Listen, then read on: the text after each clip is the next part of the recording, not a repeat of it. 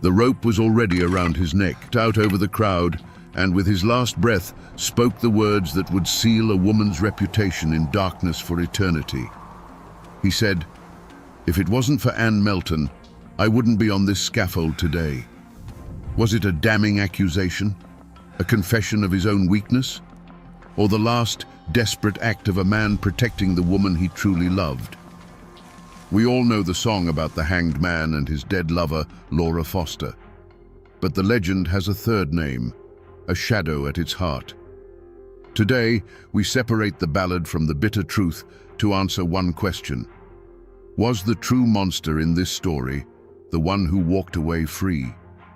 To understand the blood that was spilled, you first have to understand the soil it stained. This was Wilkes County, North Carolina, in the year 1866. The air in these mountains still tasted of gunpowder and defeat. The Civil War had bled the hollows dry, sending its sons home not as conquering heroes, but as ghosts. Men returned to find their farms overgrown, their families gaunt with poverty, and a silence in the valleys that felt heavier than before. Life was a stubborn, grinding affair, measured by the seasons and the sweat of your brow. It was a world of hard work, quiet faith, and passions that, once stirred, ran deeper and faster than any mountain creek. Into this world walked Thomas Dooler, known to everyone as Tom Dooley. Before the war, he was the boy with the quick smile and the fiddle that could make the devil himself tap his feet. But the Tom who came back was different. He'd survived the living hell of Point Lookout prison camp, and the experience had burned something out of him, replacing it with a reckless charm and a darkness in his eyes. He still played the fiddle, but now the tunes seemed wilder, more desperate, as if he was trying to drown out memories that followed him from the battlefield.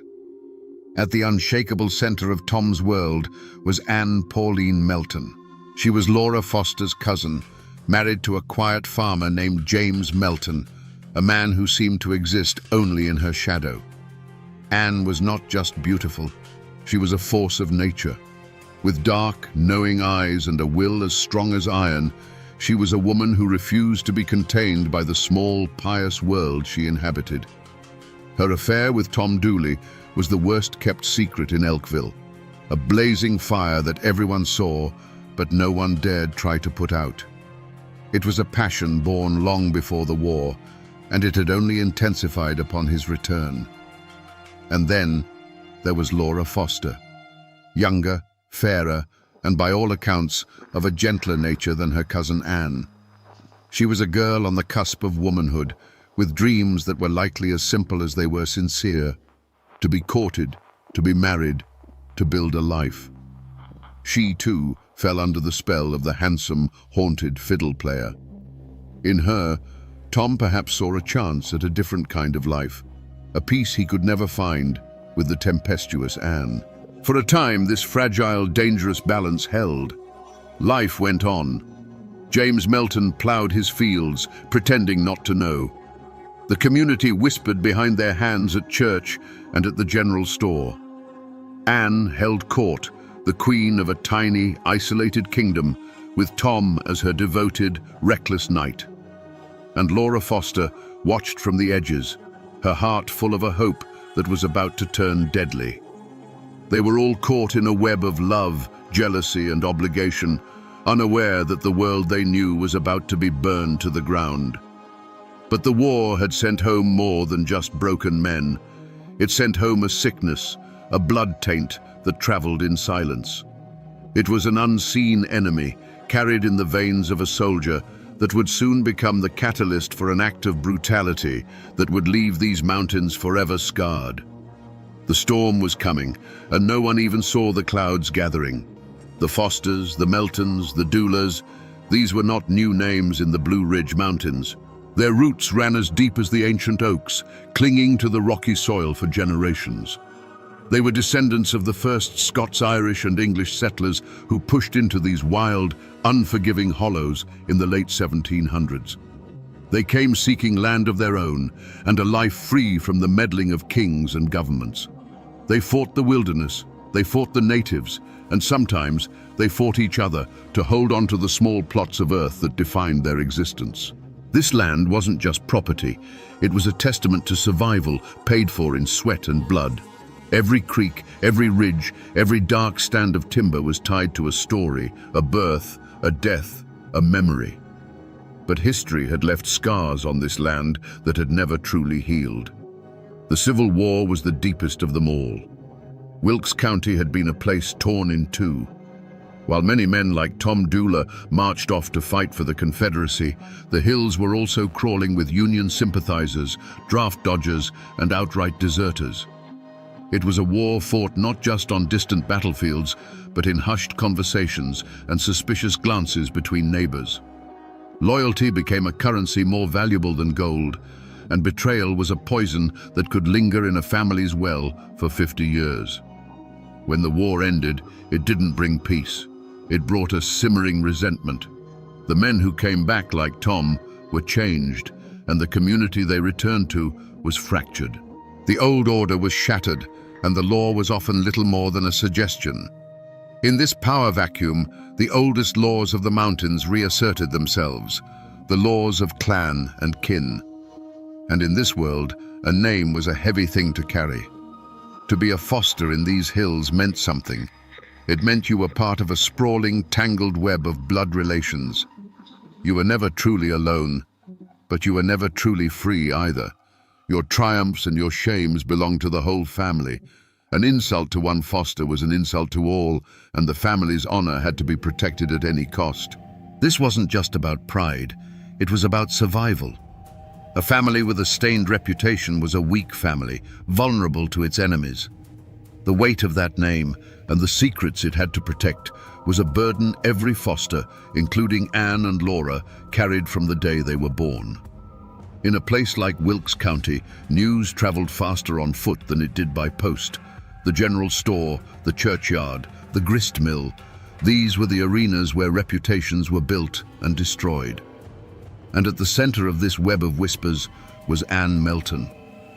Her affair with Tom Dooley wasn't just a private sin, it was a public spectacle, a long-running drama the entire community followed with a mix of condemnation and fascination. Every glance between them, every time he lingered too long at her farm, was noted, dissected, and woven into the local law. The supporting cast was a complex gallery of cousins and neighbors, each with their own loyalties and resentments. There was Pauline Foster, another cousin, a woman who moved through the community with watchful eyes. The exact nature of her relationship with Anne is lost to history, but the court records would later suggest a deep-seated animosity, the kind that festers between women who are too much alike or who have vied for the same things. Then there were the Meltons, James's family, who had to endure the shame of his wife's open infidelity. And there was James himself, a quiet, brooding figure. The community saw him as a cuckold, a weak man who couldn't control his wife. But was his silence weakness, or was it the coiled patience of a man nursing a deep and bitter wound? The affair itself was the great, unhealed sore on the community's skin. It was an affront to the sacred institution of marriage and a constant source of tension.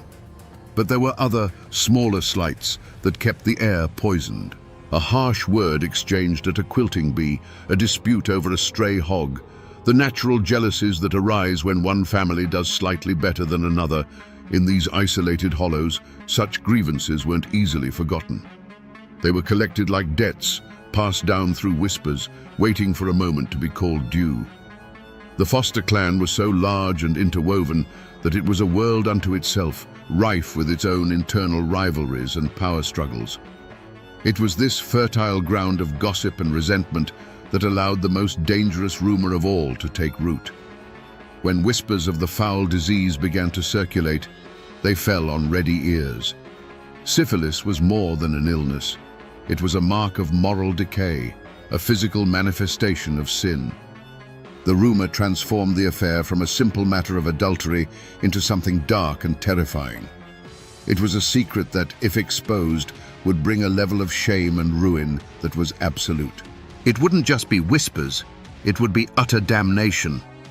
The air in Elkville grew thick and heavy. Anne, Tom, and Laura were no longer just three people caught in a tangle of passion. They were characters in a tragedy that everyone was watching unfold, a tragedy being written in real time by the relentless, unforgiving murmur of the community. The pressure was immense. Every smile felt like a mask, every conversation like an interrogation.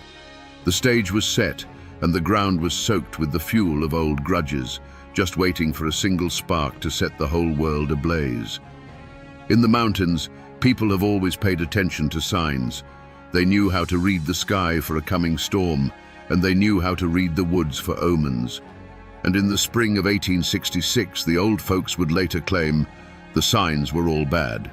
They said the whippoorwills called too close to the houses, a sure sign of a soul about to depart. A strange, unnatural quiet seemed to settle in the hollows, a silence that felt sharp and heavy in the air, as if the mountains themselves were holding their breath, waiting for a coming violence. These were the whispers of the woods, the ancient language of dread that every mountain person understood in their bones. The true omen, however, was not a bird or a dream. It was a human one. It was the change that came over Laura Foster. The young, hopeful girl disappeared, replaced by a woman who had been handed a death sentence. When Laura learned she was sick and understood the shameful truth of how she'd gotten that way, the desperation must have been absolute. She was no longer just a spurned lover. She was a victim facing a slow, ugly decay. And she was not going to suffer that fate alone and in silence. Her threat to expose Tom, and by extension the married Anne Melton, was not the blackmail of a schemer. It was the last, defiant cry of a girl whose life had been ruined. That cry was a prophecy, and it spelled doom for Anne. Anne Melton would have felt it most of all. She was too sharp, too aware, not to see the abyss opening up before her. The whispers of the community were no longer just background noise. They were the sound of a trap being sprung. The easy power she held over men, the carefully constructed life she had built with her husband James, the fragile respectability she clung to, it was all about to be consumed by scandal and disease. She must have felt a cold knot of dread in her stomach that never went away, a premonition that the poison that had entered their lives had finally reached the heart. The walls of her world were groaning, and she knew that soon they would either come crashing down on top of her, or she would have to tear down someone else's first. The dam of whispers and threats was about to break. On a bright May morning, Laura Foster made her move. She walked out of her family's home, went to the barn, and saddled her father's mare. She told her family she was leaving to elope with Tom Dooley. This was it. This was the final desperate gamble of a girl who had nothing left to lose. It was not just a flight of romantic fancy, it was a public declaration, an act of defiance that would force every secret out into the sunlight. By riding away to meet Tom, she was setting the entire fragile world on fire. For Tom Dooley, this was the moment of reckoning. He was caught between two worlds, between the fiery, possessive love of Anne and the desperate, righteous claim of Laura. He had made promises to both. Now, Laura was calling in his debt. He had to meet her. He had to face the consequences of his actions. We'll never know what was in his heart on that day, true love for Laura, a sense of duty, or the fear of a man being led into a trap. But we know he went to the rendezvous. His fatal indecision, his inability to untangle the web he had woven, placed him squarely on the path to that shallow grave. The news of Laura's departure must have struck Anne Melton like a physical blow. The threat was no longer a possibility whispered in the dark. It was a girl on a horse, riding to destroy her. Laura's elopement with Tom would be the final, unforgivable humiliation. The whole sordid story, the affair, the lies, and the shameful disease would be laid bare for the entire county to see. The life Anne had so fiercely protected was about to be torn to shreds. The time for talk was over. The time for manipulation and quiet threats had passed. A choice had to be made right there on that spring morning. And so, the first drops of blood were shed, not with a blade, but with a decision. The plan, whether hatched in a moment of panicked rage or cold calculation, was set in motion. The rendezvous between Tom and Laura was no longer a meeting of lovers. It was an ambush. The conflict escalated from a bitter personal feud into a conspiracy to commit murder. Someone, Anne or Tom, under her influence, decided that the only way to silence Laura Foster forever was to put her in the ground. As Laura rode away, the sun warm on her back, she must have felt a mix of terror and hope. She was leaving everything she had ever known behind, riding toward an uncertain future with the man she loved. She didn't know that she was not riding toward a new life. She was riding into a silence that had been carefully prepared for her, a silence as deep and final as the Appalachian earth itself. The point of no return had been crossed. The spot where Laura Foster drew rein on her father's mare was quiet and secluded. Sunlight filtered through the new spring leaves, dappling the forest floor. This was the place where her future was supposed to begin. She looked for Tom, her heart a frantic mix of hope and fear. But the figure, or figures, that emerged from the shadows of the rhododendron thicket did not offer the embrace she was expecting. We will never know the exact words that were spoken in those final moments. Was it a plea, an accusation, a bitter, venomous argument? Whatever was said, the hope in Laura's eyes must have died in an instant, replaced by the cold, stark terror of betrayal. There was no long, drawn-out scream to echo through the hollow. The violence was too sudden, too brutally intimate for that.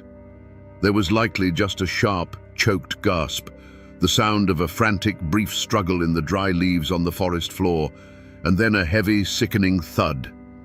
A sound of such finality that it seemed to drain all the life from the air around it. The sound of a life being abruptly, horribly extinguished. The world did not stop. It simply went on without her in it. The mare, panicked by the scent of terror and the sudden chaos, reared back, its eyes wide with fright. It tore through the underbrush, reins flying, the empty saddle a stark and terrible testament to what had just occurred. The horse ran without stopping, a mindless flight back toward the familiar scent of home, leaving behind a scene of unnatural stillness. A small piece of a woman's life, a bonnet perhaps, or a ribbon, lay trampled in the dirt, the only splash of color in a world that had suddenly gone gray. Then, the grim work began. The silence was broken not by cries or laments, but by the rhythmic, labored sound of digging. It was the scrape and clank of a tool, a shovel, or a mattock, striking the hard, unforgiving Appalachian earth. It was a desperate, sweating labor, a race against the setting sun and the possibility of a chance wanderer. Each shovelful of dirt was not just soil being moved, it was an act of concealment, an attempt to erase a person, to bury a terrible secret so deep that it might never be found. The grave was shallow, dug with the frantic haste of those who wanted to be gone from that cursed place. There was no reverence, no ceremony. The burden of Laura's body, now just a thing to be hidden, was placed into the shallow trench. The sounds were muted and awful. The rustle of her homespun dress against the dirt, the dull weight of her form settling into the earth. It was a final, profound act of desecration. Then came the final sounds, the soft, heavy thuds of dirt being shoveled back into the hole, covering the last evidence of the crime. The person, or people, who stood there in the fading light, their clothes stained with soil and their lungs burning from the effort, were not just burying a body. They were burying a promise, a future, and a piece of their own souls. When they were finished, they tried to make it look as though nothing had happened. They scattered leaves over the freshly turned earth and arranged the branches just so. But the ground was wounded. No human eyes had witnessed the act, but the ancient trees stood as silent sentinels.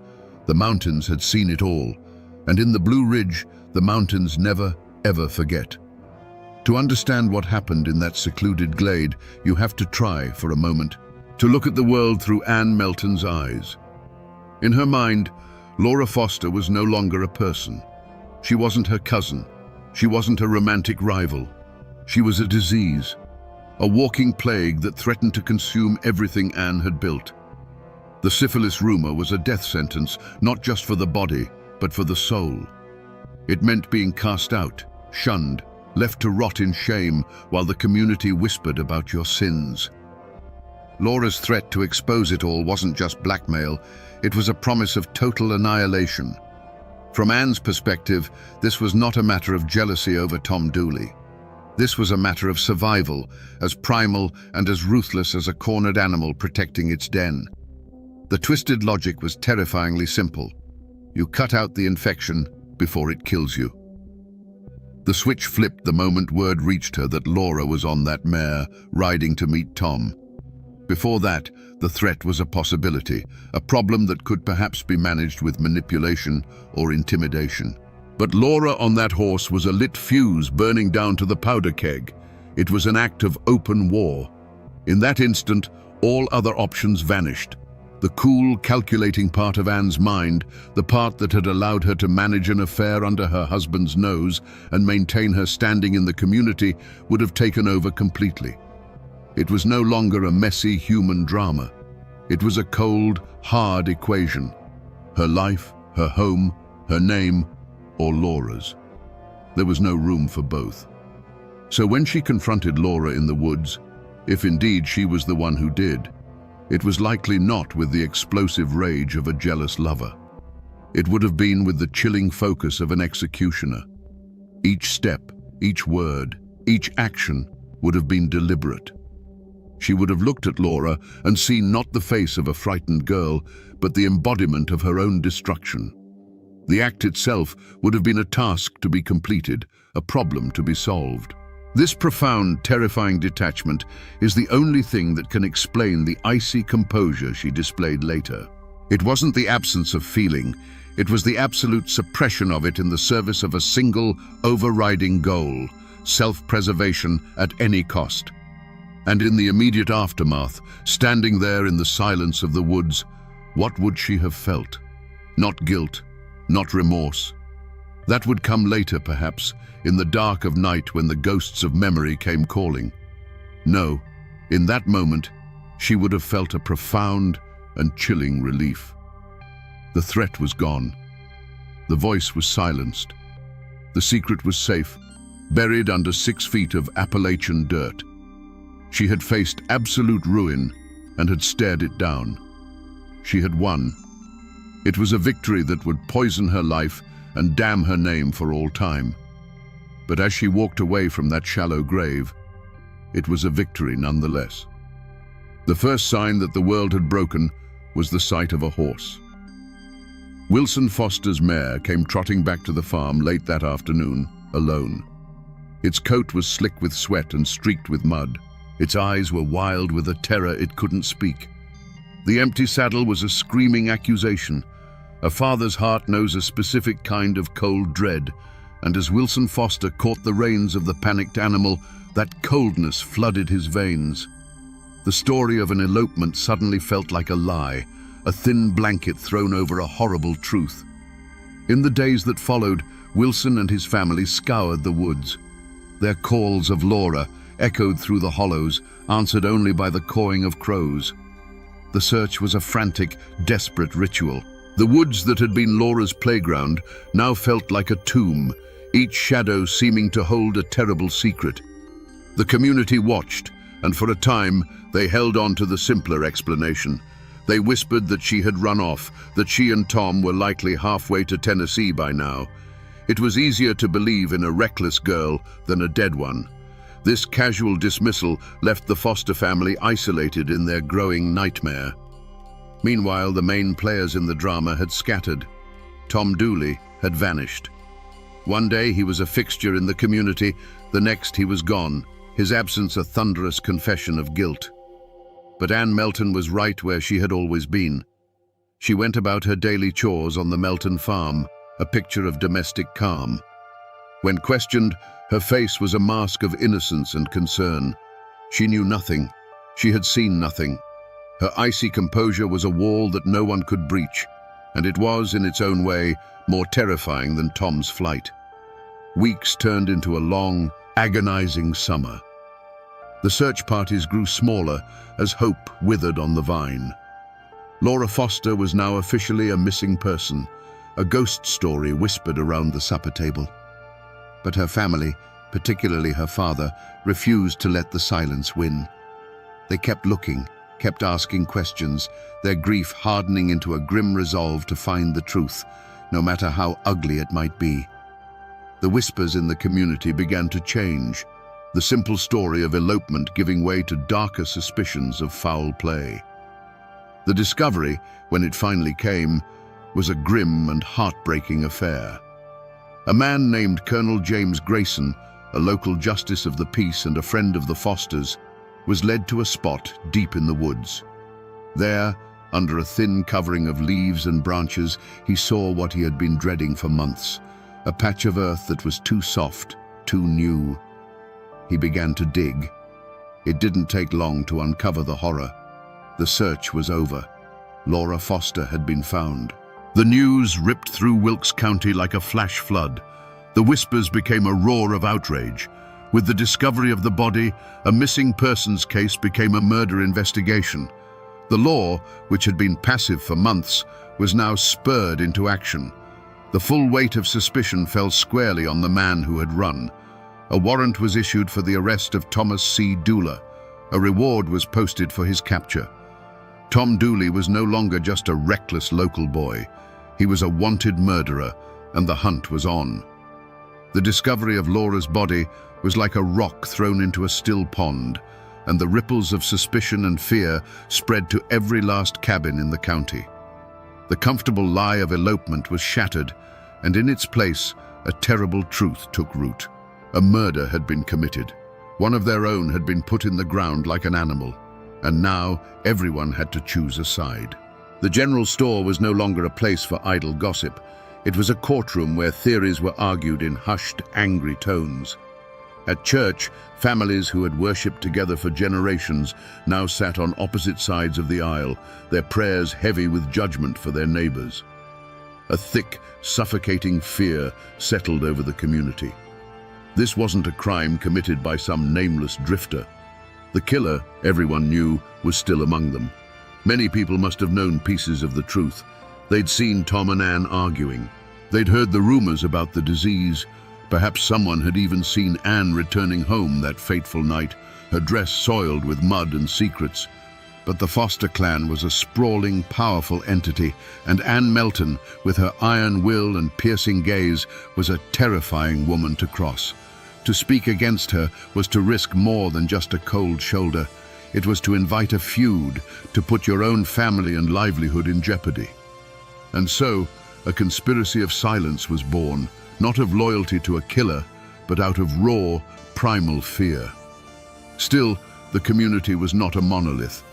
While many pointed the finger at the fugitive Tom Dooley, others whispered that he was just a fool, a pawn in a game played by a much more cunning mind. They looked at Ann Melton, saw her cold defiance, and came to their own conclusions.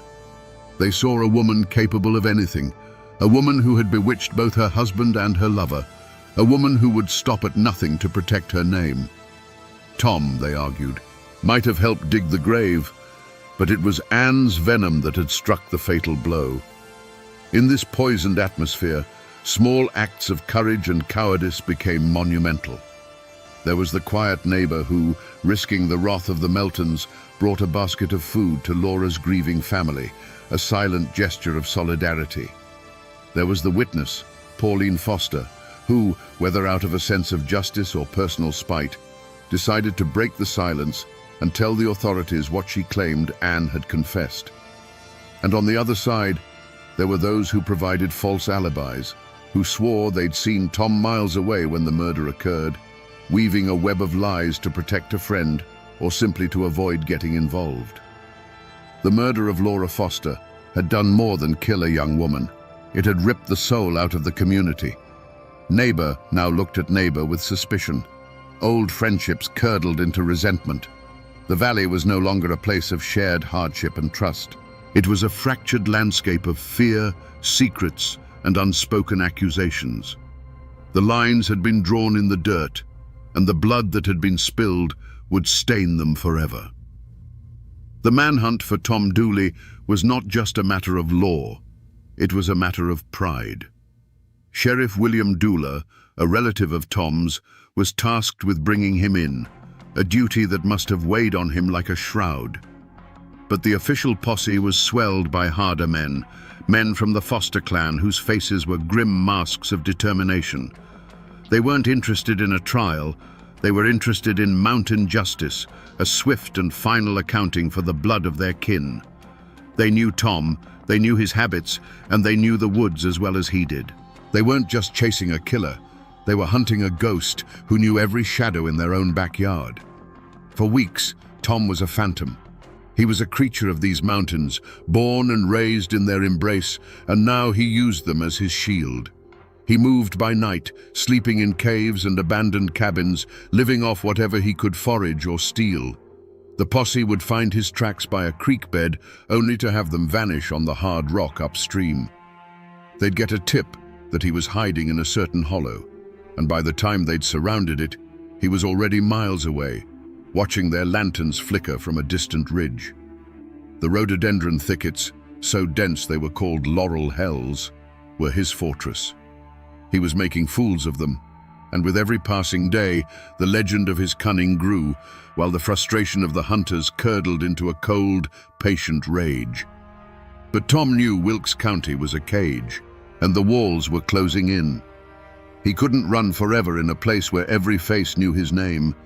His only hope was to disappear completely, to cross the Blue Ridge into Tennessee and start a new life under a new name. And so began the second, more desperate phase of the chase. He pushed westward into the wild heart of the mountains that separated the two states. This was a brutal, unforgiving wilderness, a vertical world of razorback ridges and sunless valleys. The hunt became an ordeal of endurance, a battle against not just a man, but against the mountains themselves. The posse, relentless and driven, stayed on his trail. They followed broken twigs, faint footprints in the mud, and the whispers of isolated mountain folk who had seen a haunted-looking stranger passing through. The chase stretched on, a slow, grueling pursuit through some of the most difficult terrain in the eastern United States. Tom was starving, exhausted, and the ever-present fear of the men behind him was a constant, gnawing companion. The freedom he had run for now felt like a different kind of prison, a cold and lonely one. He finally made it to Trade, Tennessee, a small settlement just across the state line. He was no longer Tom Dooley, the fiddle-playing charmer. He was just another ragged farmhand, calling himself Tom Hall, looking for work to fill his empty belly. He found it on the farm of a man named Colonel James C. Grayson. For a brief moment, he might have thought he had made it. He was anonymous. He was safe. But the posse had its own network, and word of a suspicious newcomer who fit Tom's description had trickled back across the mountains. The moment of capture was not a blaze of gunfire on a rocky cliffside. It was quiet, pathetic, and inevitable. The posse found him helping with the chores, his shoulders slumped with weariness. He looked up and saw the familiar hard faces from home, and in that instant, he knew the running was done. The fight had gone out of him. There was no struggle, no last defiant stand. There was only the quiet resignation of a man who had been hunted to the point of collapse. He surrendered without a word, exhausted and cornered, the great chase ending not with a bang, but with the click of iron shackles. The journey back to Wilkes County was a somber procession, the hunters bringing their quarry home to face the justice of men. The trial of Tom Dooley was the greatest spectacle Wilkes County had ever seen. The small town of Statesville, where the trial was moved to avoid the inflamed passions of the locals, swelled with spectators. Farmers in dusty overalls stood shoulder to shoulder with men in fine suits, all of them craning their necks for a glimpse of the infamous killer and the woman at the center of the storm. The courtroom was a tinderbox. Armed deputies stood guard at the doors, their eyes scanning the crowd, wary of the foster-kin who were there to see justice done one way or another. Tom Dooley, gaunt and broken from his time on the run, looked like a condemned man from the moment he walked in. His defense was led by Zebulon Vance, a former governor of North Carolina and one of the most brilliant lawyers in the state. Vance argued passionately that the evidence against his client was purely circumstantial, a flimsy case built on rumor and the hysteria of a community desperate for a scapegoat. But the star witness, the one everyone had come to see, was Ann Melton. When she took the stand, a hush fell over the courtroom. She was a vision of composure, her dark eyes sweeping over the crowd without a flicker of fear. She answered the prosecutor's questions with a cool, unshakable calm, denying everything. Her voice never wavered. She painted herself as a victim of malicious gossip, a respectable married woman whose name had been unfairly dragged through the mud. It was a masterful performance. To her supporters, she was a woman of incredible strength, unjustly accused. To her detractors, her icy demeanor was the ultimate proof of a sociopathic heart, a woman capable of orchestrating a murder and then lying about it without blinking. The trial was a parade of neighbors and cousins, their testimonies a tangled mess of personal grudges and second-hand stories. Pauline Foster delivered her damning testimony, claiming Ann had confessed the murder to her. But under the sharp cross-examination of Governor Vance, her credibility crumbled. She was portrayed as a spiteful woman, driven by jealousy and a personal vendetta against Ann. The case against Ann was built on a foundation of sand, one person's word against another's, with no hard evidence to tie her to the crime. In the end, the law of men, with its strict rules of evidence, could not convict her. The jury, faced with a mountain of innuendo but not a single piece of concrete proof, acquitted Ann Melton. A gasp went through the courtroom. She had walked into the heart of the fire and emerged without so much as the smell of smoke on her.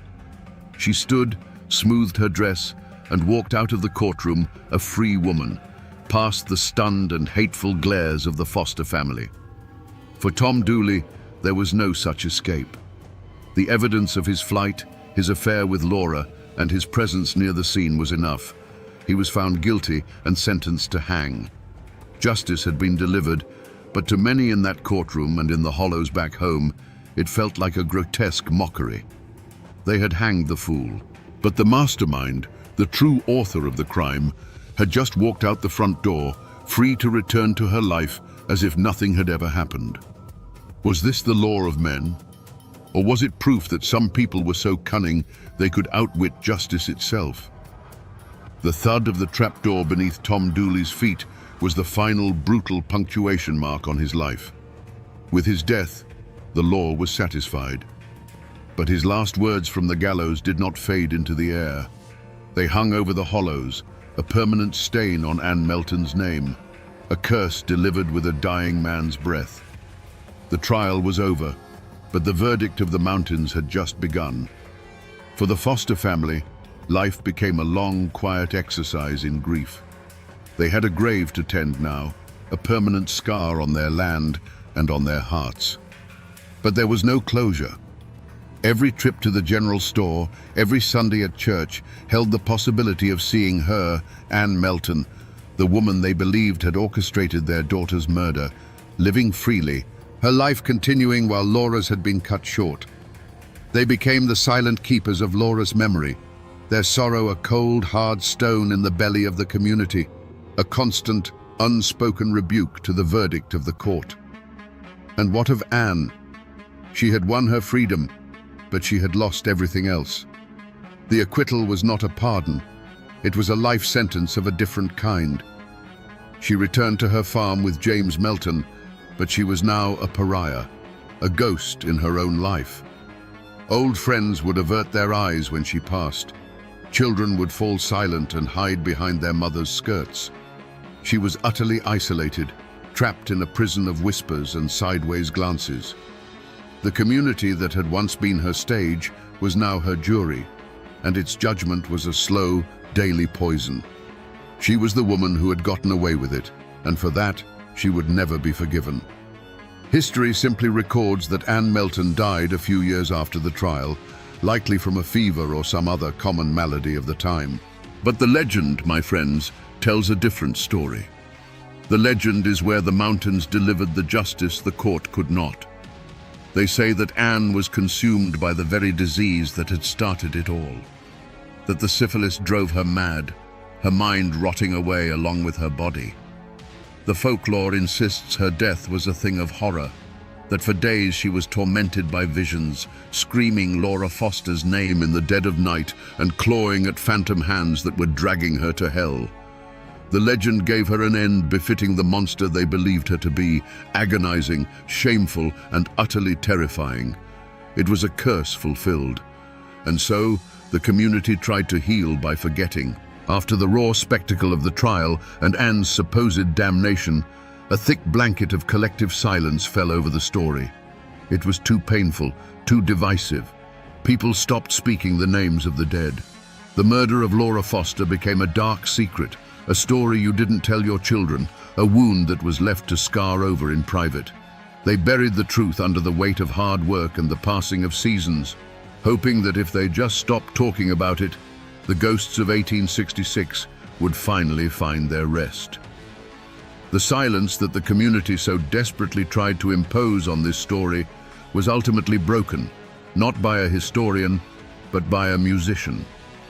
In 1958, a clean-cut group of folk singers called the Kingston Trio recorded a simple, haunting ballad called Tom Dooley. The song became a worldwide phenomenon, a #1 hit. It flattened the brutal, complex tragedy into a simple tale of a love triangle gone wrong. The song became a ghost, its mournful tune drifting out of jukeboxes and radios across the country, ensuring that the names Tom Dooley and Laura Foster would never truly be forgotten. It was this song that pulled the story from the dusty archives and gave it a strange new life in the modern world. And the physical traces, my friends, they are still there. You can travel to Wilkes County today and find them. There's a small, fenced-in plot where a gravestone marks the final resting place of Tom Dooley.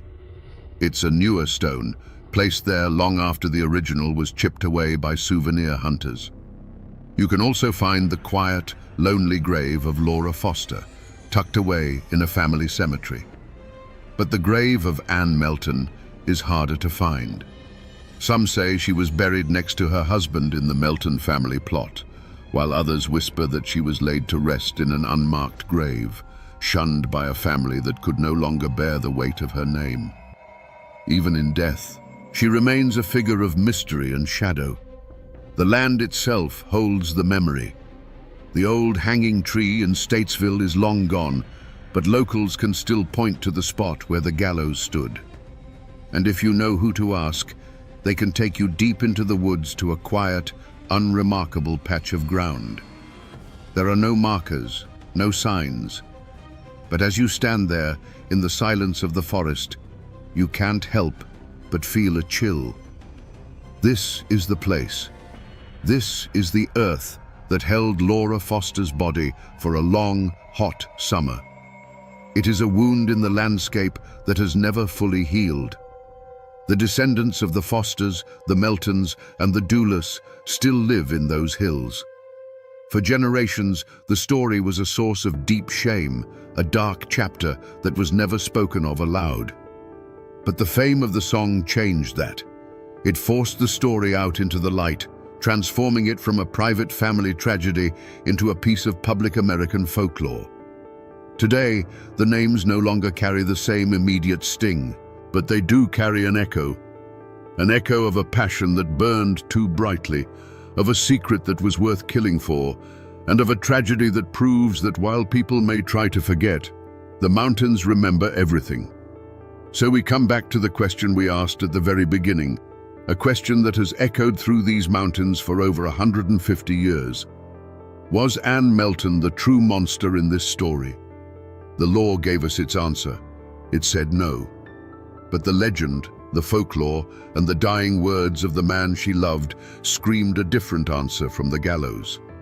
The truth, I believe, is buried somewhere in the murky soil between the two. The historical record is silent, but human nature is not. Anne Melton was a fiercely intelligent, passionate woman, trapped in a world that gave her very little power. When faced with total ruin, did she turn to an act of ultimate brutality to save herself? I cannot tell you with certainty that she held the blade. But I believe her will, her fear, and her desperation were the forces that drove the tragedy to its bloody conclusion. This is not just a simple story of a love triangle, the way the song tells it. This is a story about the awesome and terrifying power of secrets. It's a testament to how, in the isolated, close-knit world of the mountains, things like honor, shame, and reputation are not abstract ideas. They are matters of life and death. It's a brutal lesson in how love can curdle into obsession, and how obsession, when cornered, can become homicidal. It is a story not just of cruelty, but of the indomitable Appalachian spirit. A spirit that will endure unimaginable hardship, protect its own with a fierce and sometimes violent loyalty, and never, ever forget a wrong. The Kingston Trio made Tom Dooley famous, but they only told you a piece of the tale. They never told you about the disease, the web of family secrets, or the cold, defiant woman who walked free, only to be imprisoned forever by her own legend. The ghosts of that tragedy still wander the hollows of Wilkes County, a timeless reminder of a passion that burned a hole in the fabric of the mountains. They are a warning that the darkest hearts sometimes beat within the most beautiful chests, and that justice, in the end, is not always found in a courtroom. And now, my friends, you know the rest of the story. When the gun smoke cleared over the Tug Fork River, one Hatfield lay dead on the ferry landing, put there by another. The killer wasn't some long-hated McCoy. He was the law itself, Sheriff Bud Hatfield, and the man bleeding out in the dirt was his own cousin. This single act raises a chilling question that echoes through the hollows to this day. How does a man forged in the fires of the Hatfield feud, a clan that valued blood above all else, bring himself to kill his own family for a tin star? The newspapers of the day called it justice.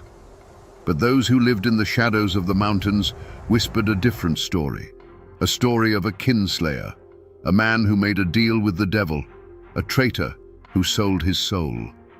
Today, we will separate the facts from the folklore to find the truth behind the most feared and complicated lawman in Appalachian history. To understand the man, you have to understand the silence that fell after the storm. By the turn of the 20th century, the great Hatfield-McCoy feud was over. The shooting had mostly stopped. The famous raids were now just stories told to wide-eyed children. But the peace was a fragile, wounded thing. It was a land of long memories and short tempers, where a man's last name was more important than any law written in a book. The Tug Fork Valley was a world unto itself, a labyrinth of creeks and hollows where families lived by codes carved into their very bones over generations. Justice wasn't found in a courthouse. It was settled in a cornfield, on a riverbank, or at the dark end of a lonely mountain path. In this world of simmering grudges lived William Anderson Hatfield, known to all as Bud. He was not a patriarch like his famous cousin, Devil Anse. He was a younger man, molded by the feud's final bloody years. He had seen the cost of hot-blooded pride firsthand. While his kin were known for their booming laughs and explosive tempers, Bud was different. He was quiet, watchful. He moved through the woods not like a man, but like a shadow, his eyes missing nothing. He didn't boast of his skill with a pistol. He simply practiced, hour after hour, until the Colt revolver felt like an extension of his own hand. He learned the mountains as a hunter, but he wasn't just tracking deer. He was learning how men think when they're being hunted, where they hide when they're scared, and the fatal mistakes they make when they believe they're safe. He was absorbing the brutal lessons of the feud, not as a brawler, but as a student of violence. He was a weapon being forged in the quiet aftermath of a war, waiting for a purpose. His world was one of clan loyalty, where the only thing that mattered was protecting your own, no matter the cost. But a new sound was beginning to echo through the mountains, a sound louder than a rifle shot. It was the chugging of steam engines and the grinding of machinery. Coal companies with their fat checkbooks and their armies of private detectives from agencies like Baldwin Felts were pushing their way into the hills. They saw the mountains not as a home, but as a treasure chest to be cracked open. They brought with them a new kind of law, corporate law, and they had no patience for the old ways of the clans. The world that had created Bud Hatfield was about to be devoured, and he would soon have to make a choice that no Hatfield had ever faced. The conflict that would define Bud Hatfield's life didn't begin with a single gunshot. Its seeds were planted generations before, deep in the rocky Appalachian soil. The Hatfields, like many of the Scots-Irish families who first dared to cross the mountains, carved a kingdom for themselves, not with a pen and a deed, but with an axe and a long rifle. This land wasn't just property. It was their lifeblood, their fortress, and their identity. They owed allegiance to no distant government. They were kings of their own hollows, and they held their land with a fierce, possessive grip that outsiders could never understand. The deepest scar on this landscape was the Civil War. While the nation tore itself apart, the borderlands between West Virginia and Kentucky became a brutal theater of guerrilla warfare. The Hatfields were fiercely Confederate, seeing the Union as an invading force trying to impose its will upon them. Devil Anse himself led a band of irregulars, the Logan Wildcats, who fought a vicious war in the hills long after the main armies had gone home. They weren't just fighting for a political cause. They were fighting for their own sovereignty against any and all outside control. This deep-seated division bled directly into the Hatfield-McCoy feud. At its heart, it was a continuation of the war on a more personal scale, with the largely Confederate Hatfields pitted against the largely Unionist McCoys. The conflict was fueled by old loyalties and betrayals that the rest of the country was trying to forget. For these families, the war never ended. It simply smoldered under the surface, waiting for any spark, a stolen pig, a forbidden romance, to erupt into a full-blown inferno. In this world, a family name was everything. It was a heavy cloak of obligation and pride worn from birth. And to be a Hatfield meant you lived by an unwritten, unbreakable code. It meant you stood by your kin, right or wrong. It meant you settled your own scores, answered insults with your fists or your gun, and never backed down from a fight. Above all, it meant you never, ever turned to an outside lawman for justice, and you certainly never became one. The law was the enemy, the outsider, the threat to the clan's power. This was the legacy Bud Hatfield was born into, a legacy of fierce independence, deep suspicion, and a sworn duty to put blood before all else. The end of the feud didn't bring unity. It left a vacuum. With no common enemy to fight, the old clans began to turn on themselves. The Tugfork Valley became a tangled web of personal slights and simmering resentments. The supporting cast wasn't just Hatfield and McCoy anymore. It was the Hatfields who sold timber rights to the coal companies versus the Hatfields who refused. It was the families who wanted schools and roads versus the families who saw every change as an invasion. It was a community teetering on a knife's edge, where everyone was watching everyone else, waiting for the first sign of weakness or betrayal. At the center of the old guard's resistance was Bud's own cousin, another Elias Hatfield, but this one went by a different name, Bad Lias. He was everything the old Hatfields were supposed to be, wild, violent, and utterly contemptuous of any law but his own. He drank, he brawled, and he took what he wanted. While Devil Anse was growing old and making calculated deals with the coal barons, Bad Lias was a living, breathing reminder of the clan's lawless past. He was a festering wound, a source of both pride and shame for the family. and his violent exploits kept the old animosities burning bright. The air itself grew thick with gossip.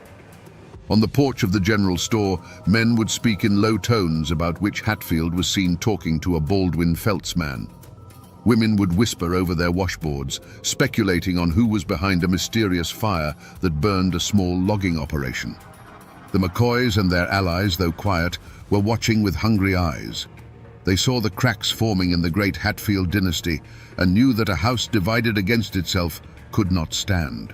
Every fistfight, every land dispute, every drunken threat was fuel for a fire that had never truly been extinguished.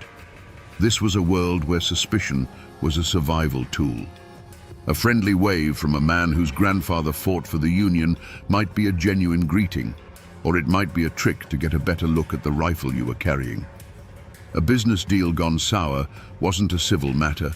It was a mortal insult that could lead to an ambush on a lonely stretch of road. It was a poison that seeped into the wells, turning neighbor against neighbor and cousin against cousin. The community wasn't healing. It was rotting from the inside out with paranoia and fear. And into this poisonous air, a new rumor began to spread, one more unbelievable than all the others. That Bud Hatfield, the quiet one, the dead shot, was thinking of doing the unthinkable. In the months before Bud Hatfield pinned on his badge, the old folks said the mountains themselves seemed to hold their breath. The air went still and heavy, the way it does before a lightning strike tears the sky open. A hoot owl, that feathered messenger of death, was heard crying in broad daylight near the Hatfield family graveyard. Men hunting deep in the woods came back with stories of feeling unseen eyes on their backs, a cold dread that had nothing to do with the bears or panthers that roamed the hills. The very land seemed to be sending a warning, whispering through the rustling leaves that the old world was dying and its ghost would not go peacefully. The human omen was far less subtle. Strangers began appearing in the hollows, men with clean hands and cold eyes, carrying surveyors' transits and leather briefcases full of contracts. They were the agents of the coal and timber companies, and they moved with a confidence that bordered on arrogance. They spoke of progress and prosperity, but their eyes measured the ancient trees in board feet and sized up the family homesteads by the tons of coal that lay beneath them. Their presence was a constant, grating reminder that the outside world was no longer content to leave the mountains alone. They were a walking, talking prophecy of a new kind of war, one fought not with rifles over family honor, but with lawyers and hired guns over mineral rights. Bud Hatfield, a man who read the woods better than any book, felt this change in his gut. It was a coiled tightness in the air, a new kind of fear in the eyes of his neighbors. He saw men who had once been proud and defiant, now speaking in hushed tones, worried about losing the very land their grandfathers had bled for. He saw the easy smiles of the company men and recognized the look of a predator sizing up its prey. He felt a deep, chilling premonition that the old Hatfield code of settling their own problems and protecting their own kin was no longer enough. It was a code designed for fighting other mountain men, not for fighting a corporation with limitless money and its own private army. Something terrible was coming, and Bud knew, with the certainty of a hunter sensing a shift in the wind, that he was standing directly in its path. The law in Logan County had become a ghost. It haunted the courthouse, but it held no power in the hollows. The chaos that Bud Hatfield had foreseen was no longer a distant storm. It was a flood. Drunken brawls turned into shootouts in broad daylight. Payrolls for the coal mines were robbed on the open road. Witnesses to crimes would suddenly lose their memory, their silence bought by a quiet threat delivered on their doorstep in the dead of night. The old system of clan justice was crumbling, and the new corporate law of the Baldwin Felts agents was nothing more than organized brutality, serving only the interests of the coal barons. The county was bleeding, and there was no one to stop it. It was in this desperate atmosphere that the county officials made their move. They needed a man who could not be intimidated, who knew the mountains and the mindset of the men who haunted them. They needed a man who was feared more than the outlaws themselves. And so, they came to the one man who fit that description perfectly. They came to Bud Hatfield. The offer was laid on the table, a deputy's badge. It wasn't a job offer, it was a plea. They weren't asking him to be a peacekeeper. They were asking him to be a hunter, a one-man army who could walk into the darkest hollows and drag the violence out into the light. For Bud, this was the moment the world stopped. To accept the badge was to turn his back on everything he had ever known. It was a declaration that the code of the Hatfields, the sacred bond of blood, was no longer his law. He was choosing the law of strangers over the blood of his grandfather. He looked at the chaos around him, at men like his cousin Bad Lears, who were becoming rabid dogs, and at the cold-eyed company thugs who were no better. He saw two paths leading to the same ruin, and in that moment he chose a third. With a steady hand, he reached out and took the small piece of tin. He pinned it to his chest. The word spread through the hollows like a pestilence. A Hatfield was the law. To his family, it was the ultimate betrayal. Whispers of traitor followed him like a shadow. Uncles and cousins who had known him since birth now looked at him with a mixture of fear and contempt. The community was instantly and violently divided. You were either for the old ways or you stood with the kinslayer. There was no middle ground. This was the first drop of blood. It wasn't spilled by a bullet, but by an oath. By pinning on that badge, Bud Hatfield had drawn a line not on a map, but through the heart of his own family. From that moment on, he was no longer just Bud Hatfield. He was Deputy Hatfield. And for men like his cousin, Bad Lears, who saw the badge as a declaration of war, it made him a target. The confrontation was no longer a possibility. It was an inevitability. The confrontation was inevitable, and it happened, as so many things in that country do, by the river. Bud Hatfield and his posse cornered his cousin, Bad Lears, at the ferry landing. The water of the tug fork was slow and brown, the air thick with tension. It wasn't a long standoff. There were no grand speeches. There was only the low, steady voice of Sheriff Hatfield ordering his own blood to surrender, and the wild, defiant laugh of Bad Lears in response. For a moment, the two men stood as living symbols of the two worlds colliding, the old, lawless clan and the new, iron-willed law. What happened next took less time than a single breath, but the silence it created would last forever. There was no Hollywood gunfight, no men diving for cover. There was only a sudden, blurred movement, and then the calm was shattered by a deafening roar that echoed off the water and slammed into the hills. It was followed almost instantly by a second shot, so close to the first they sounded like a single stuttered clap of thunder. The posse froze, their own guns still in their holsters. When the sharp, acrid smell of gun smoke cut through the damp air, Bad Lears was no longer standing. He was on his knees, his head bowed, looking not at his cousin, but down at the wooden planks of the landing. He stayed that way for a single, long second, a statue of defeat. Then, without a sound, he simply pitched forward, his fall making a dull, hollow thud that seemed shockingly loud in the sudden quiet. From across the river, a person would have seen almost nothing. Just two men facing each other, a puff of white smoke quickly stolen by the breeze, and then one man falling. They would not have seen any blood. They would only have seen a dark stain begin to slowly spread across the back of the fallen man's shirt, like a shadow growing in the afternoon sun. The true horror wasn't in the wound, but in the stillness that followed. Bud Hatfield walked forward, his boots making heavy, deliberate sounds on the ferry landing. He stood over the body of his kinsman, his own pistol still smoking in his hand. The pearl handle, they say, felt as cold as a river stone against his palm. He did not speak. He did not offer a prayer. He simply looked down at what the law had required of him. Members of the posse would later whisper that the most terrifying part was the look in Sheriff Hatfield's eyes. It wasn't triumph. It wasn't remorse. It was a chilling, empty calm, the look of a man who had just performed a necessary but terrible piece of work. A Hatfield had killed a Hatfield. In that moment, The old world of clan justice didn't just die. It was executed on a riverbank by one of its own sons. To understand what went through Bud Hatfield's mind on that ferry landing, you must first understand that he likely didn't see himself as a killer. He saw himself as a surgeon. In his cold, calculated view, his cousin, Bad Lias, wasn't a man anymore. He was a disease.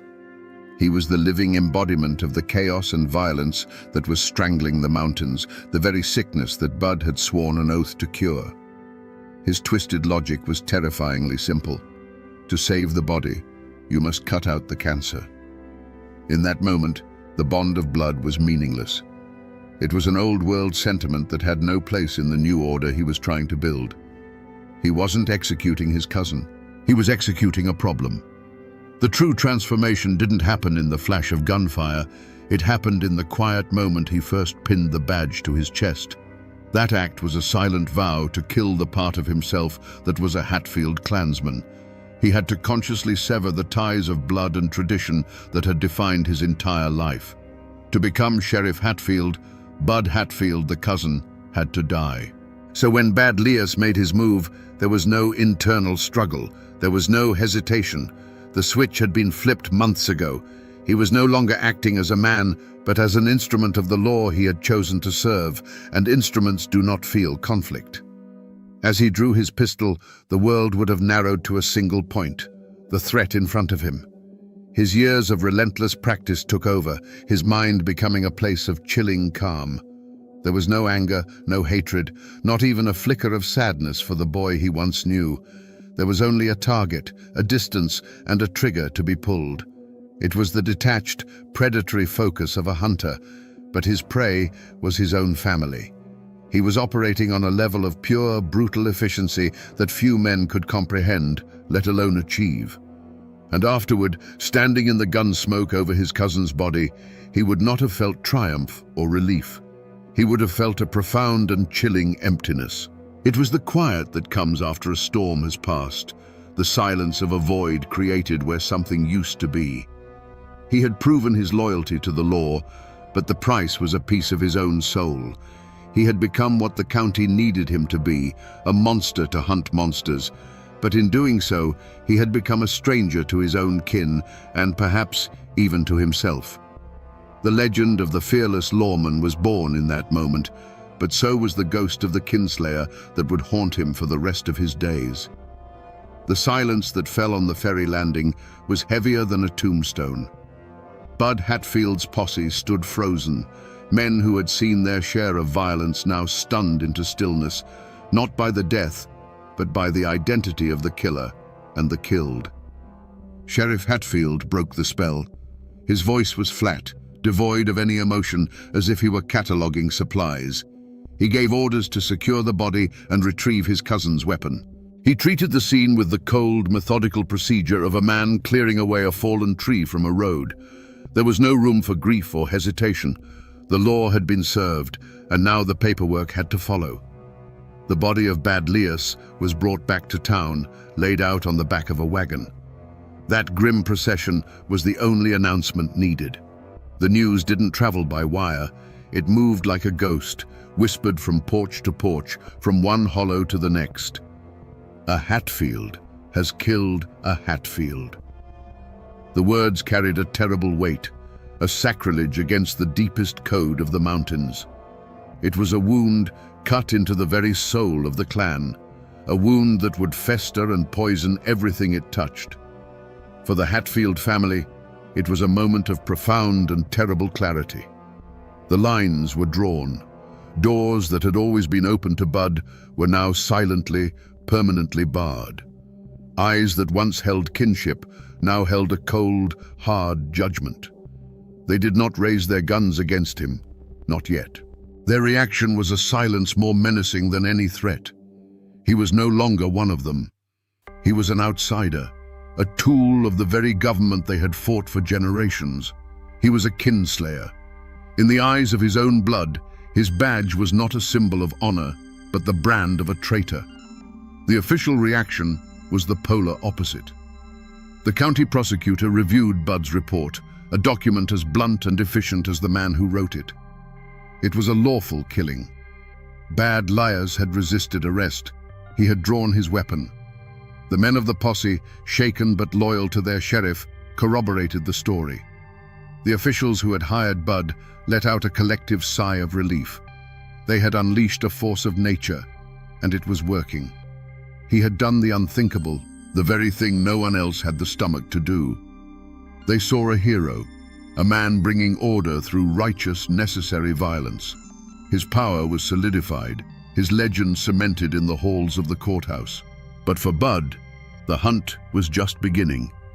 It was not a hunt for another outlaw, but a lifelong hunt for a peace he would never find. He had made his choice, and now he had to live in the world he had created, a world where he was feared by all and trusted by none. The ashes of his old life were all around him, the family he had forsaken, the traditions he had shattered. He was the law, but he was utterly alone, a solitary figure standing in the chilling silence that follows the final, fatal shot. The killing of Bad Lias split the county like a bolt of lightning hitting a 100-year-old oak. There was no middle ground left, no place for neutrality. Every single person, from the coal baron in his fine house to the farmer scratching a living from a rocky hillside, was forced to choose. The general store became a silent battlefield. A man's loyalty could be judged by who he tipped his hat to and whose gaze he avoided. A woman buying flour would fall silent if a known supporter of the sheriff walked in, the friendly chatter dying as if a cold wind had blown through the room. It was a war fought with averted eyes, tight-lipped smiles, and doors that suddenly wouldn't open. An unspoken conspiracy of silence descended upon the hills. Many knew the official story of the shooting was too clean, too simple.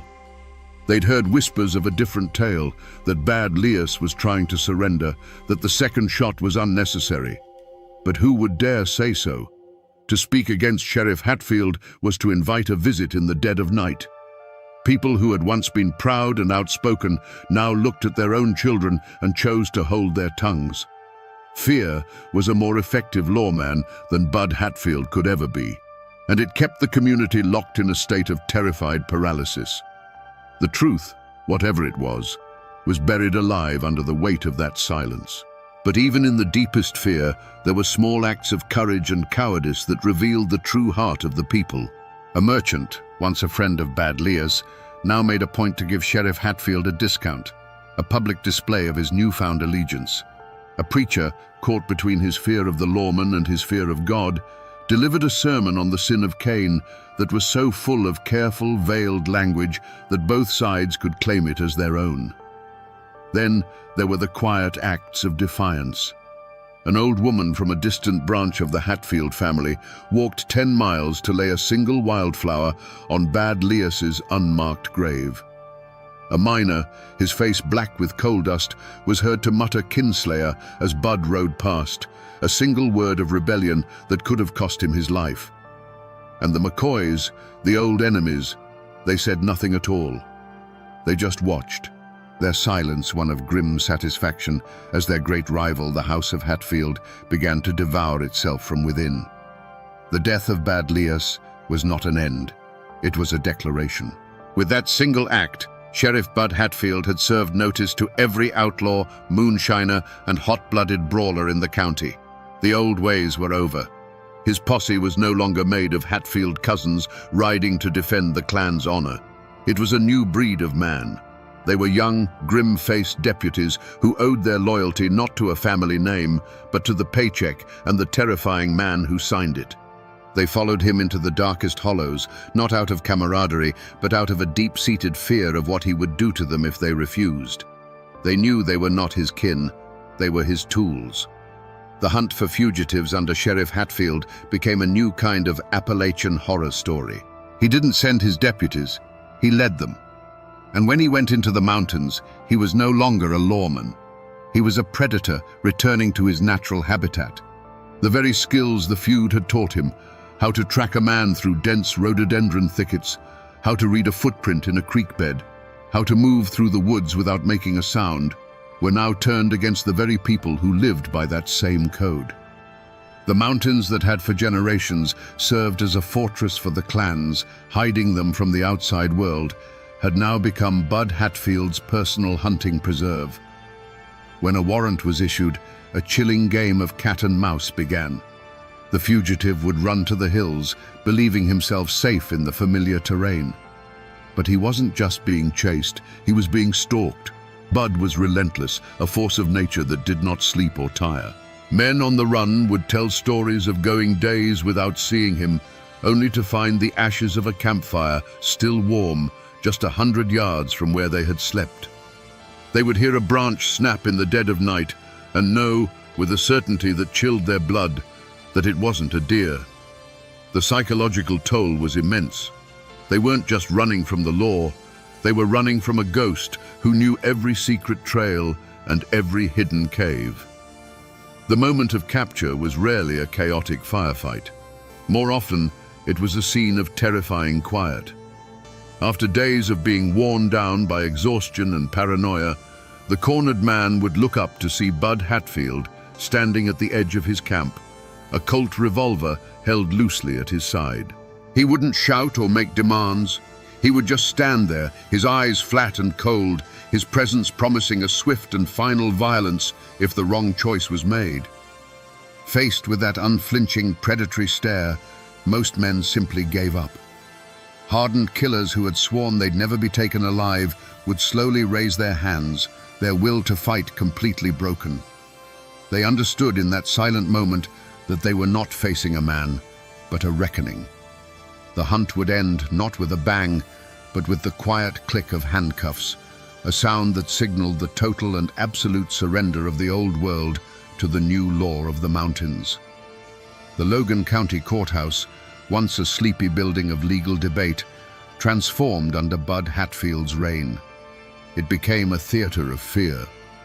When the sheriff brought a prisoner to trial, the room was packed not with curious onlookers, but with a silent, tense audience of clan members and enemies, all watching each other. Armed deputies, loyal only to Bud, stood at every exit, their presence a constant, unspoken threat. The air was thick with a tension that had nothing to do with legal arguments. It was the ancient tension of the mountains, of blood feuds and violent retribution, now brought indoors and wrapped in the thin veneer of official procedure. The trials themselves became a grim formality. The defendants Bud brought in didn't swagger or boast. They stood before the judge with the hollow-eyed look of a cornered animal that has already accepted its fate. Their real trial hadn't happened in the courtroom. It had occurred days earlier in a dark hollow at the end of a relentless manhunt when they looked up and saw Bud Hatfield emerge from the trees. By the time they reached the courthouse, their spirit was already broken. Their reaction was not one of defiance, but of quiet, defeated submission. Even the sharpest lawyers learned a new set of rules. You did not aggressively cross-examine Sheriff Hatfield. You did not challenge his account of the arrest. To do so was to imply he was a liar, and you could feel the temperature in the room drop when it happened. Witnesses for the prosecution spoke with a newfound clarity, while those for the defense often found their memories grew foggy under the weight of the sheriff's quiet, unblinking stare from the front row. It wasn't jury tampering in the traditional sense, it was an atmosphere of pure, suffocating intimidation.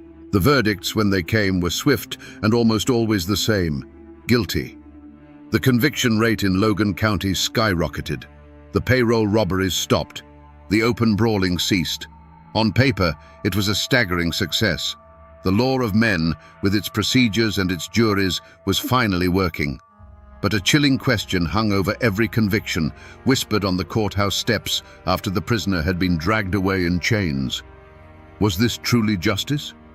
Or had Bud Hatfield simply brought the old ways of the mountains inside the courthouse walls? He had not replaced the clan's code with the state's law. He had merged them into something new and terrifying. He used the tools of the state, the badge, the courts, the prisons, to enforce his own absolute, iron-willed version of mountain justice. The mastermind of it all was Bud himself, and he was never on trial. He was the judge, jury, and executioner long before any gavel fell. The people of Logan County had order, but many wondered if they had sacrificed justice to get it. After the trials were over and the jail cells were full, the Hatfield clan did not declare open war on their cousin. They did something far colder, far more final. They simply erased him. He became a ghost in his own family tree, a name spoken only in whispers of contempt. To the world, he was the powerful Sheriff Hatfield, but to the people who shared his blood, he was a dead man walking. The price for his iron-fisted order was a profound and permanent exile. He had brought the law to the mountains, but in the process, he had lost his home.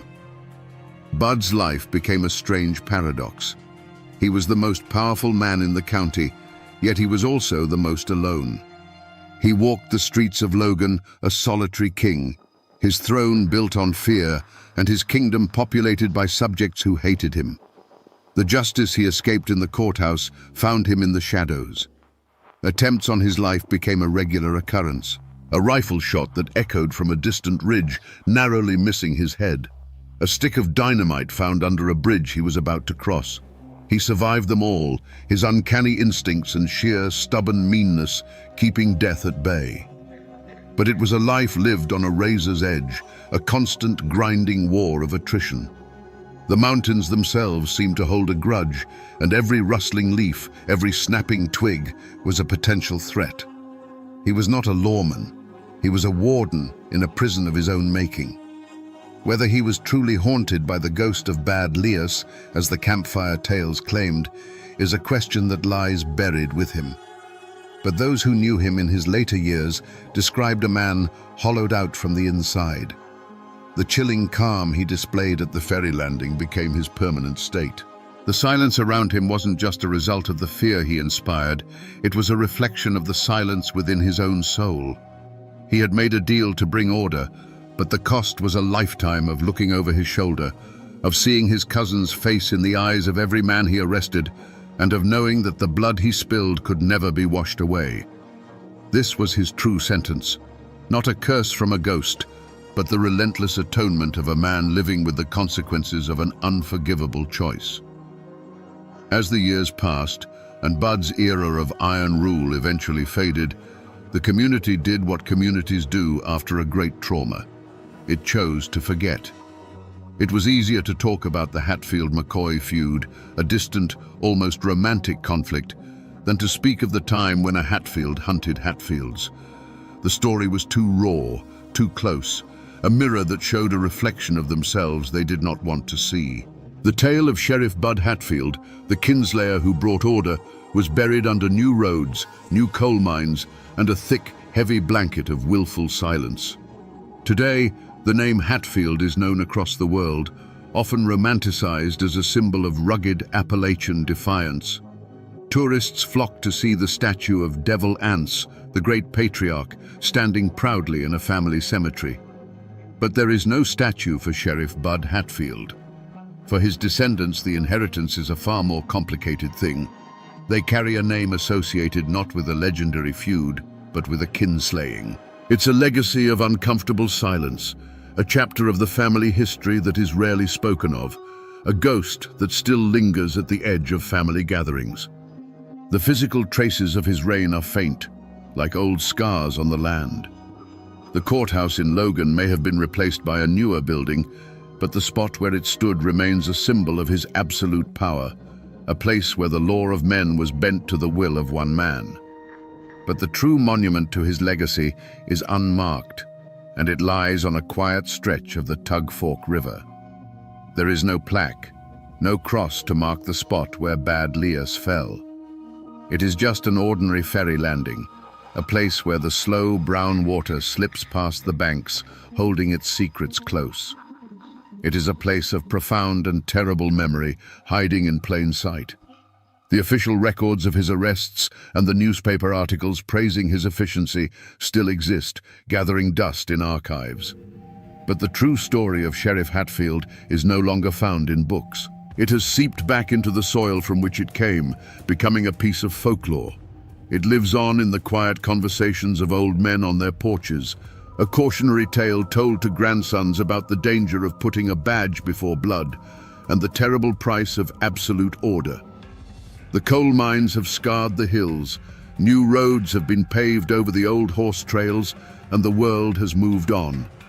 The people have forgotten, or perhaps have chosen to forget the specifics of that dark time. But the mountains have not.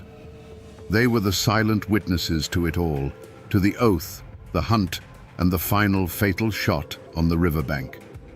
The mountains remember everything. So we return to the question that hung in the air like gun smoke on that fateful day.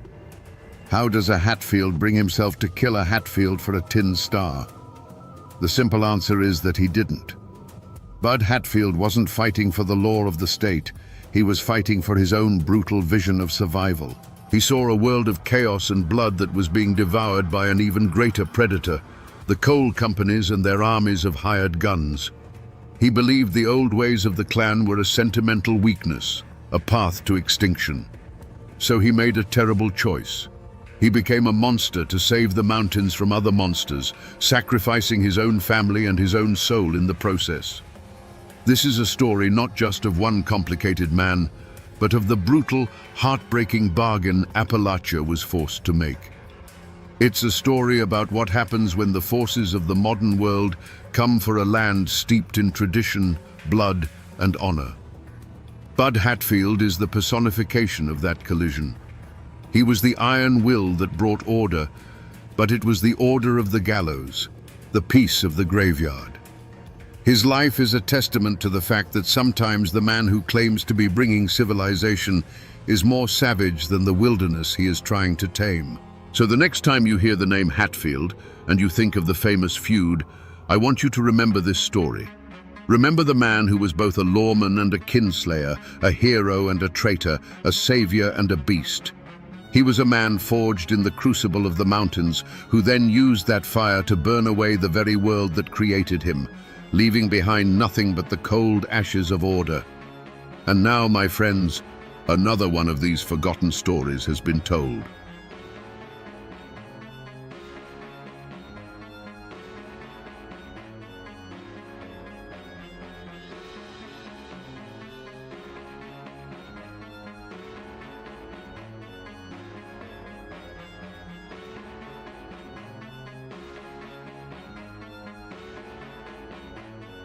The north wagon gate of Moundsville Penitentiary groaned as the torch cut through its iron heart.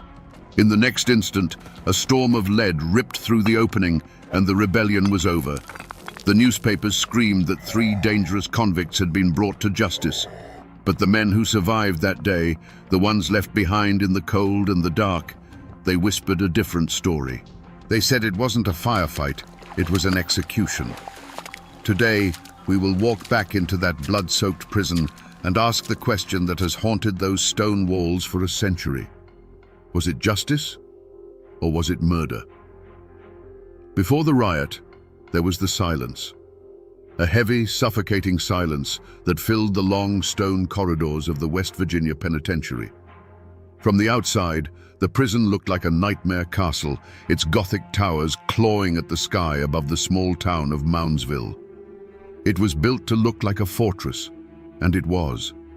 A fortress designed to hold the human misery overflowing from the coal fields and hard-scrabble hollows of Appalachia.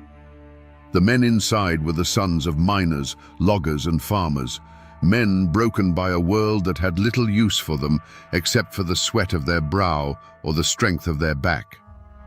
By 1929, that fortress was a pressure cooker, filled with over 1,000 souls where only 400 were meant to be. The world inside was a grim, repeating ritual of degradation. The day began and ended in a cell built for 1 man, but now crammed with 2, sometimes 3. A space just 5 feet by 7 feet, with a foul bucket in the corner and the sour smell of unwashed bodies clinging to the damp stone. This wasn't living, it was being stored like cordwood. The one break in the monotony was the dining hall, but it offered no relief.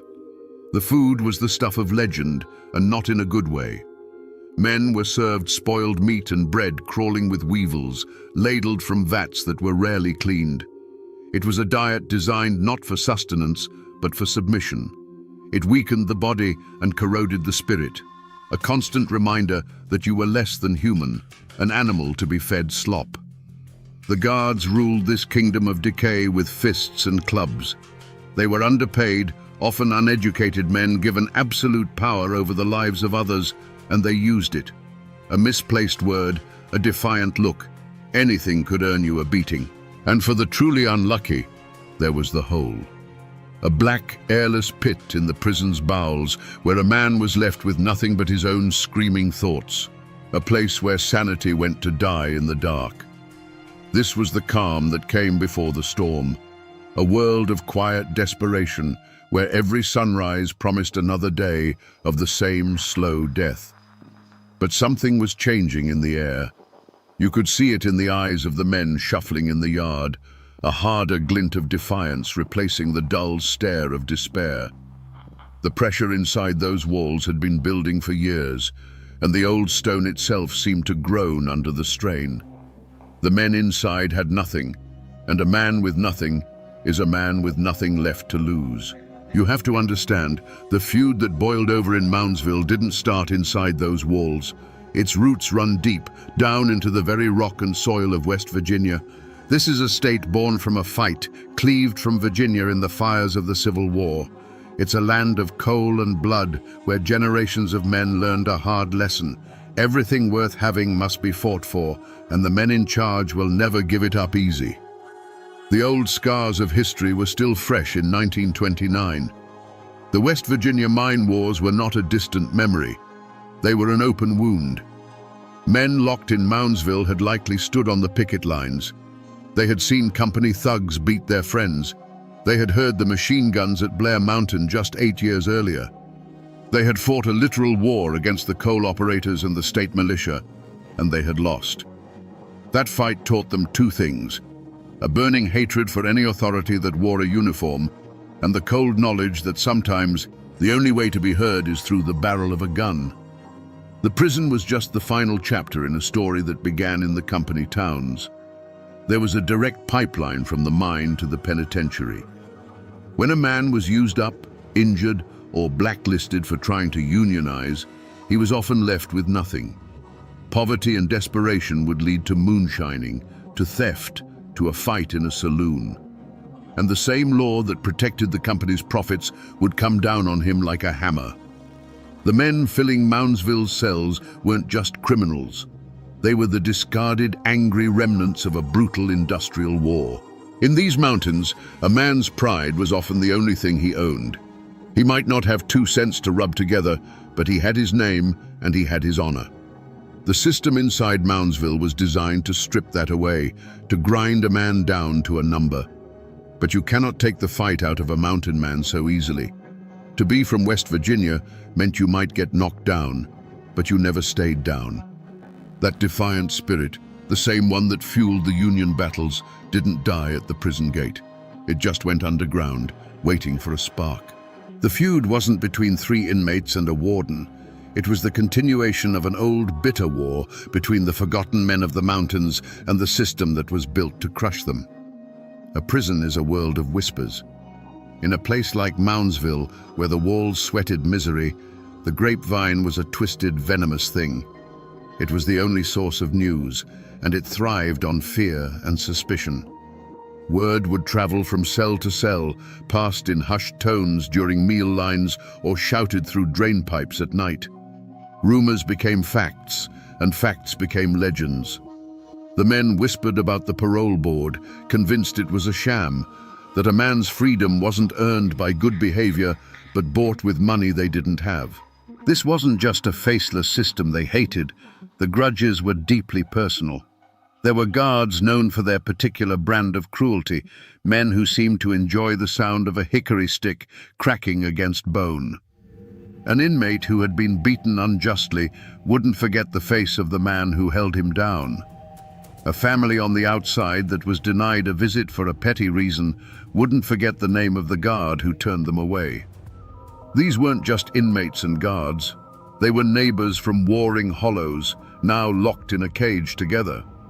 Frank Heyer, the man they called the ringleader, was known for his sharp mind. He'd likely tried to fight the system with words first, filing grievances that were ignored, trying to reason with an authority that had no interest in reason.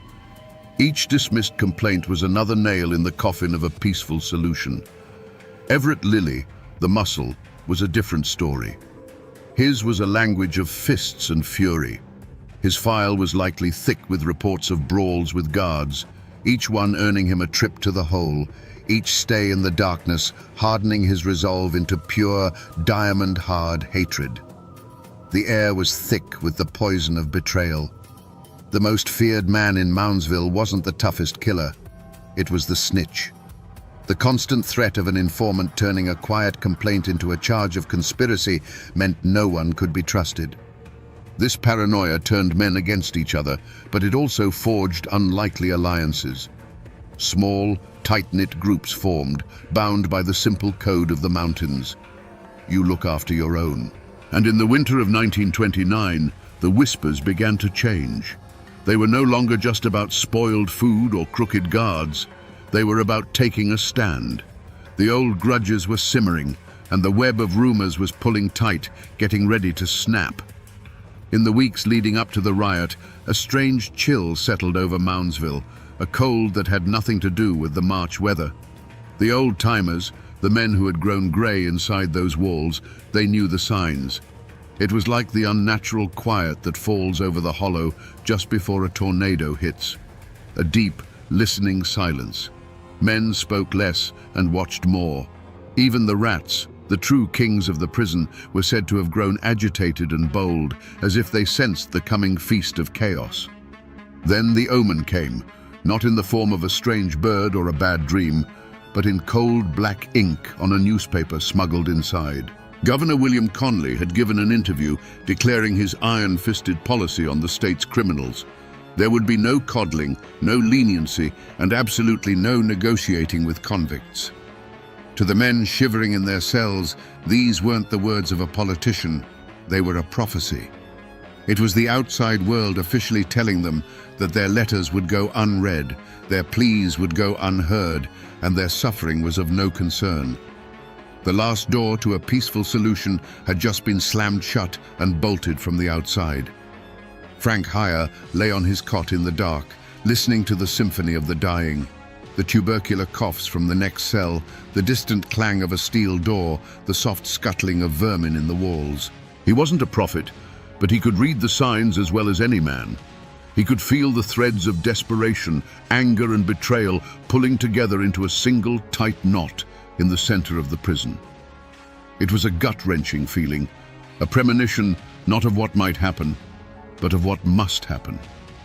He knew, with a certainty that chilled him more than the stone floor, that they were about to step into a darkness from which none of them would ever truly return. The morning of March 21st, 1929, began like any other in that cold, grey hell.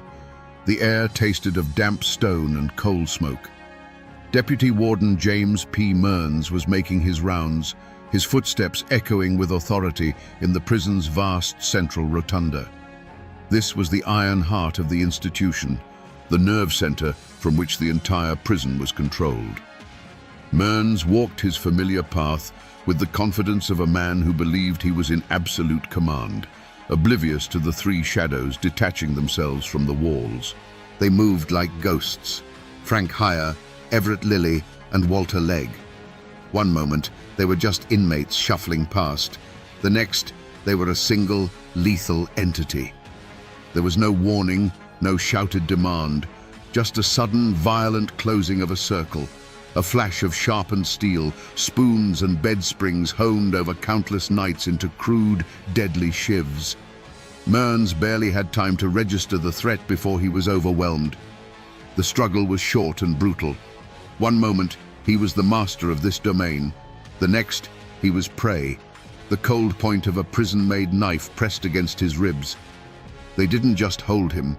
They dragged him, struggling and terrified, to the circular iron cage that stood in the very center of the rotunda. This cage was the ultimate symbol of the guards' power, the perch from which they could watch over the cell blocks like gods on a steel throne. In a single defiant act, the inmates shoved Mearns inside and slammed the heavy door. The loud clang of that lock echoed through the prison, a sound that was both a death knell and a declaration of war. The watchers had become the watched. That sound was the spark that hit the powder. News of the warden's capture spread not like a whisper, but like a roar. A deep, guttural sound that erupted from the cell blocks. 1,000 voices joined in a single, primal scream of rage and triumph. It was the sound of chains breaking, of pressure valves exploding. In minutes, the riot was in full flood. Inmates overpowered the few guards on the interior, seizing control of the cell blocks and the dining hall. The prison, a place of rigid order, descended into controlled chaos. This was it. The line had been crossed, and there was no going back. By seizing a hostage and taking over the prison, here, Lily and Legg had committed an act of open rebellion against the state of West Virginia. There would be no talking their way out of this. There would be no plea for leniency. On that cold March morning, in the heart of their own prison, they had signed their own death warrants. The only question left was how many men they would take with them. For 26 hours, the prison held its breath. Then, from the north wagon gate, came a sound that signaled the end. It was the high, screaming hiss of an acetylene torch, a sound that cut through the cold air and sliced away the last, thin thread of hope. To the state police outside, it was the sound of progress. To the men inside, it was the sound of the executioner sharpening his axe. Here, Lily and Legg heard it. They knew what it meant. In a final desperate gamble, they dragged Deputy Mearns from the cage and hauled him toward the groaning gate. Were they using him as a human shield? Were they planning one last defiant stand in the doorway? Or were they simply men cornered by fate, running blindly towards the noise and the fire? No one will ever know. All we know is that they moved toward the very violence they had summoned. Then, with a screech of tortured metal, a section of the gate gave way. A ragged hole opened up, and for one fraction of a second, the scene was frozen in a terrible tableau. Through the swirling smoke of the torch, the assault team saw 3 defiant silhouettes framed against the dim light of the prison interior, the terrified form of Mearns caught between them. It was a picture of pure, cornered desperation. The world then exploded in a single deafening roar, an eruption of sound and muzzle flash so violent it seemed to shake the very foundations of the prison. A volley of bullets tore through the newly made opening, a storm of lead that didn't distinguish between rebel and hostage. The air was filled with the sharp crack of rifles, the metallic shriek of ricochets off steel and stone, and the thick, choking smell of gun smoke. It was over in an instant. The defiant silhouettes in the gateway were simply gone. They didn't fall. They were erased, slammed back into the darkness by the sheer force of the volley. One moment they were men making a stand, the next they were just heaps of grey prison cloth on the cold stone floor. A third figure staggered back, a look of shocked disbelief on his face before collapsing into the spreading shadows. Through the smoke, hands reached in and pulled Deputy Mearns out into the daylight. He was alive, untouched by the bullets, but forever haunted by the sounds and the fury of those final seconds. As the state police poured through the breach, a profound and unnatural silence fell over the rotunda. The Great Rebellion had not been crushed in a battle. It had been ended with a single, brutal, and overwhelming act of violence. The wisps of gun smoke curling out of the opening looked like the last desperate gasps of 3 men who had dared to ask for dignity and were answered with hot lead. To understand what happened at Moundsville, you have to try and crawl inside the minds of the men who started it. What switch flips inside a man to make him take a life-or-death gamble where the odds are impossibly stacked against him? This wasn't the work of mad dogs. It was something far more chilling. It was the result of a terrible, twisted logic born in darkness. For Frank Heyer, it was likely a problem of mathematics. He had calculated every other possibility, and each one added up to 0. To him, the state wasn't an authority to be respected. It was a machine to be jammed. Taking a hostage was simply the only tool big enough to stop the gears from grinding them all to dust. The transformation from desperate inmate to armed rebel wasn't a sudden snap. It was a slow, cold burn. It happened every morning they woke up in a filthy cell. It happened every time they were fed rotten food. The final switch, though, the one that turned thought into action, likely flipped when they read Governor Conley's declaration. That was the moment the system officially told them they were not human. In that instant, they stopped being prisoners seeking justice and became soldiers in a war they knew they could not win. When they saw Deputy Warden Mearns walking alone, it was no longer a question of if they would act, but simply how. And what did they feel in those 26 hours of stolen freedom? It couldn't have been simple triumph. It must have been a terrifying cocktail of euphoria and dread. For the first time in years, they were men who gave orders, not men who took them. They held the power of life and death. That power is a potent drug. But beneath it, there had to be a cold, clear understanding of the end game. They were smart enough to know that no governor would ever bow to them. They were standing on the gallows, having a final defiant smoke. After the initial violence, after Mearns was locked in that cage and the roar of the inmates echoed in their ears, I don't believe they felt relief or satisfaction. I believe they felt a chilling emptiness. They had crossed the final line. The world had shrunk to the size of that prison rotunda. There were no more choices to make, no more avenues of appeal. There was only the siege, the wait, and the inevitable violent end. They had traded a slow death in a cage for a quick one in a firefight. In their minds, it may have been the only honorable transaction left to make. The silence that followed the final gunshot was heavier than any stone in that prison. It was a dead, suffocating quiet that swallowed the echoes of the volley. Through the hole in the gate, the state police poured in, their boots crunching on unseen debris, their rifles ready for a fight that was already over. The air was thick with the bitter smell of burnt metal and cordite, a fog that clung to the cold air like a shroud. And there, in the dim light of the rotunda, lay the rebellion. 3 crumpled shapes on the floor, their brief, violent reign ended in a hail of lead. The dream of a new day died with the sound of iron doors slamming shut. As guards swarmed the interior, the brief illusion of inmate control was brutally shattered.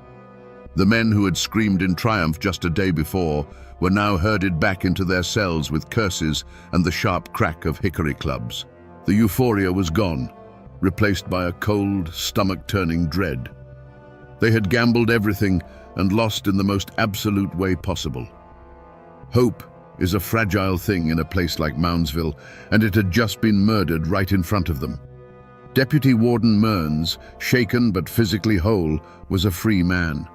But the other survivors, the 1,000 inmates locked back in their cages, were now more captive than ever. They had tasted a moment of power, and the system would never let them forget the price of that taste. They knew what was coming. A wave of retribution, a cold, methodical punishment that would be far worse than the conditions they had been protesting. The fight for better food was over. The fight to simply survive the coming vengeance had just begun. The official machinery of the state moved quickly. The bodies of Hire, Lily, and Legg were carried out, not as fallen men, but as evidence to be processed. The warden and the governor prepared their statements for the swarm of reporters waiting outside. The story they told was simple, clean, and brutal. A dangerous uprising had been met with necessary force. Justice had been served. But inside the walls, the guards began their own kind of investigation. They started pulling men from their cells, one by one. The siege of Moundsville was over, but the hunt for every man who had stood with the leaders, that hunt was just beginning. The riot didn't just end at the gate. It bled out into the town of Moundsville itself, drawing a jagged line down the middle of the community. In the saloons and general stores, the talk was low and angry. On one side were the families of the guards, the shop owners, the respectable folk. To them, Here and Lily were rabid animals, and the state police were heroes who had saved the town from a bloodbath. They saw the prison not as a place of suffering, but as a necessary wall to keep the darkness contained. But there was another side, a quieter, more fearful one. It was the side of the mothers, wives, and brothers of the men locked inside. They knew the stories of the spoiled food and the beatings. In the grim faces of the dead rioters, they saw their own kin. They didn't condone the violence, but in their hearts, they understood the desperation that fueled it. They spoke in whispers, terrified that any sympathy shown for the inmates would bring the law's wrath down upon their own houses. Inside the walls, the division was even more brutal. The riot had shattered the fragile inmate society, creating a new and deadly caste system. There were the men who had stood with the leaders, now marked for retribution. There were the men who had cowered in their cells, now viewed with contempt. And then there were the rats, the most despised of all, who saw the aftermath as a golden opportunity to trade information for favor from the guards. The air grew thick with a poison of suspicion. Every friendly word could be a lie, every shared glance a potential betrayal. A conspiracy of silence descended upon the cell blocks, but it was a silence born of pure terror, not loyalty. The guards began their interrogations, dragging men to the hole to beat names out of them. This created an impossible choice. To speak a name to the guards meant becoming a snitch, a death sentence under the inmate's own brutal code. To stay silent meant enduring the guards' methodical cruelty with no guarantee of survival. Men were caught between two forms of execution, a quick shiv in the yard from an inmate or a slow death in the dark at the hands of the law. In this crucible of fear, you saw the true measure of a man. You saw cowardice in the inmate who, after a single slap, pointed a trembling finger at a man who had nothing to do with the riot, just to make the pain stop. But you also saw a different kind of courage. You saw the man who took a beating, who was starved and broken in the hole, but who gritted his teeth and gave up nothing, holding on to the last shred of his honor.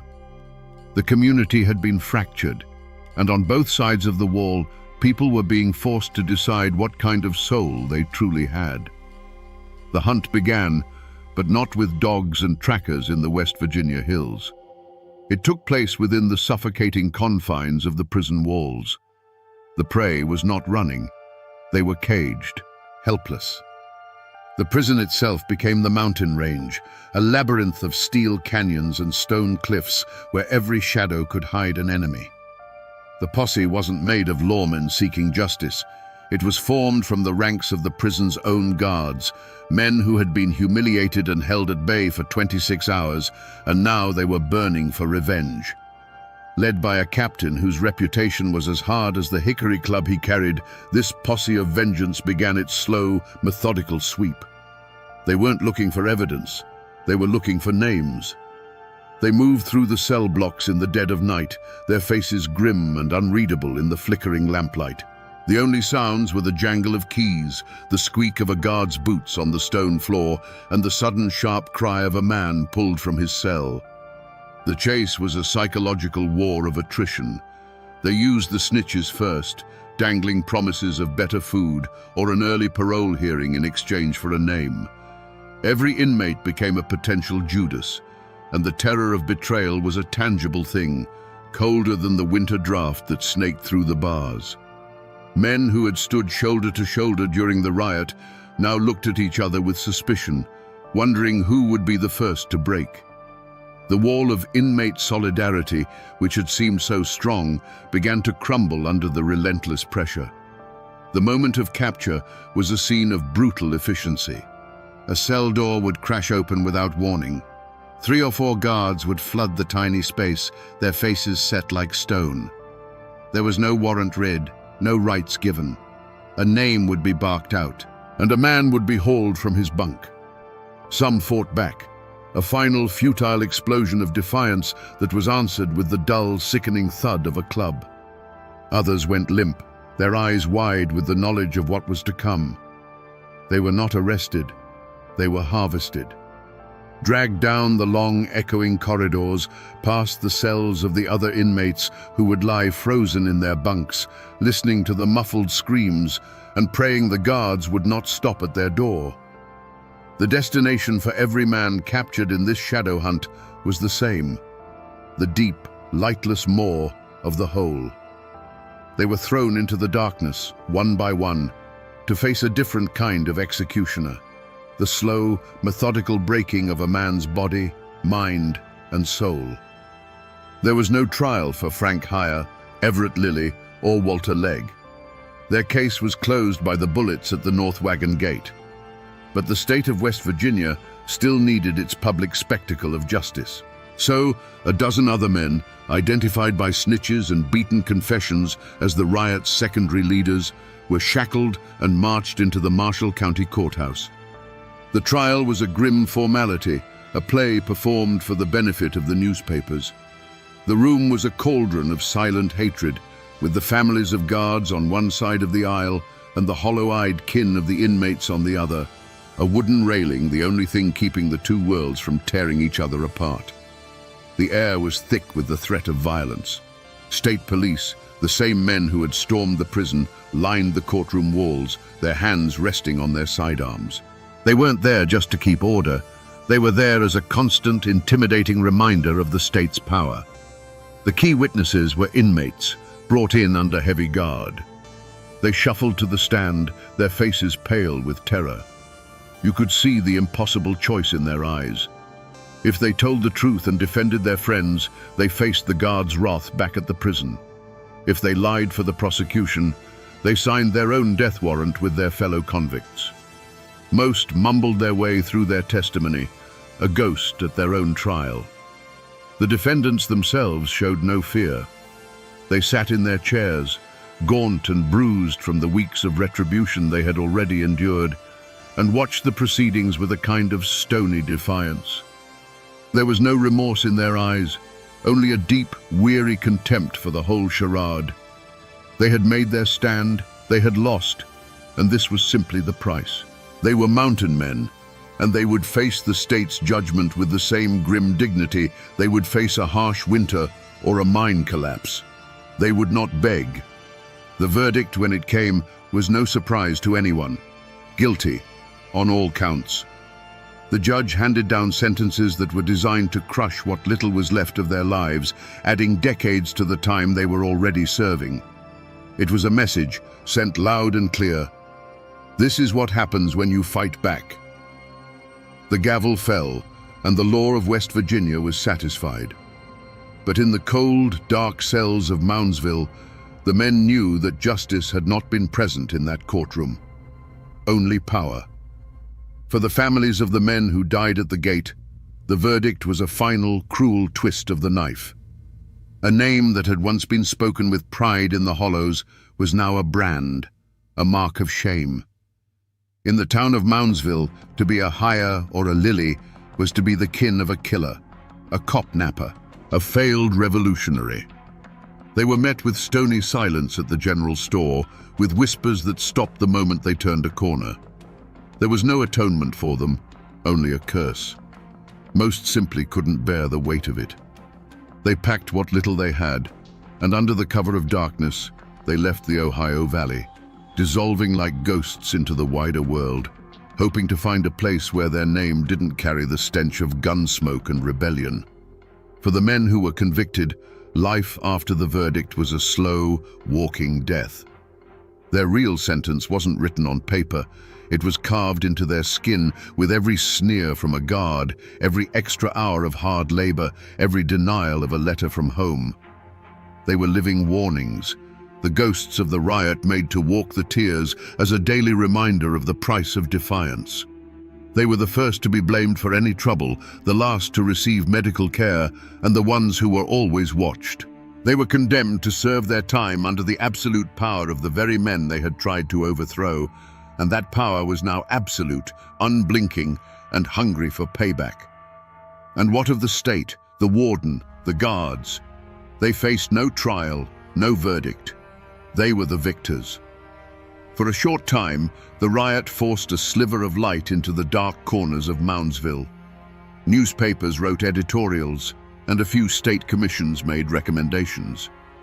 The food might have improved for a few months, and the most brutal beatings might have stopped for a while. But the soul of the place remained unchanged. The riot didn't cleanse the system. It taught it a lesson. It taught the men in charge that they had to be more careful, more total in their control. The community, both inside and outside the walls, began the hard work of forgetting. It was a conscious act of burial. The town of Moundsville buried the shame of having a national scandal erupt in its backyard. The prison buried the memory, because it was a dangerous and contagious thing. The story of the riot was locked away in a file, and on the cell blocks, speaking the names Here or Lily became an act of suicide. The whole brutal, bloody affair was covered over with a thick, heavy blanket of silence, pushed down into the dark mud of the past, where everyone hoped it would lie quiet forever. The state of West Virginia eventually closed the doors on Moundsville Penitentiary in 1995. But the prison didn't die. It stands there still, a stone skeleton by the Ohio River, its towers casting the same long shadows they did a century ago. The locks are off the doors now. You can buy a ticket and walk the same halls where Here and Lily made their desperate stand. The prison is a museum now, a tourist attraction, a monument to its own misery. If you go there today, they will take you to the North Wagon Gate.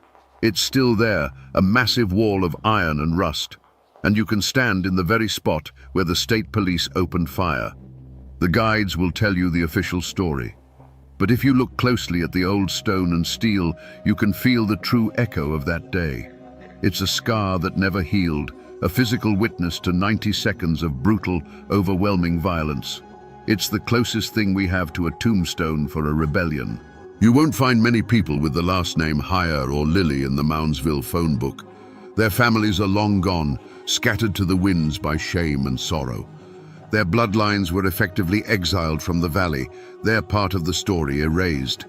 The descendants of the guards and the townspeople remained, passing down their version of the events, the one where order triumphed over chaos.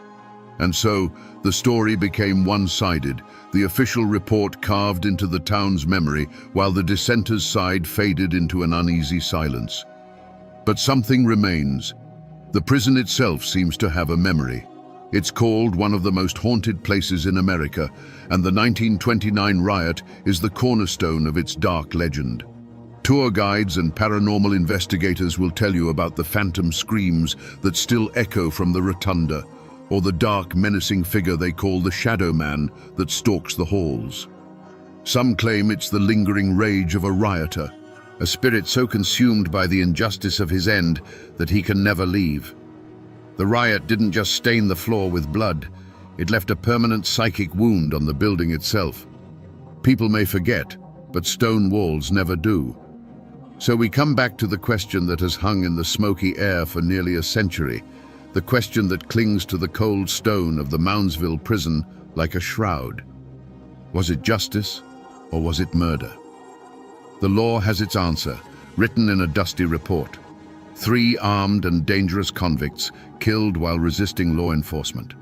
A justifiable, if tragic, end to a violent siege. But in the mountains, where the line between a lawman and a company man has always been blurry, they tell a different story. They say that when you corner desperate men, deny them every peaceful path, and then meet their final defiant stand with an overwhelming volley of gunfire, you're not just enforcing the law. You're putting down a rebellion, and that always looks a lot more like murder. This story is not just about a riot. It's about the simple, terrible truth of what happens when a system is built to break the human spirit. You can take a man's freedom, you can feed him garbage, you can beat him in the dark, but you can never truly take his pride. When you push a man to the point where he has absolutely nothing left to lose, you don't break him. You make him the most dangerous thing on God's green earth. The stand of Here, Lily, and Leg was not an act of criminals seeking escape. It was a raw, bloody scream for dignity from the bottom of a man-made hell. They lost their fight, and the world did its best to forget them. but their story is a warning that echoes down through the years.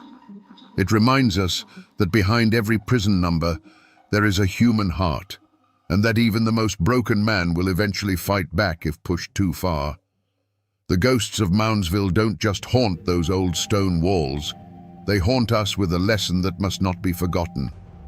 And now, my friends, you know the rest of the story.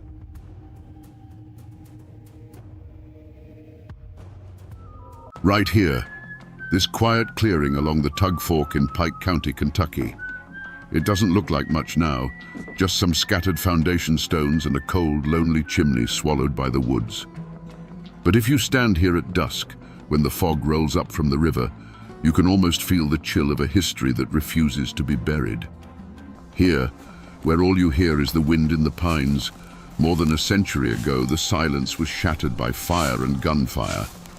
Most folks know the names Hatfield and McCoy, but they don't know the story of Nancy McCoy Phillips, the woman who stood at the heart of the storm.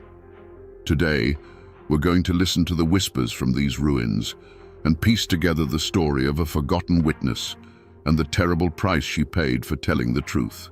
Let's wind the clock back. Imagine this clearing not as a ruin, but as a living homestead.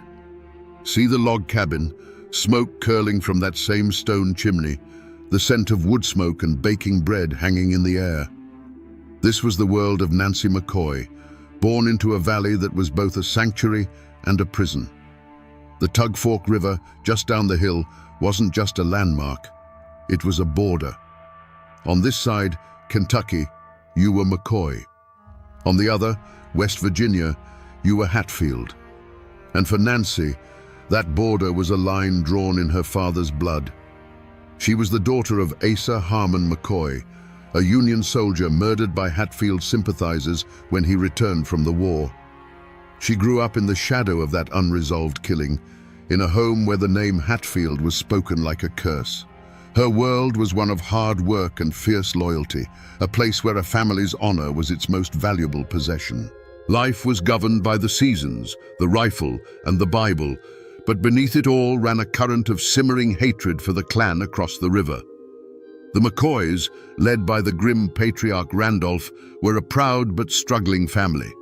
They scraped a living from the rocky soil, their lives intertwined with their neighbors through marriage, church, and shared hardship.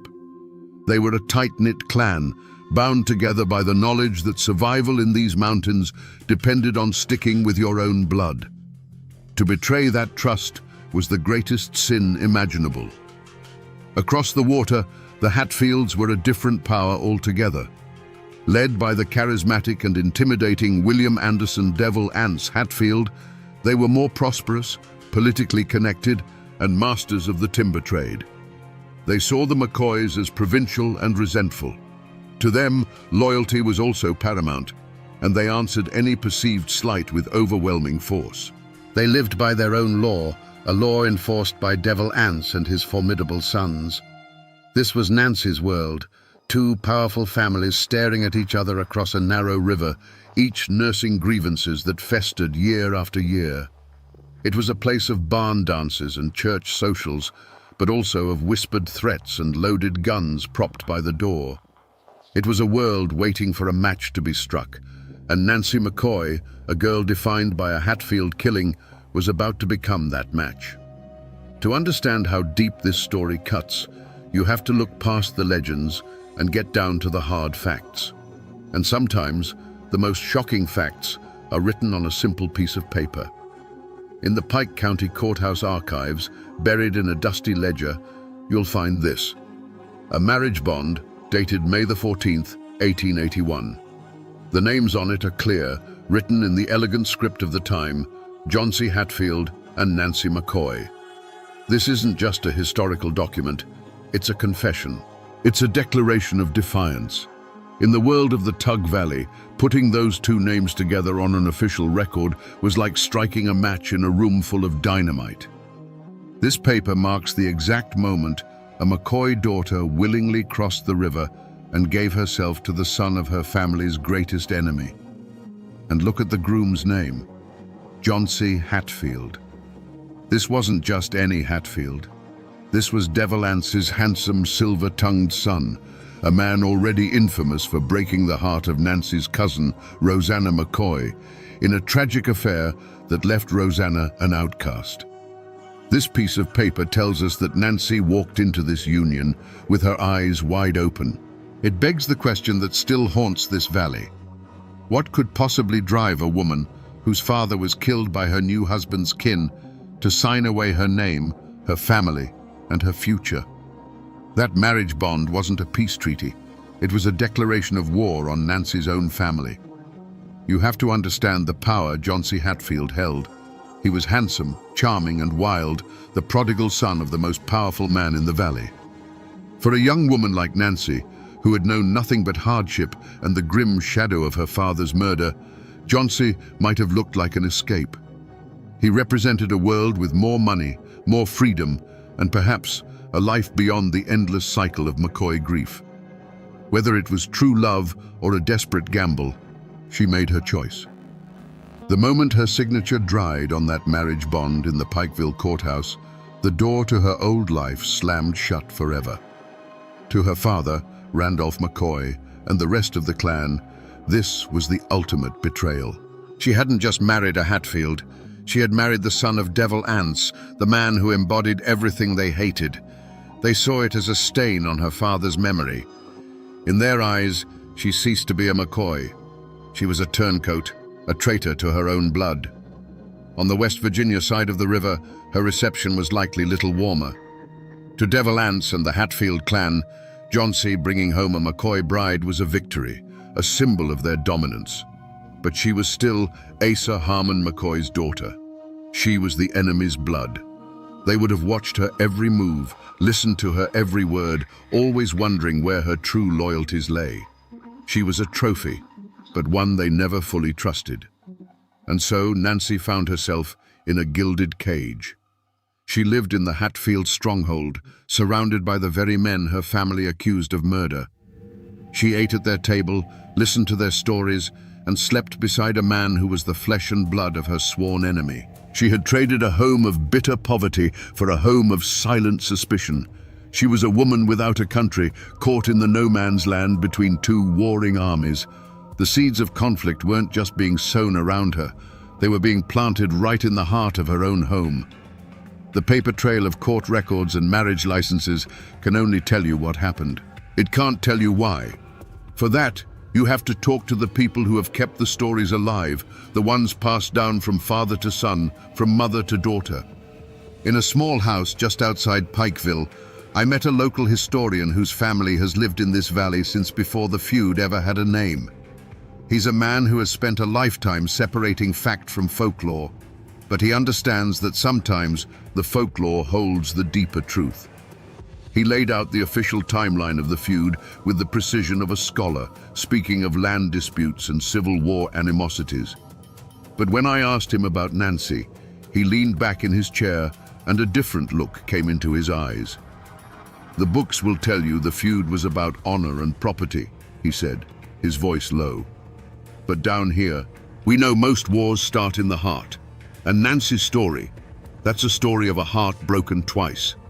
He explained that the official record states that Nancy's conscience was awakened by the sheer brutality of the New Year's night massacre of 1888, when her Hatfield in-laws burned her family's cabin and murdered her kin. And that's true, I'm sure, the historian said. But there's another story, one you won't find in any book. It's the story my grandmother used to tell. According to the whispers passed down through his family, Nancy's testimony wasn't just an act of justice, it was an act of revenge. John C. Hatfield, for all his charm, was a notorious philanderer. The story goes that by 1888, he had already begun casting Nancy aside for other women, openly humiliating the wife who had sacrificed everything for him. She was left alone for weeks at a time, a McCoy outcast living in a Hatfield house, serving a husband who no longer wanted her. In that context, the New Year's massacre wasn't just an attack on her family. It was an attack by the very people who protected and enabled the man who had betrayed her. Her choice to testify was no longer just about loyalty to her murdered cousins. It was the desperate act of a woman who had been betrayed by her birth family and now scorned by the man she had chosen over them. She had absolutely nothing left to lose. And in these mountains, a person with nothing left to lose is capable of anything. The breaking point came on a night so cold the trees themselves seemed to groan under the strain. It was New Year's night, 1888. A cold that had nothing to do with the weather had settled over the Tug Valley. Warrants were out for Devil Anse and his sons for the execution of the 3 McCoy boys years earlier. The law was closing in, and the Hatfields decided on a final, terrible solution. Wipe out Randolph McCoy and his family and cut the head off the snake for good. Under a black, moonless sky, a posse of Hatfields, led by the merciless Jim Vance and Cap Hatfield, crossed the frozen mud of the Tug Fork. They moved like ghosts through the Kentucky woods, their faces grim, their intent absolute. They weren't there for a fight. They were there for an extermination. They surrounded Randolph McCoy's small cabin, the same cabin Nancy had grown up in, and waited. The family was inside, asleep, unaware that their world was about to end. The first sign of trouble wasn't a gunshot, but a flicker of orange against a window pane. The Hatfields had set the home ablaze. The family awoke to a nightmare of smoke and heat, the crackle of burning timbers their death knell. Randolph knew what was happening. He grabbed his rifle. The choice was stark: burn to death or face the guns waiting outside. He yelled for his family to run for their lives.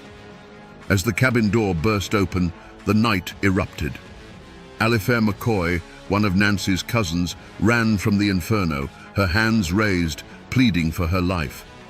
A shot cracked in the frozen air, and she fell silent on the frozen ground. Her brother Calvin, trying to provide cover fire, was cut down in a hail of bullets. Their mother, Sarah, rushed to her daughter's side and was met not with a bullet, but with something worse. She was beaten mercilessly with a rifle butt, the sound of the blows echoing in the night, a brutal punctuation to the slaughter. Old Randolph himself, by some miracle, slipped away into the darkness, a hunted animal, leaving behind the ruins of his home and the bodies of his children. Back in West Virginia, in a lonely cabin, Nancy McCoy Hatfield waited. Perhaps her husband Johnsy was out with the raiders, or perhaps he was simply gone, chasing another woman, as the family story suggests. Either way, she heard them when they returned. She would have seen the feverish excitement in their eyes, smelled the acrid scent of gunpowder and wood smoke that clung to their clothes. She would have heard the boasts, the grim accounting of the night's work. In that moment, everything broke inside her. The slow poison of Johnson's infidelity fused with the fresh, raw agony of her family's murder. The men who had just butchered her kin were her husband's family, the clan she had sacrificed her own blood for. The betrayal was absolute, coming from both the man she had married and the family she had joined. The love, the hope, the desperation that had driven her across the river, it all burned away, leaving behind only a cold, hard core of resolve. There was no going back now. The war was no longer between Hatfield and McCoy. It was inside Nancy herself, and she had just chosen a side. This is the old Pike County Courthouse in Pikeville. It's still here, a stoic brick building that has watched over this town for more than a century. Tourists walk past it every day, maybe admiring the old architecture, but few understand the sheer weight of the history soaked into these walls. This building isn't just a landmark, it's a monument to the day the law finally tried to tame the feud. It was a battlefield, but the fighting wasn't done in the hollows with rifles. It was done in a courtroom with testimony. You have to picture it. In 1889, this square would have been a sea of tension. Bearded, armed men from both sides of the river would have crowded the streets, their eyes full of suspicion and hatred. The feud had been brought indoors, but the threat of violence was so thick you could taste it in the air. Every man in that courtroom was loyal to one side or the other, and they were all waiting to see if Kentucky law was strong enough to hold back the tide of blood vengeance. And right here, in a room just behind these tall windows, stood the witness stand. That small, elevated chair was the focal point of the entire war. This is where it happened. The climax of Nancy's story wasn't in a burning cabin or a midnight raid. It was in the suffocating silence of a courtroom, where the only sound was the scratching of a clerk's pen. The weapon that would decide the fate of the Hatfield clan wasn't a Winchester rifle or a Colt revolver. It was the voice of a single betrayed woman. Imagine walking into that courtroom. The air was thick with a century of bad blood, so heavy you could barely draw a breath. On one side of the room sat the Hatfields, stony-faced and armed. On the other, the McCoys, their eyes burning with a righteous fury. And into this deafening silence walked Nancy. She was a McCoy by birth, a Hatfield by marriage, and at that moment, she was an enemy to them all. Every eye in that room followed her as she made the long walk to the witness stand, her footsteps echoing on the wooden floor. She was utterly and completely alone. When she placed her hand on the Bible to be sworn in, a quiet ripple went through the crowd. The court clerk asked for her name. Her voice, clear and steady in the stillness, answered, "Nancy Hatfield." The name hung in the air, a final bitter acknowledgement of the life she was about to destroy. She was claiming the name of the very men she was there to condemn, a final cutting act of a bond being severed. The prosecutor began his questions, his voice calm and methodical. He asked her about the night of the fire. He asked her who was in her home. He asked her what she heard when the men returned from Kentucky. Nancy's gaze was fixed on a point on the far wall, as if looking through it into the past. She didn't shout. She didn't cry. She simply spoke the truth, her voice a quiet, devastating weapon. With each name she uttered, a new wave of shock silenced the room. She did not describe the chaos of the raid in graphic detail. She didn't have to. She simply drew a map for the jury, placing each man at the scene of the crime. When she spoke the name of Cap Hatfield in connection with her cousin's death, a stillness fell over the room so complete you could hear a man's sharp intake of breath from the back row. Her words weren't bullets, they were axes, chopping down the family tree she had married into, one name at a time. The code of silence that had protected the clans for generations was shattered, not by lawmen, but by the quiet testimony of a scorned wife. When she finished, there was no applause, no sigh of relief. From the Hatfield side of the aisle, she received looks of pure, unadulterated hatred. They saw a viper they had foolishly welcomed into their home. From the McCoy side, there was no welcome embrace. They saw the traitor who had finally done her duty, but it was too late. Her testimony was a victory for their cause, but she, the witness, was still a stain on their name. She had served her purpose. As she stepped down from the stand, the crowd parted for her as if she carried a disease. She didn't look at her husband, or her cousins, or any of the men whose fates she had just sealed. She looked straight ahead, a ghost walking out of her own life. The only thing left in that courtroom, besides the echo of her words, was the wreckage of two families, and a woman who now belonged to neither. After the emotional firestorm of the trial, all that remains is the cold, black ink on a yellowed page. These are copies of the official court records from the 1889 Pikeville trial. This is history flattened, pressed between pages, and stripped of all its blood and tears. The testimony that tore a family apart is reduced to a dry, passionless transcript of questions and answers. The language is sterile, designed to be precise, but in its precision, it loses the entire truth of the matter. Here, for example, is the coroner's inquest for Nancy's cousin, Alifair. It clinically states the cause of death as a wound inflicted by a projectile from a firearm. A projectile. It doesn't say it was a bullet fired in the cold dark by a man she knew.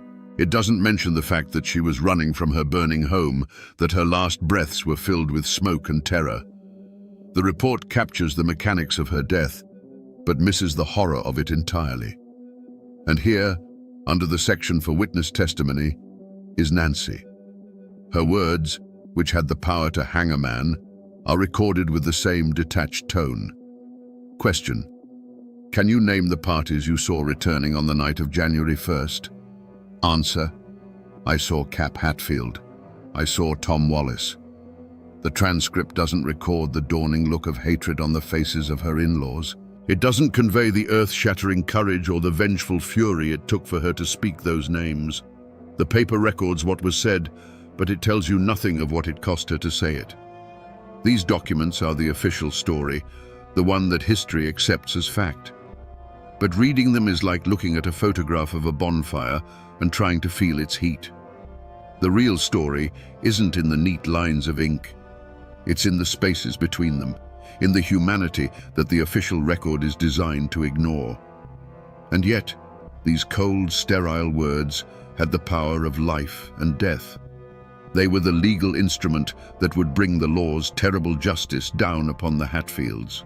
Nancy's words were no longer just testimony. They were hunting dogs let loose in the West Virginia hills.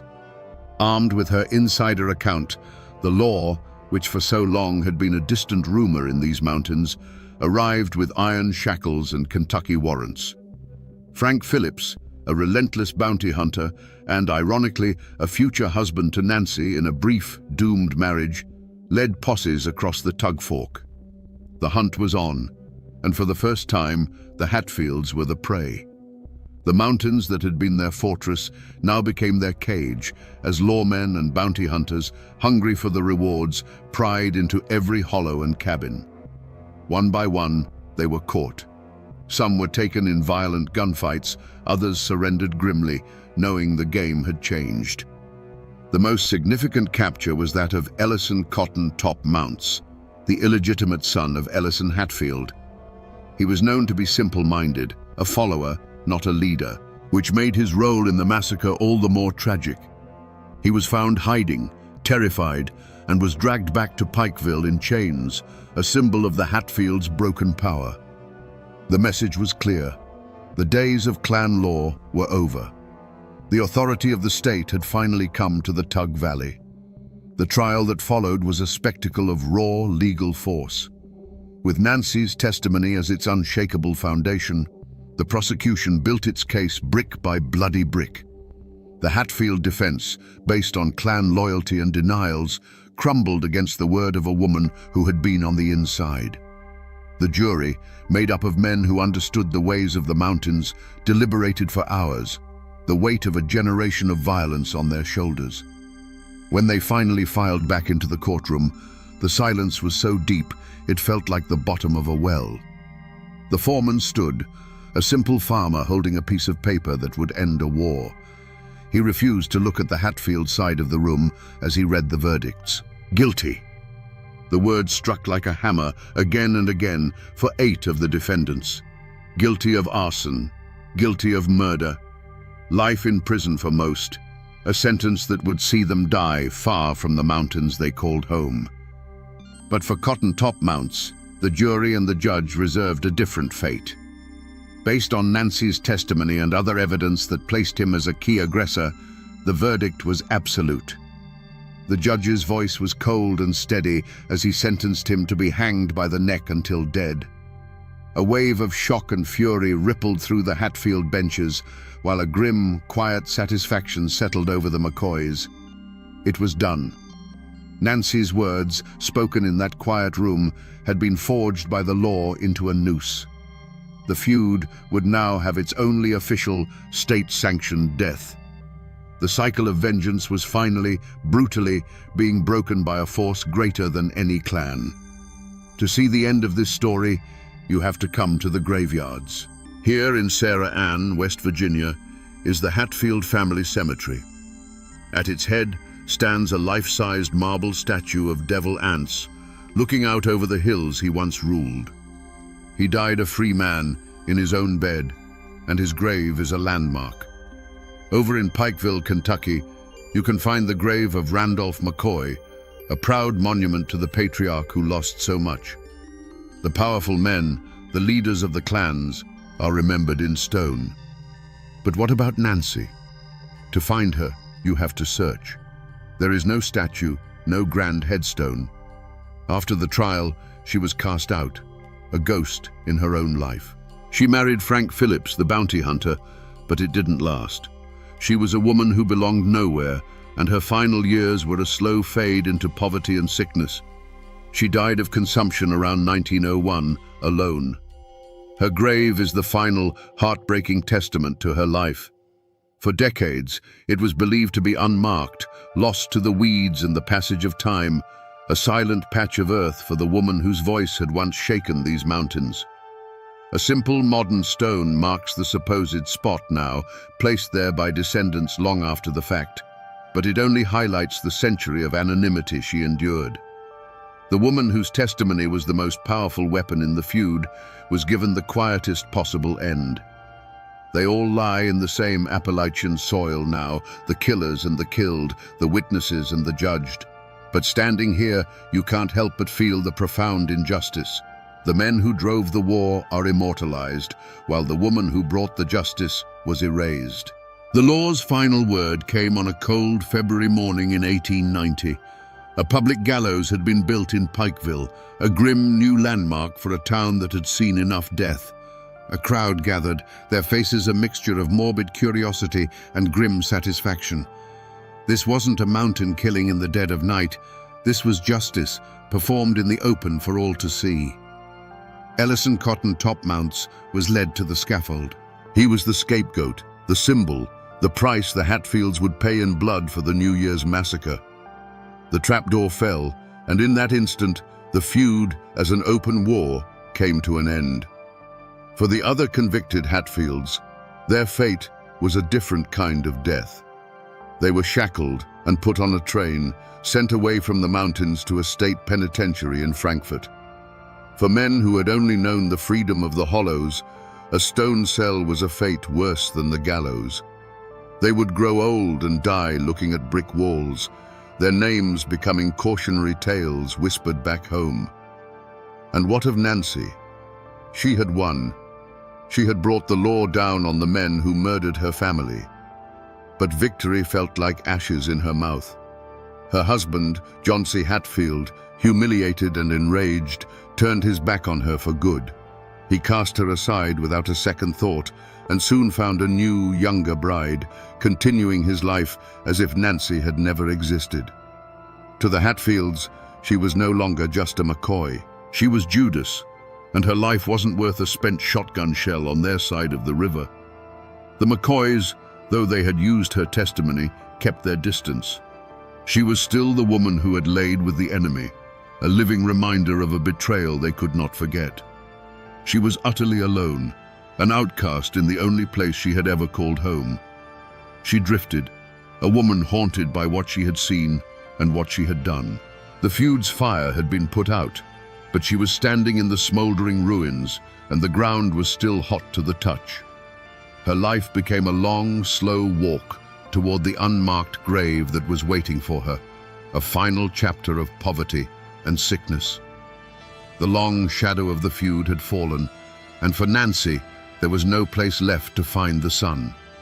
Even today, more than a century after the last shot was fired, the story of Nancy McCoy is not a settled matter. In the diners and post offices of Pike and Mingo counties, her name can still change the temperature of a room.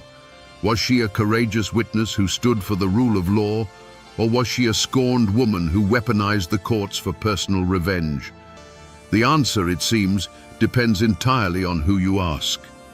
If you talk to those who hold the McCoy version of history, they will tell you she was a hero. In their eyes, she was a woman whose conscience was awakened by an act of pure evil. They see her testimony as an incredible act of bravery, a moment when a person chose moral justice over the ironclad and often toxic loyalty of the clan. To them, Nancy is the tragic figure who, despite her own terrible choices, found the strength to break the cycle of violence and stand for what was right, even though it cost her everything she had. But you cross the river into West Virginia, into the old Hatfield territory, and you will hear a very different story. They'll tell you that Nancy's testimony had little to do with justice and everything to do with vengeance. They'll remind you that John C. Hatfield was a handsome devil who never stayed with one woman for long, and that he had already cast Nancy aside. In this version, the trial was not about avenging her murdered cousins. It was about destroying the family of the man who had publicly humiliated her. She was a woman scorned, and her fury reshaped the course of the feud. So, what is the real truth? Was she a righteous witness or a vengeful wife? The honest answer is that we will never know. The heart is a complex and mysterious place, with enough room for both a thirst for justice and a desire for revenge. Perhaps her decision was born of both. Her outrage at the murder of her kin could have been the spark, and the cold reality of her husband's betrayal the fuel that turned it into an inferno. The only thing that is certain is that Nancy's legacy remains as divided as the land she once lived on, a testament to the fact that in these mountains, the truth is often just a story told from one side of the river. In these old mountains, the hard edges of history get worn smooth by time until a person's life becomes a story, and a story becomes a legend. Nancy McCoy Phillips, the historical woman, is gone, but her ghost, in more ways than one, still haunts this valley. The official records in the courthouse tell one version of her life, but the real story, the one that lives on, is the one whispered around firesides and on dark porches. It's a haint tale, a cautionary story about the price of crossing lines that were never meant to be crossed. They say that on cold nights, when the mist rises off the tug fork so thick you can't see the other side, you can sometimes see a figure wandering the Kentucky bank near the spot where Randolph McCoy's cabin burned to the ground. It's the spirit of a woman, they say, not angry or vengeful, but filled with a sorrow so deep it chills the air around her. She is forever searching, looking for the family that disowned her and the home that cast her out. They say it's the ghost of Nancy, a woman who belonged nowhere in life, and so belongs nowhere in death, forever trapped between the two worlds she tried to straddle. This is how the mountains remember. The community took the unbearable facts of her life, betrayed by her husband, ostracized by her own blood, dead of sickness and poverty, and wove them into something timeless. Her story was merged with her cousin Rosanna's, creating a powerful local myth, the curse of the tug fork. It became a warning, a piece of folklore passed down to young women for generations. The river itself, they say, demands blood loyalty. To cross it for love of an enemy is to invite a broken heart, a lonely death, and a restless spirit. The woman named Nancy is gone, but her legend became a part of the landscape itself, a permanent shadow on the water's edge. So, here we are again, back at this cold chimney and these scattered stones along the tug fork. But it's different now, isn't it? When we started, this was just a quiet, forgotten place. Now, we can almost see the ghosts. These aren't just ruins anymore. They are a witness stand. This silent clearing is the courtroom where an entire way of life was judged and condemned, all because one woman decided to speak. The story of Nancy McCoy Phillips is a brutal lesson in the cost of truth. She was a woman who made a choice for love, and then another for justice, and was ultimately destroyed by both. Her life is a chilling reminder that in a war of families, the deepest wounds aren't always from bullets. They come from betrayal, and the loneliest place in the world is to be caught in the no-man's land between two sides who both see you as the enemy. So the next time you drive down a lonely country road and see a single chimney standing sentinel in a field where a house used to be, stop for a moment. Remember that it's not just a pile of stones.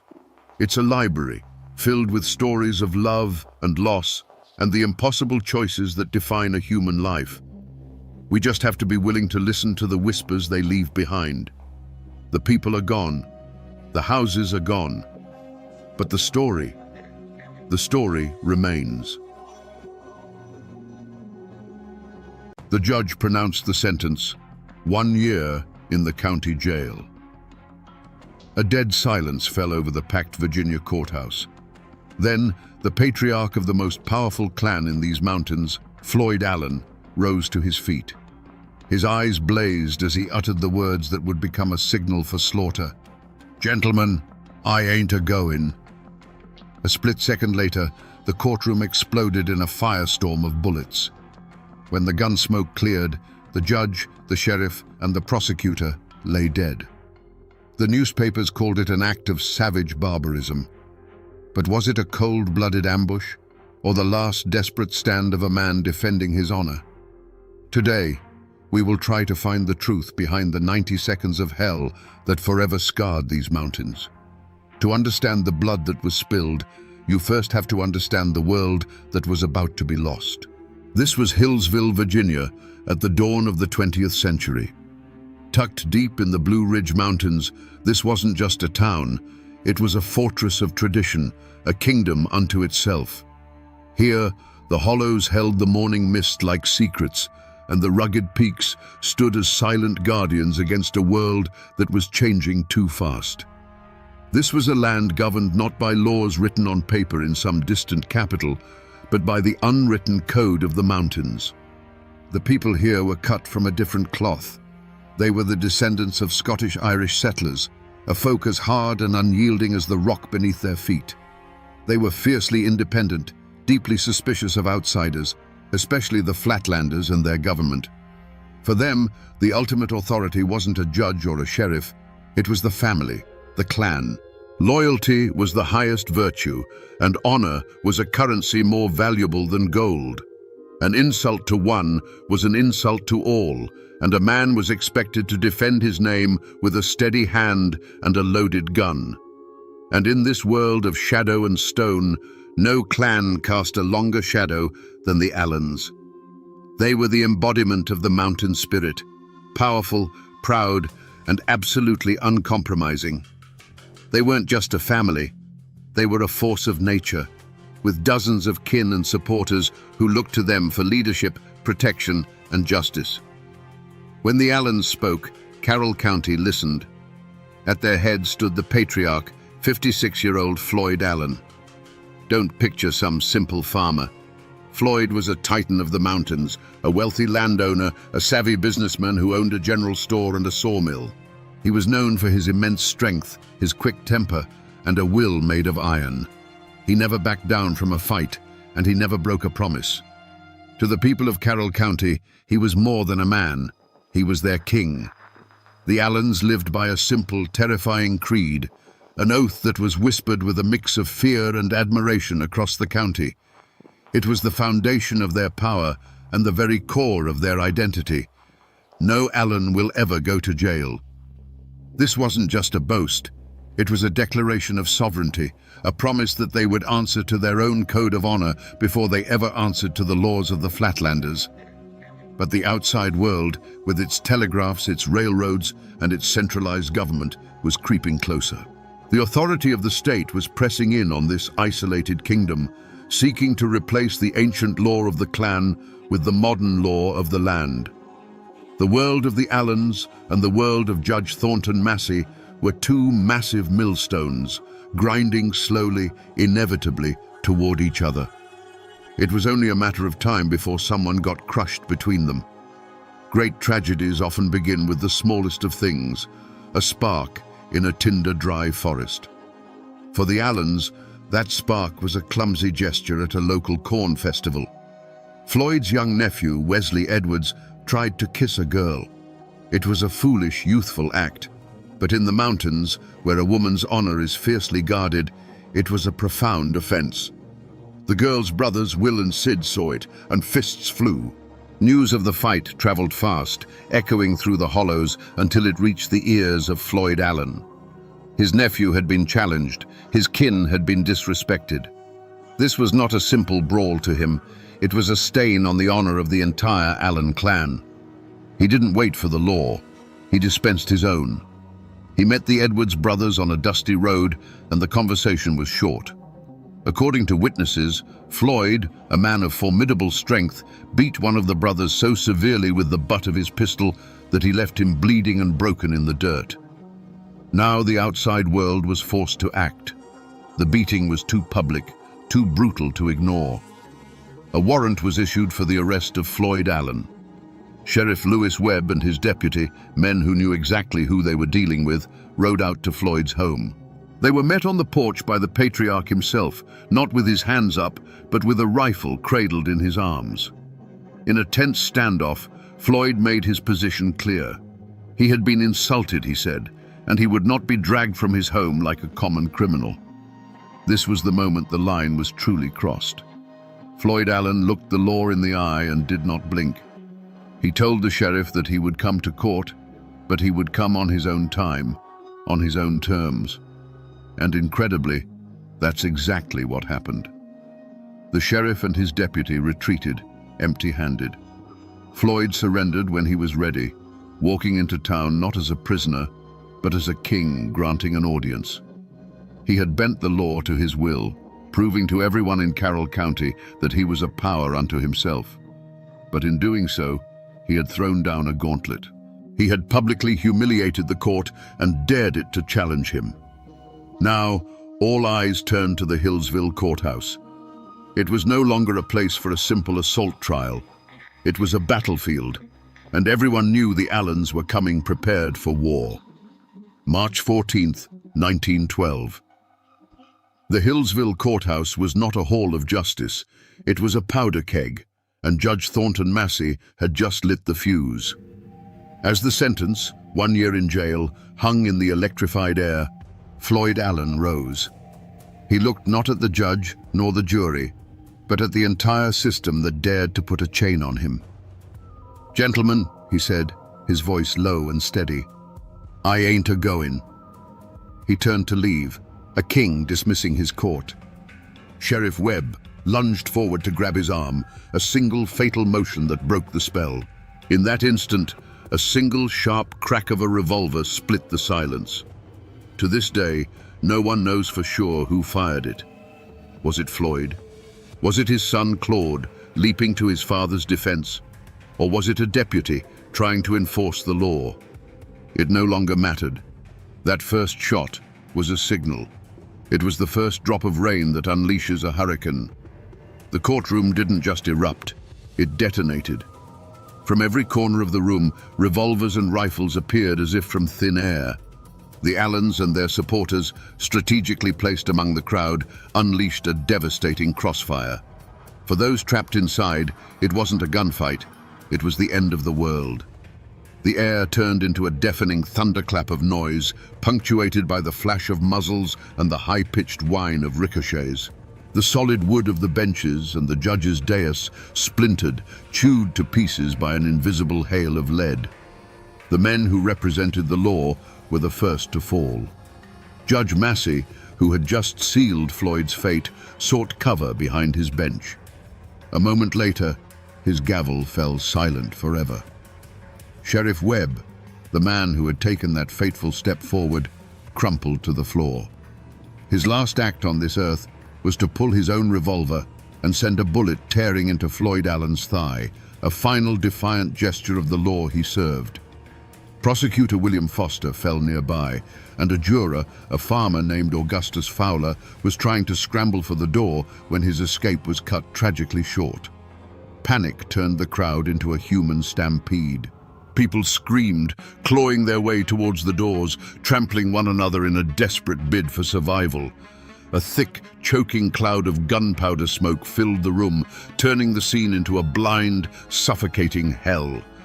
Witnesses said it felt like an eternity, but the storm of bullets lasted no more than 90 seconds. When the last echo of gunfire faded, a ringing silence descended.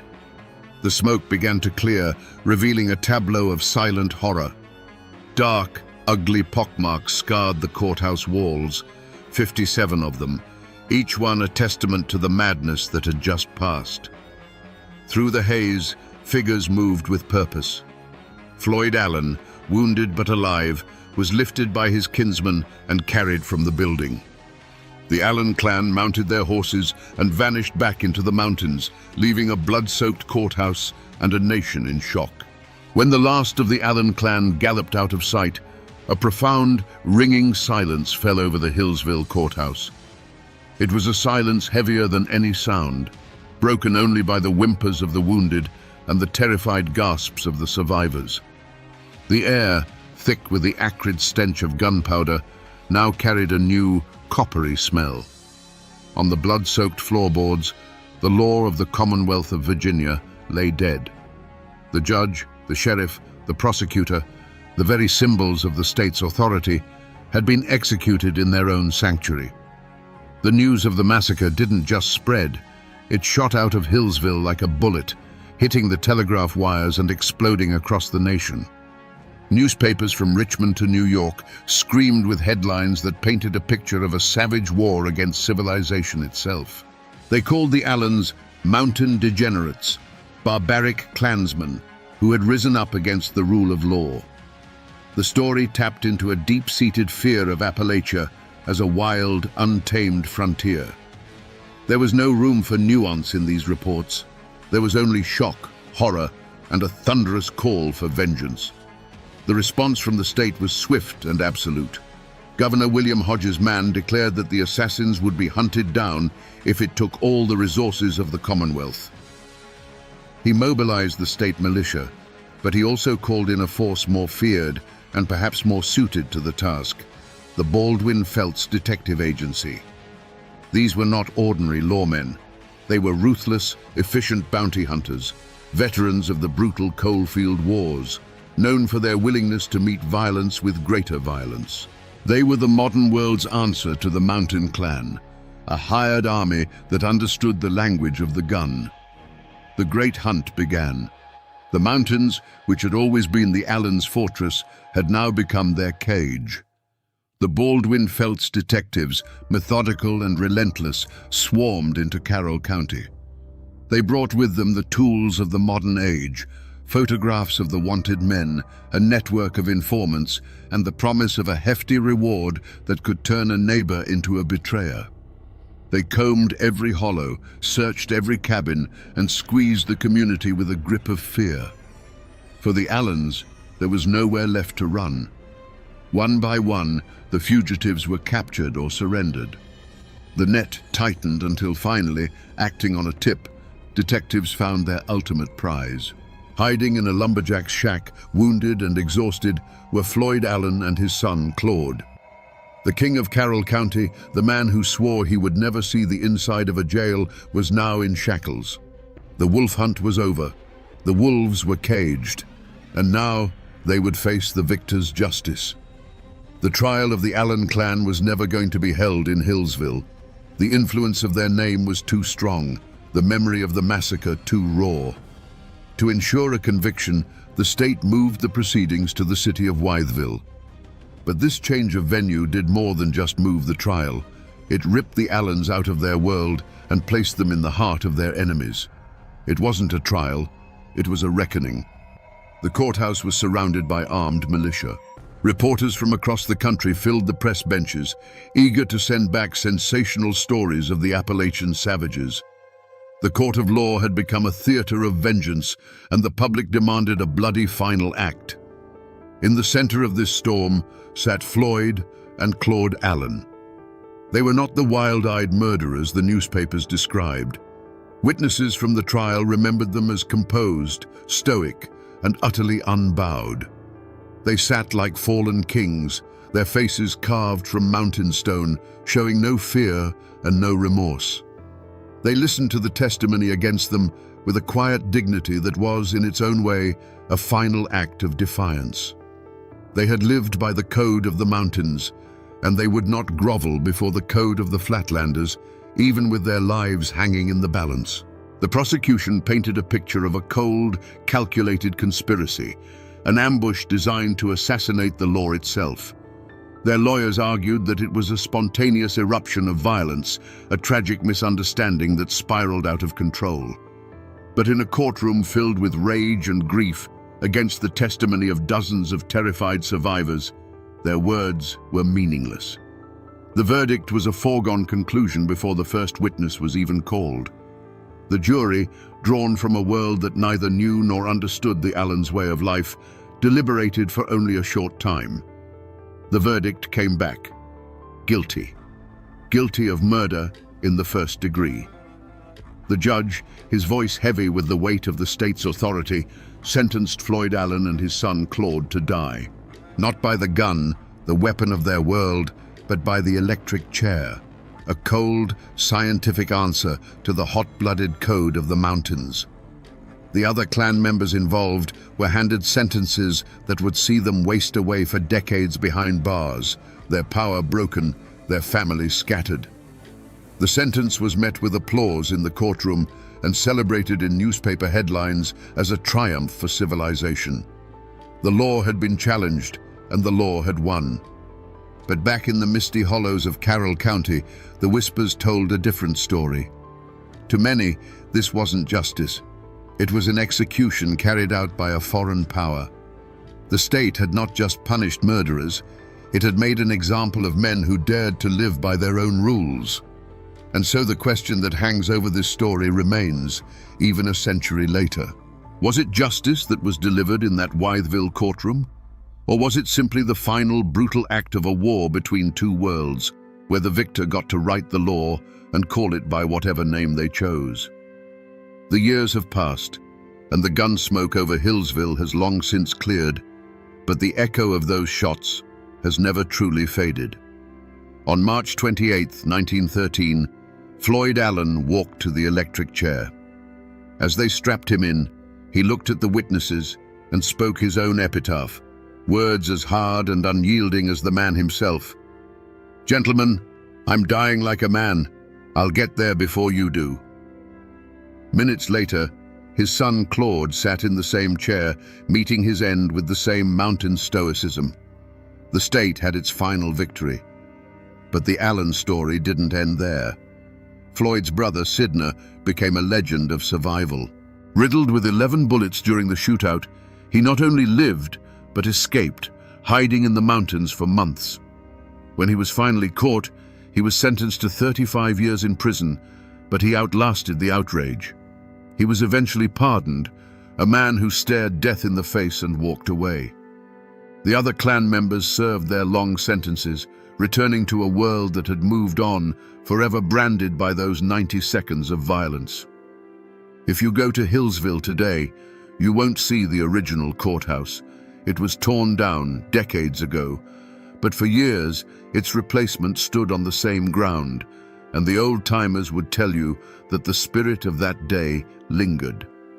They said that for a long time you could still trace the bullet holes in the old building's walls, silent mouths speaking of the chaos. The graves of Floyd and Claude Allen can still be found in a family cemetery, their stones a quiet, somber testament to the clan's vow.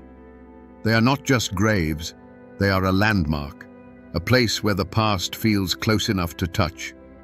The rest of the world has largely forgotten the Carroll County Courthouse massacre.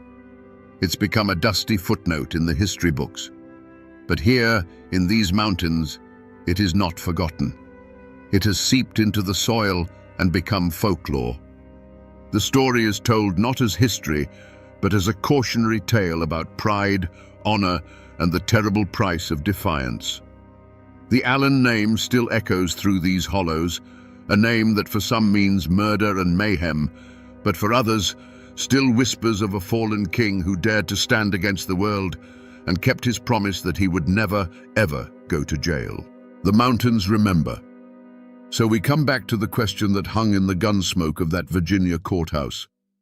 Were the Allens cold-blooded killers who planned a massacre from the start?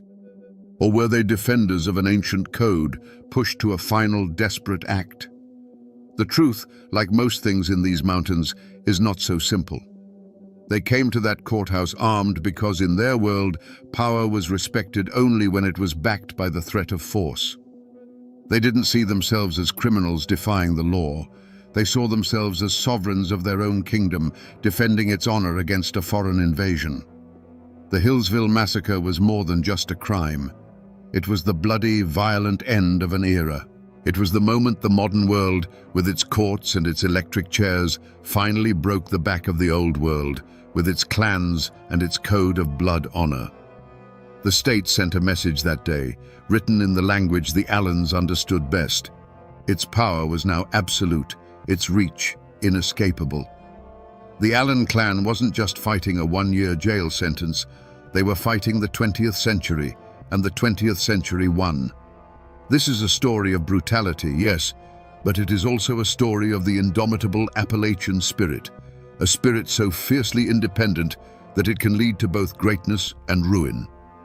Floyd Allen was a king who refused to watch his kingdom crumble. He and his family were not heroes, but their tragic, violent story has become a dark legend, a warning of what happens when pride and honor demand a price that can only be paid in blood.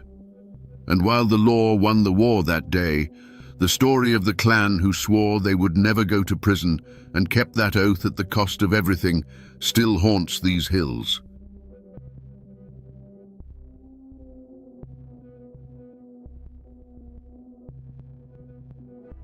The newspapers called it the Fraterville mine disaster, a tragic number etched in history, 216 men and boys gone in an instant. But numbers are cold, and they can't tell you the real story. They can't describe what it's like to sit in absolute darkness, hundreds of feet underground, listening to the air run out as you write a final letter to your wife. They can't make you feel the horror of a father holding his dying son on his lap. They say it was an accident. But the true story of Fraterville isn't about the explosion that shook the earth. It's about what happened after, in the suffocating silence. Today, we're not just telling a story. We're going to listen to the voices of the dead, reading the last words they scratched onto paper from inside their own tomb. Imagine Fraterville, Tennessee, on the morning of May 19th, 1902. It wasn't a town so much as a collection of wooden houses clinging to the hillsides, all painted the same color by the company, all breathing the same coal-tinged air. Life here was simple and hard, governed by the rising of the sun and the shriek of the mine whistle. The mountains of Coal Creek weren't just a backdrop. They were the provider and the master, giving families their daily bread from the dark seams of coal hidden in their belly. In these small homes, a familiar ritual played out before dawn. Wives rose in the dim light to stoke the fire and cook breakfast, the smell of biscuits and coffee mingling with the ever-present scent of coal dust. Men pulled on their stiff work clothes, their faces already smudged with the shadow of their trade. These were the moments that made up a life. A quick kiss goodbye at the door, a hand ruffling a child's hair, a promise to be home for supper. For the men of Fraterville, descending into the earth was as natural as breathing. Among them was Jacob Vowell, a 47-year-old man with the steady hands and quiet dignity of a veteran miner. He was a family man, respected in the community. Walking beside him was his 14-year-old son, Elbert. In those days, boys became men in the darkness of the mines, learning the dangerous trade from their fathers. For Elbert, working alongside his dad wasn't just a job. It was a rite of passage, a step into the world of men. They were part of a brotherhood of 216 souls that morning. Husbands, fathers, brothers, and sons, some boys no older than Elbert. They walked together toward the gaping mouth of the mine, their lunch pails clanking, their carbide lamps not yet lit. The air was cool, the sky was beginning to lighten, and the world above ground was waking up to a beautiful spring day. There was no sense of doom, no premonition of what was to come. It was just another Monday. They stepped onto the man trip, the string of open cars that would carry them down the sloping shaft into the heart of the mountain. The journey into the darkness was a daily routine, the familiar rumble of the wheels a mundane soundtrack to their lives. They joked and talked, their voices echoing briefly before being swallowed by the immense, earthy silence of the deep. But the mountain they trusted was holding a secret. Deep within the labyrinthine tunnels, a pocket of methane gas, odorless and invisible, was seeping from the coal seam. It was a time bomb, silently counting down. Every foot the men traveled deeper into the earth brought them closer to the moment when their ordinary world would be torn apart by a roar from hell itself. Deep inside the earth, the men worked in the flickering glow of their carbide lamps. The air was thick with the smell of damp soil and coal. The only sounds were the rhythmic scrape of shovels against rock and the metallic ring of pickaxes striking the black seam. And then, in one of the far-flung tunnels, it happened. A miner's open flame, the very tool that let him see in the dark, touched a pocket of invisible methane gas.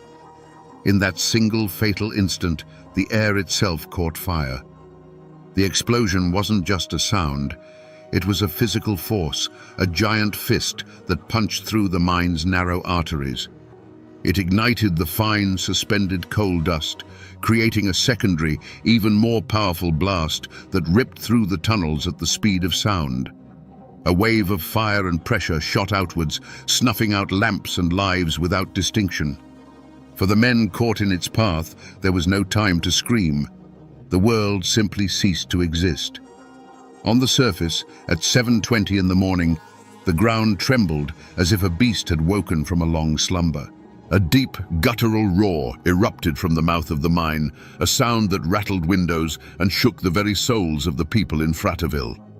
It was followed by a geyser of black smoke, splintered timbers, and mangled machinery that shot hundreds of feet into the sky.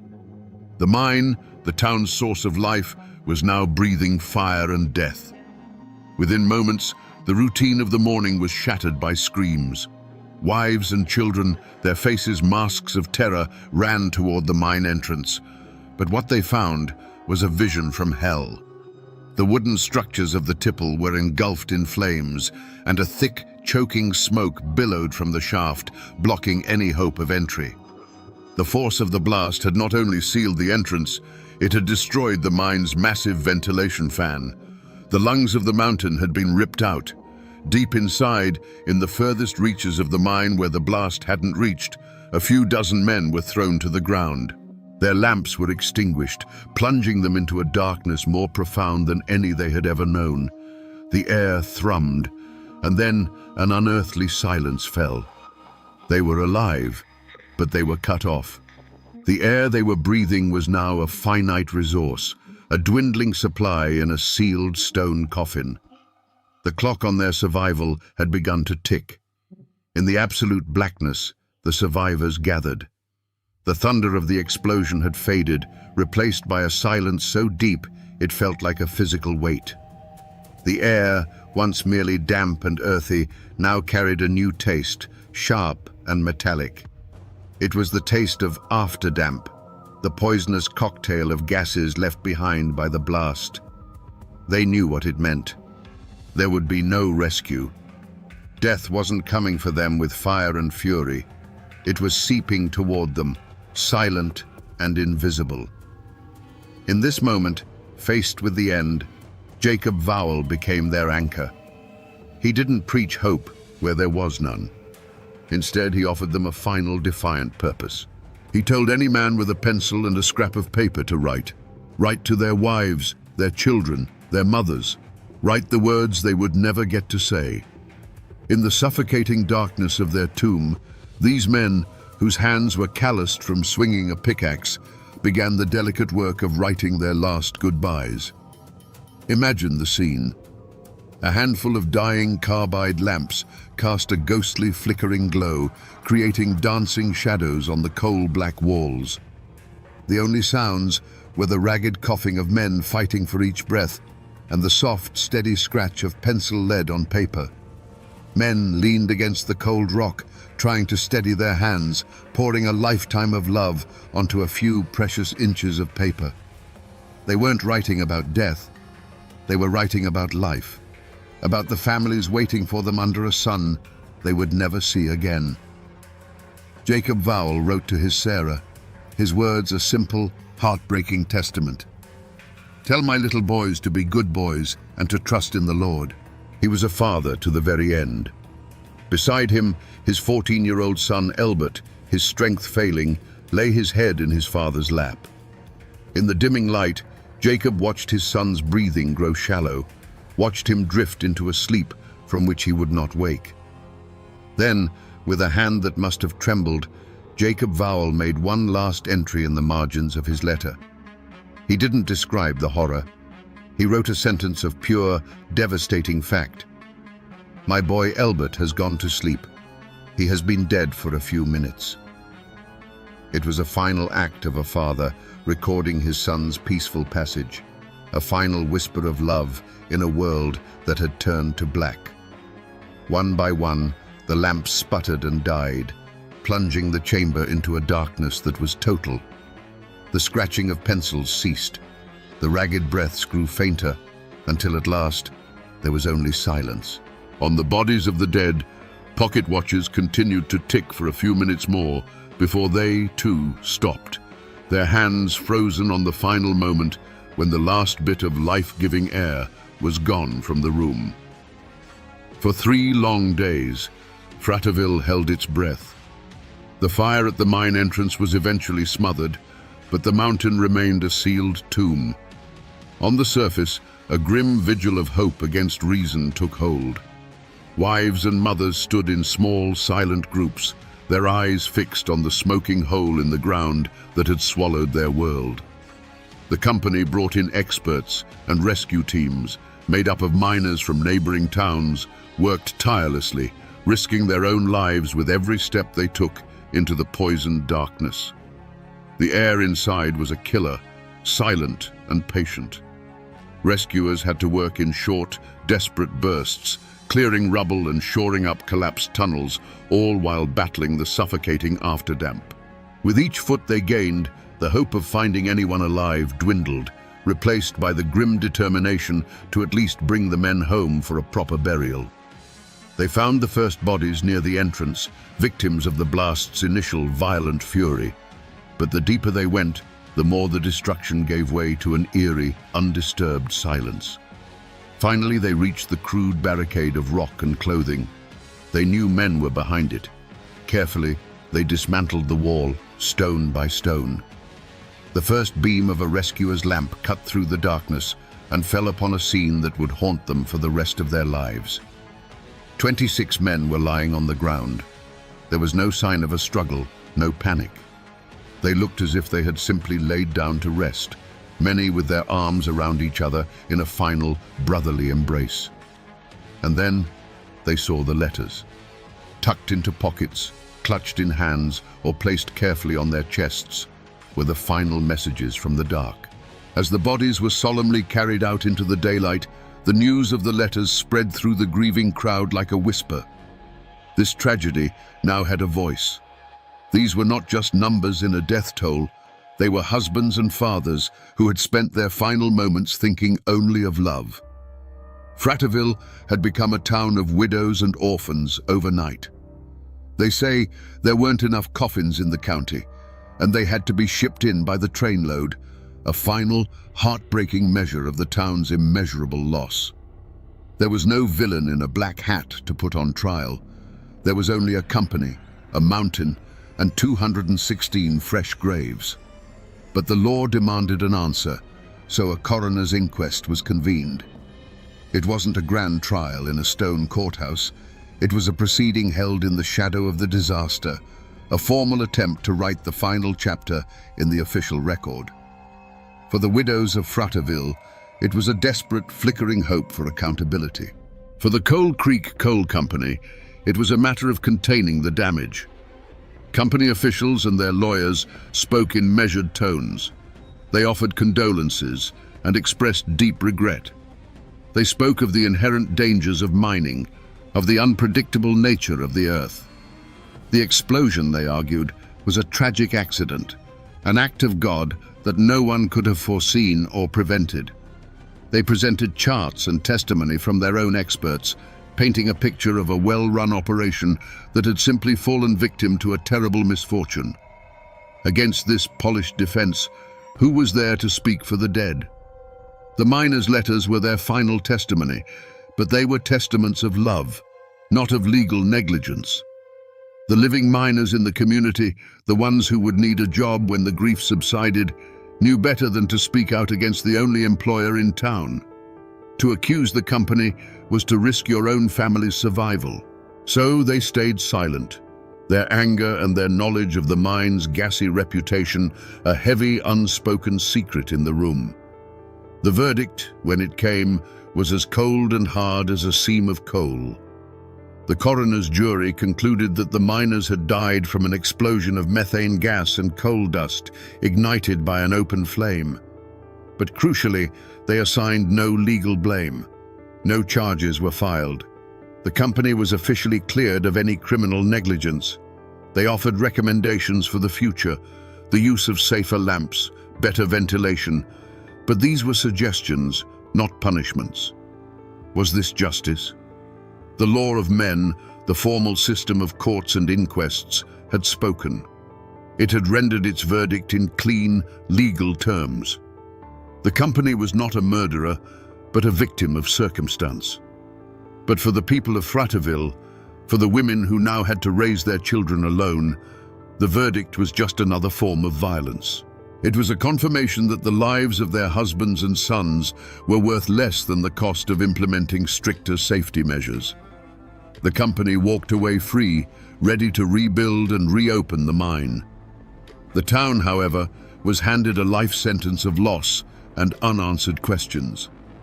The inquest provided an official cause of death, but it offered no comfort and no justice.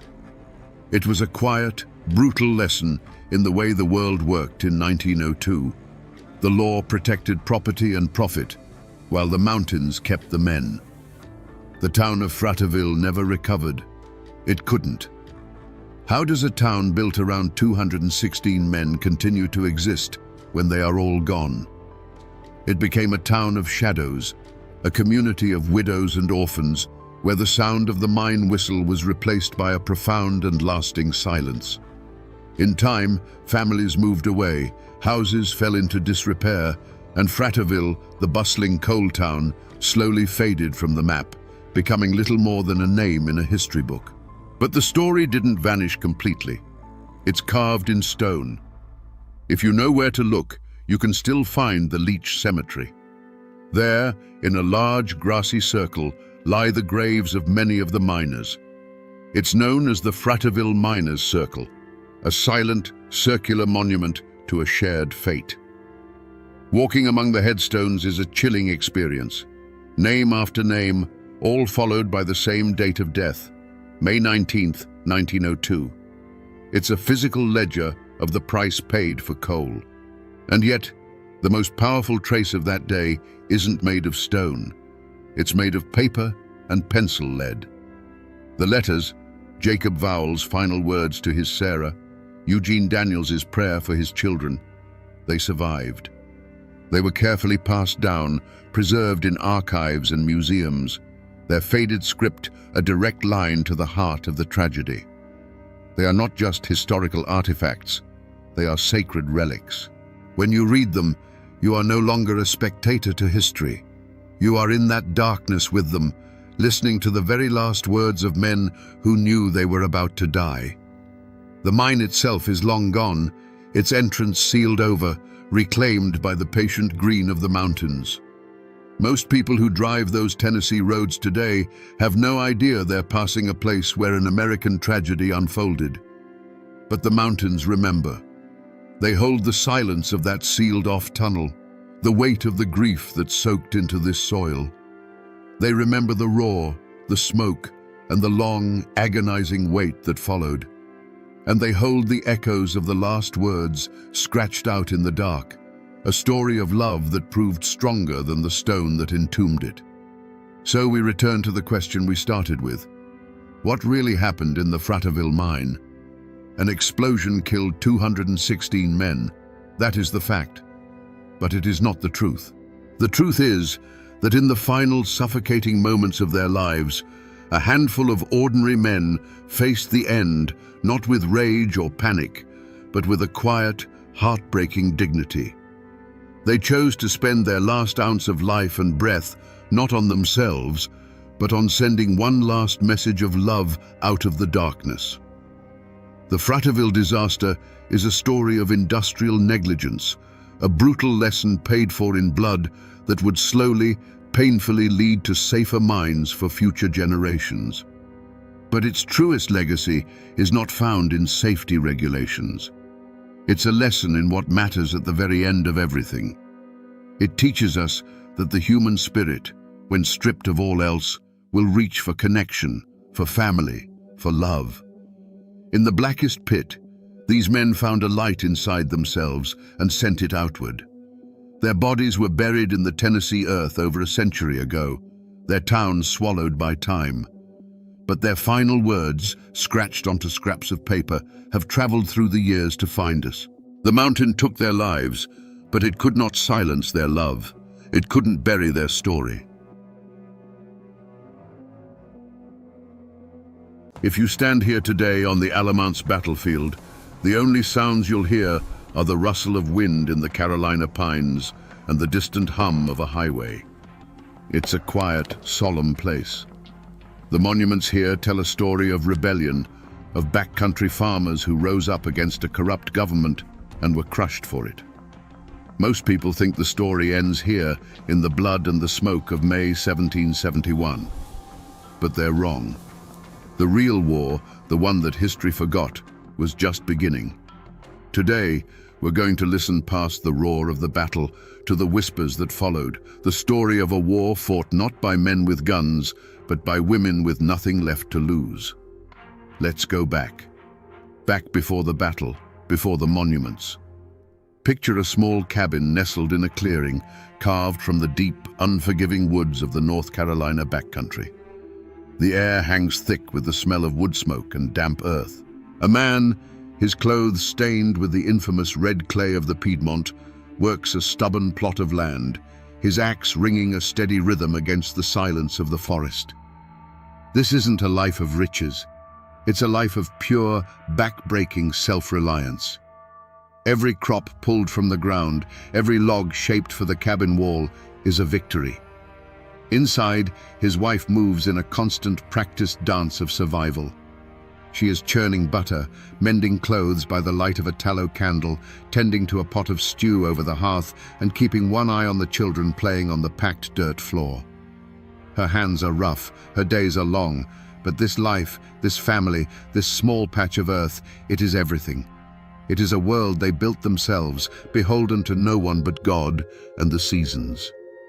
But a shadow was stretching from the coast, a shadow cast by men in powdered wigs and silk coats. Governor William Tryon and his network of appointed officials saw these hardy folk not as subjects to be governed, but as a resource to be bled dry. A sheriff, smelling of perfume and entitlement, would ride into a clearing like this one, his horse trampling the family's kitchen garden. He wouldn't ask for a share of the crop. He demanded hard cash for taxes, a thing as rare as diamonds on a frontier that lived and breathed on trade and barter. Imagine the bitter injustice. A farmer, unable to produce the coins he simply doesn't have, is forced to watch as that same sheriff seizes the tools he needs to plant next year's corn, or the milk cow that keeps his children from starving. This wasn't law. It was extortion, plain and simple. Justice in the courts was a farce, sold to whichever man had the heaviest purse. So the men did what honest men do when the law becomes the criminal. They organized. They called themselves regulators because all they wanted was to regulate the government's greed, to demand an honest accounting for their taxes. They weren't traitors dreaming of a new flag. They were fathers and husbands trying to protect their homes. They petitioned, they protested, and they prayed for fairness. But in the halls of power, their pleas fell on deaf ears, and the stage was being set for a confrontation that would burn their world to the ground. In a quiet corner of the state archives, history feels like a physical thing. You can smell it in the dry, brittle paper. And here, under the low, humming lights, is a document that was supposed to be the final word on the Regulator Rebellion. It's a proclamation issued by Governor William Tryon in the days following his victory at Alamance. The script is elegant, the language is absolute. It lists the names of men now branded as outlaws, fugitives to be hunted down. For all others, it offers a pardon, but only if they come forward and swear a humiliating oath of allegiance to the very government that had been robbing them blind. On the surface, this paper is a victor's decree. It's the official story etched in ink. The rebellion is over, the king's authority is restored, order has returned to the backcountry. To most, this document is a period at the end of a sentence, a historical footnote. But it's not. If you read between the lines of this cold, legalistic text, you find something else entirely. You find a threat. This isn't just a pardon, it's a weapon. By demanding the men come out of hiding and swear an oath, Tryon was turning every cabin into a potential trap. He was leveraging the family, the bond between husband and wife, father and child. This piece of paper was a declaration that the war was no longer on the battlefield. The war was now moving to the hearth, to the kitchen, to the conversations whispered in the dead of night. It raises a terrifying question, one that this official document completely ignores. What happens to the women? What happens when their husbands are ghosts in the forest and the government is at their door, holding a piece of paper that promises either submission or ruin? The smoke from the Alamance battlefield had barely cleared when a new kind of army descended upon the backcountry. This wasn't the formal militia of Governor Tryon. These were smaller, crueler patrols sent to enforce the peace with the tip of a bayonet.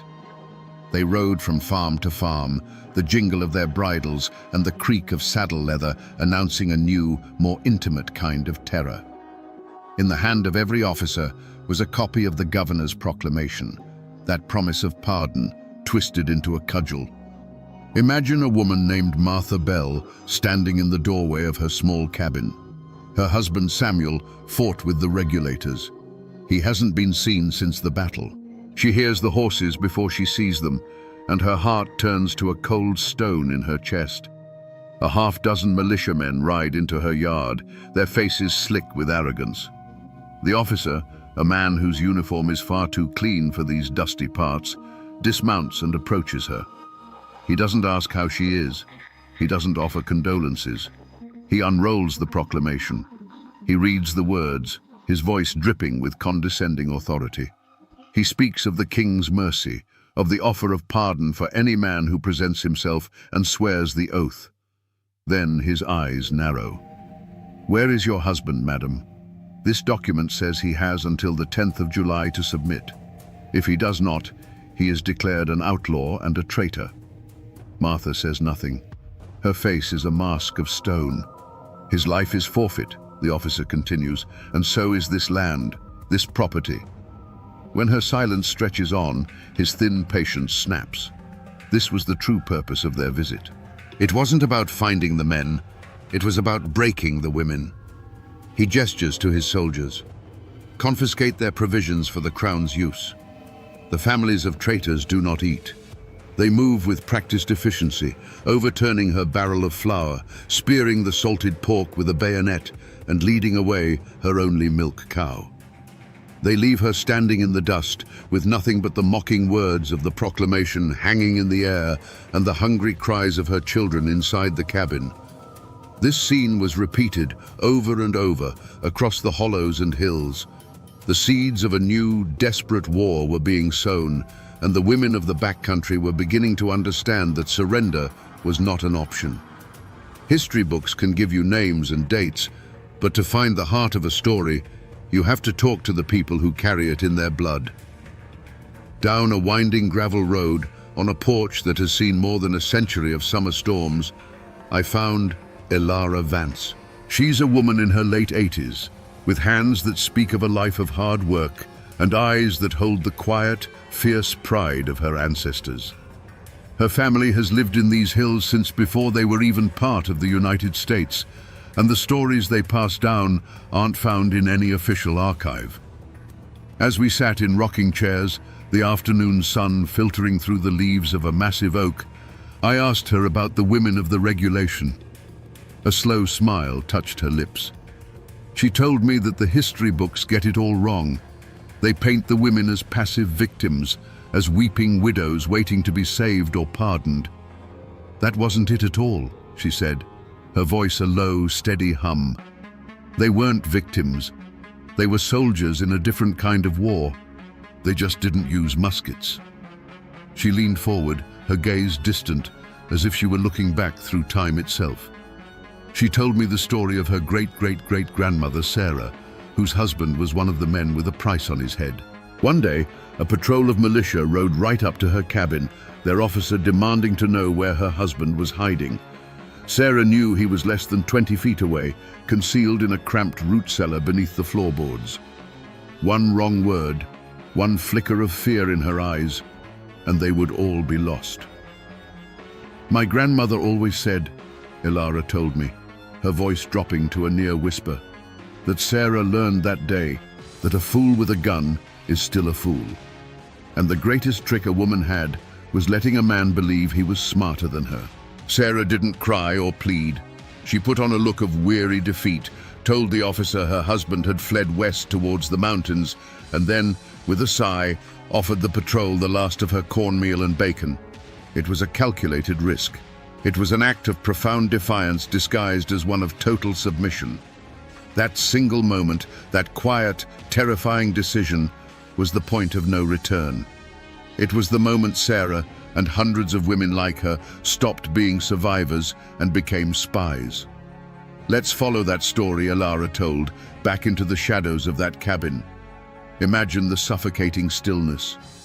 Sarah moves with a forced, unnatural quiet, hushing her children with a look, her ears straining for any sound from outside.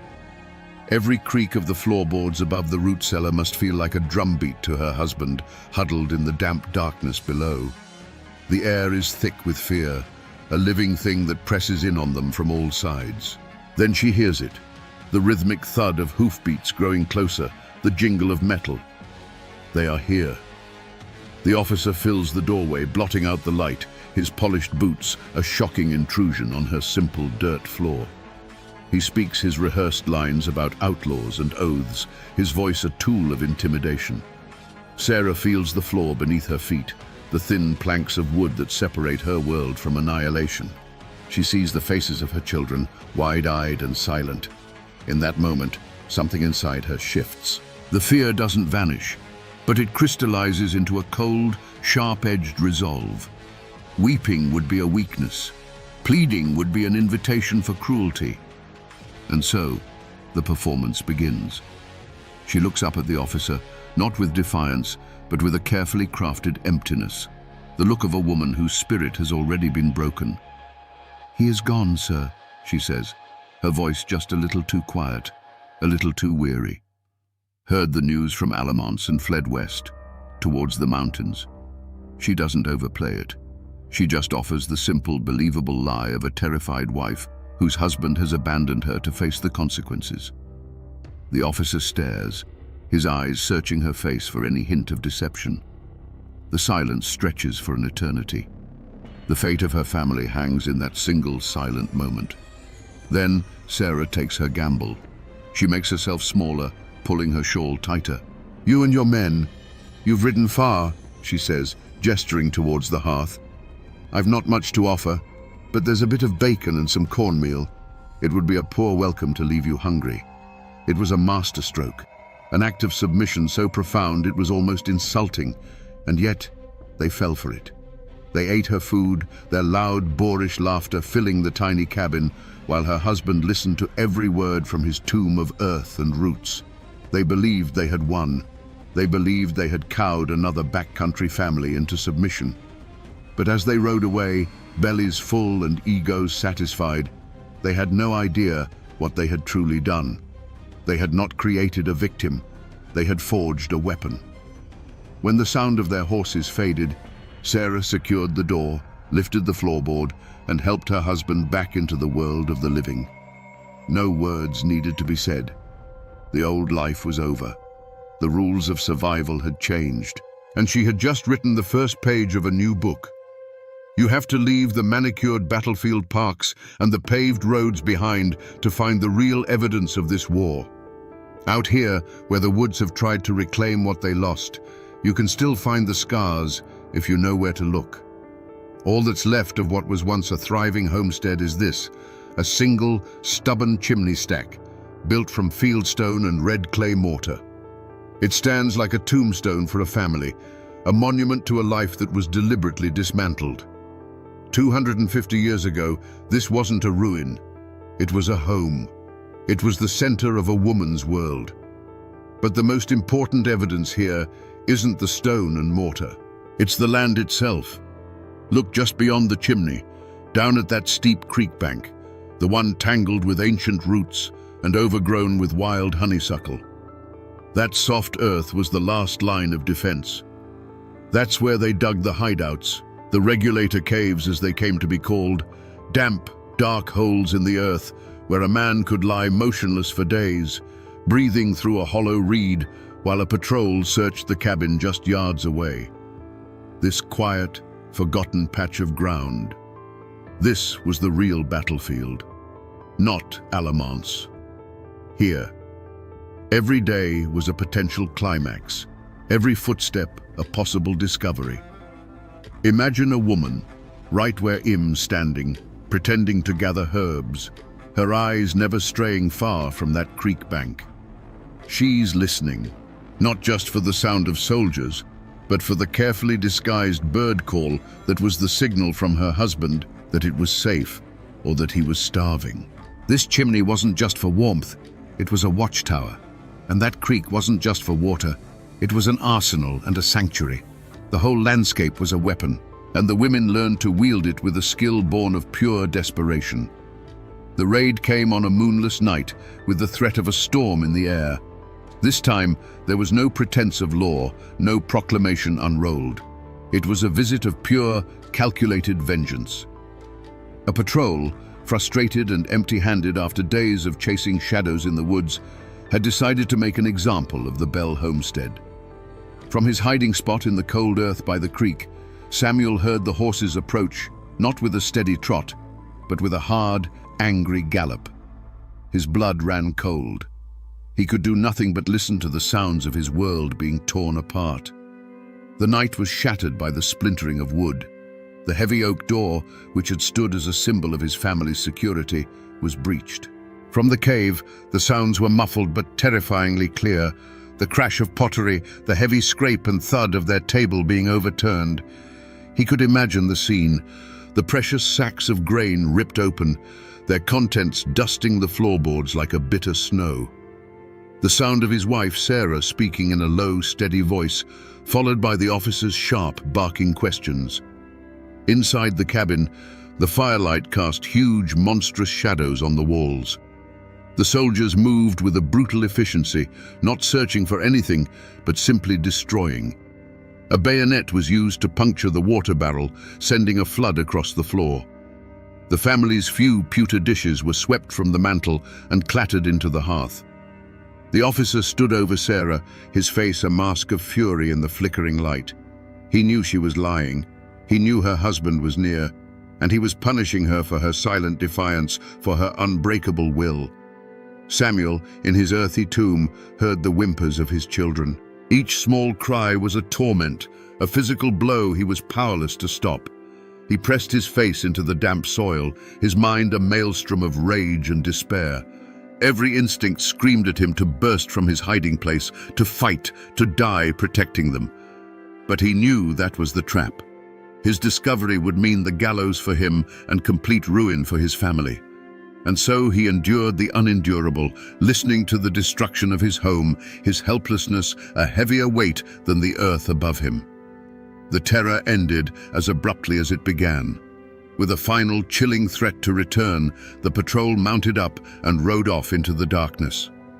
A heavy silence fell, broken only by the sound of the rising wind and a child's quiet sobbing. When Samuel finally emerged, he found a scene of deliberate devastation. The cabin, their sanctuary, had been violated, its contents strewn and broken. But in the middle of the wreckage stood Sarah. She wasn't crying.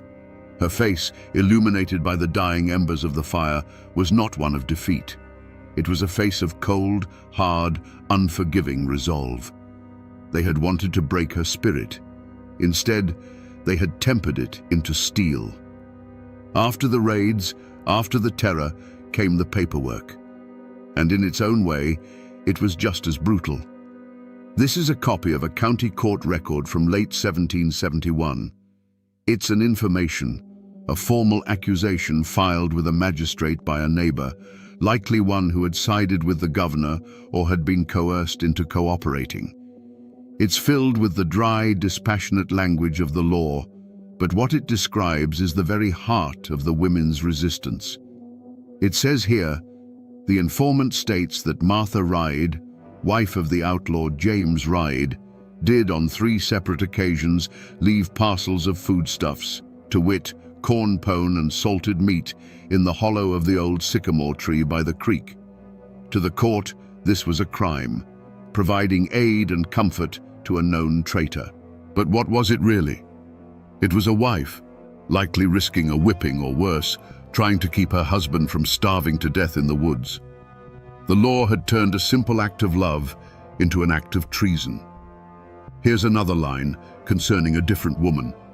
It accuses her of spreading false reports with the intent to mislead a patrol of the king's militia. We know what that means. That was the warning network. That was a woman telling her sister down the road that a patrol was headed her way, using coded language and sending a child as a messenger. The official record calls it sedition. They called it survival. This is how they did it. They used the sterile, emotionless language of the law to criminalize every single tool the women had. Loyalty to a husband became harboring a fugitive. A warning to a neighbor became hindering an investigation. They stripped the humanity from these women's actions, reducing them to a list of offenses on a piece of parchment. And these documents weren't just records, they were weapons. They were the legal justification needed to take the next step, to move from random terror to systematic persecution. They were the prelude to arrests and trials where the women themselves would be forced to stand before the very system that had declared their families forfeit. The law, when it finally came for Martha Reed, did not arrive with a roar. It came in the form of 2 men, a local sheriff and the neighbor who had informed on her, standing at her cabin door in the gray light of dawn. There was no struggle. There was no chase through the mountains, just the cold, quiet reading of the charge, the words from that official document now a spoken sentence upon her life. The charge was providing aid and comfort to a known traitor. The reality was that she had left a piece of bread for her husband in the hollow of a tree. Her children watched, silent and terrified, as she was led away from the only home she had ever known. The journey to the county seat was a grim parade designed for maximum humiliation. She walked, her hands bound loosely in front of her, while the sheriff rode his horse. Faces peered from behind cabin doors and through gaps in the trees, but no one spoke a word. Fear was a gag in the throat of the entire community. To offer a kind word to Martha was to risk being the next one accused. The trial was a mockery of justice, held not in a grand hall, but in a stuffy, crowded room above a tavern. The air was thick with the smell of unwashed bodies and spilled ale. The magistrate, a portly man with a face flushed from drink and self-importance, was the same clerk the regulators had protested for his exorbitant fees. He was both judge and jury. There was no one to speak for Martha. Her accuser, a man whose land bordered hers and who stood to gain from her ruin, recited his story with a nervous, practiced air. The magistrate read the charge from the official paper, his voice droning on. He then turned his gaze upon Martha. "What say you to this, woman?" he asked, his tone laced with contempt.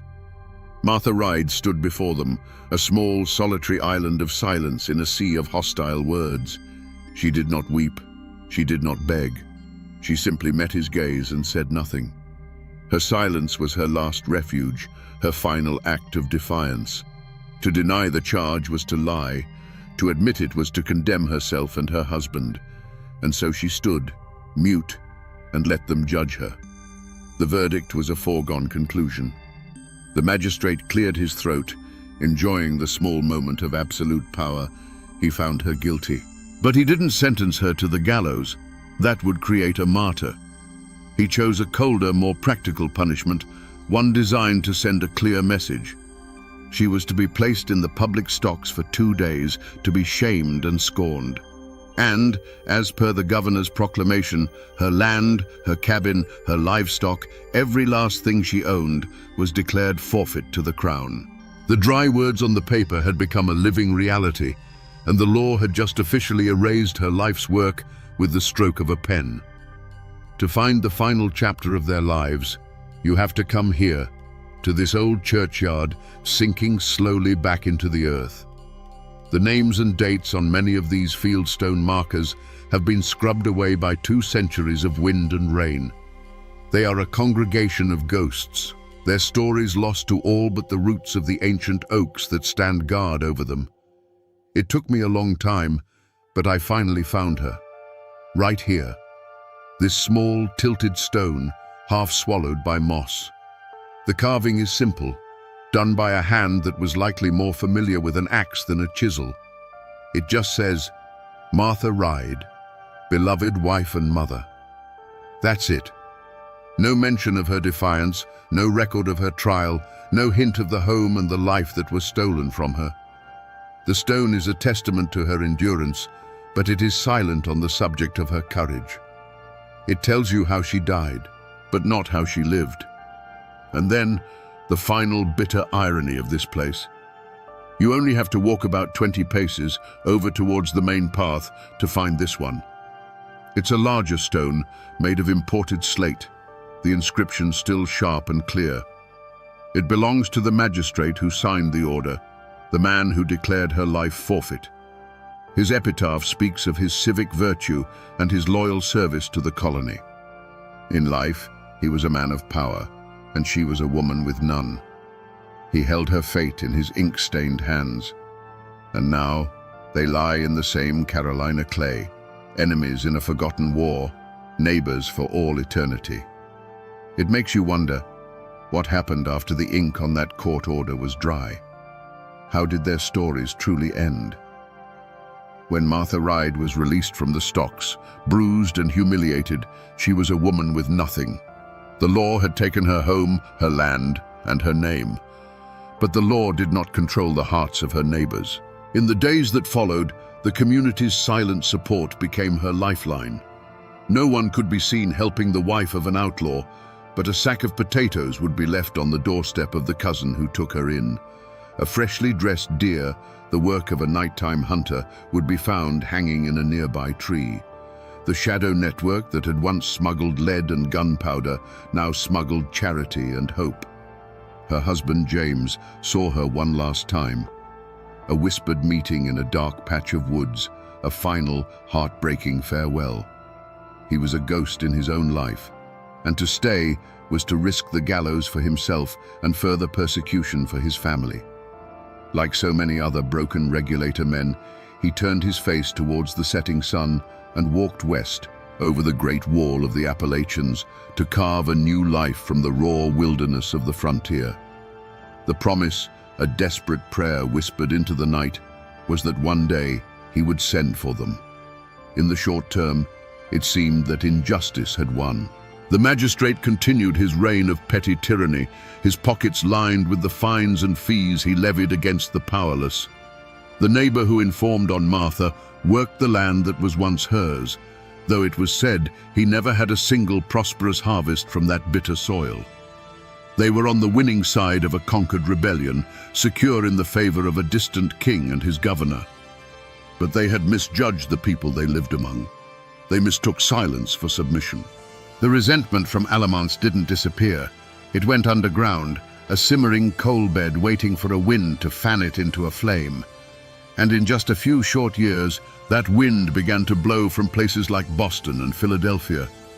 The whispers against corrupt local officials became open shouts against the king himself. When the war for independence finally erupted, it was a firestorm in the Carolina backcountry. The old battle lines were drawn anew. The men who had been called traitors in 1771 were now hailed as the first patriots. And men like the magistrate, who had built their careers on loyalty to the crown, were now branded as Tories. His power evaporated overnight. He lived his final years in fear, a reviled figure in the very community he once ruled. The neighbor who took Martha's land found himself an outcast, his betrayal never forgotten nor forgiven. The story ends not with a single dramatic act of revenge, but with the slow, grinding justice of a community's memory. Martha Ryde never got her land back, but she lived long enough to see the world turn right side up again, and to be remembered not as a criminal, but as a hero. You would think that after 2.5 centuries, a story like this would settle into a single, agreed-upon truth. But it hasn't. Not here. The Battle of Alamance may be a footnote in the national history books, but in these quiet counties, the divisions it created still cast a long, faint shadow. The story of the regulation is not one story. It is two, and which one you hear depends entirely on which family's porch you happen to be sitting on. If you talk to the descendants of the regulator families, people like Elara Vance, you hear the story we've been piecing together. It's a foundational epic, a tale of righteous fury against tyranny. They'll tell you with a burning pride that their ancestors weren't just farmers. They were the first American revolutionaries, the ones who bled for liberty 5 years before the shot heard round the world. To them, Martha Ryde is a saint of the resistance, a symbol of quiet, unbreakable strength. The women of the Shadow Network are the unsung heroines of a guerrilla war for freedom. But if you find your way to the descendants of the families who sided with the crown, the story inverts itself completely. It's not a tale they tell loudly, but in hushed, careful tones, they will paint a very different picture. In their history, the regulators were not heroes. They were a dangerous, lawless mob. They were tax evaders and anarchists who threatened to drag the entire colony into chaos with their violence and their refusal to respect authority. From their perspective, Governor Tryon and the magistrates weren't villains. They were the forces of law and order, bravely trying to hold civilization together on a wild frontier. The informant who turned in Martha Ryde wasn't a traitor. He was a good citizen doing his civic duty. And Martha herself? She wasn't a hero. She was a criminal, knowingly aiding a fugitive and participating in a conspiracy against the legitimate government. Her punishment wasn't an injustice, it was the necessary consequence of her actions. These two versions of the past cannot coexist, yet they do, living side by side in the collective memory of this place. It proves that the deepest wounds aren't left on the battlefield, but in the stories we choose to tell our children. Facts are brittle things. They can be burned in a courthouse fire or buried under a faded tombstone. But stories in these mountains are different.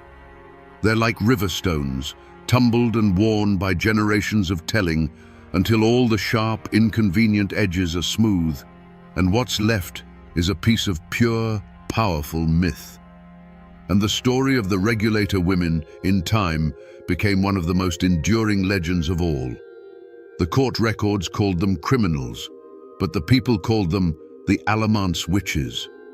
The soldiers, most of them outsiders who thought the backcountry was a savage wilderness, started whispering. They couldn't understand how these women survived, how they always seemed one step ahead. It couldn't just be cleverness, it had to be something more. A woman's knowledge of herbal remedies, passed down from her grandmother, became the power to brew curses into a soldier's drinking water. A secret signal, a quilt hung on a line in a certain way, became a form of strange, silent witchcraft.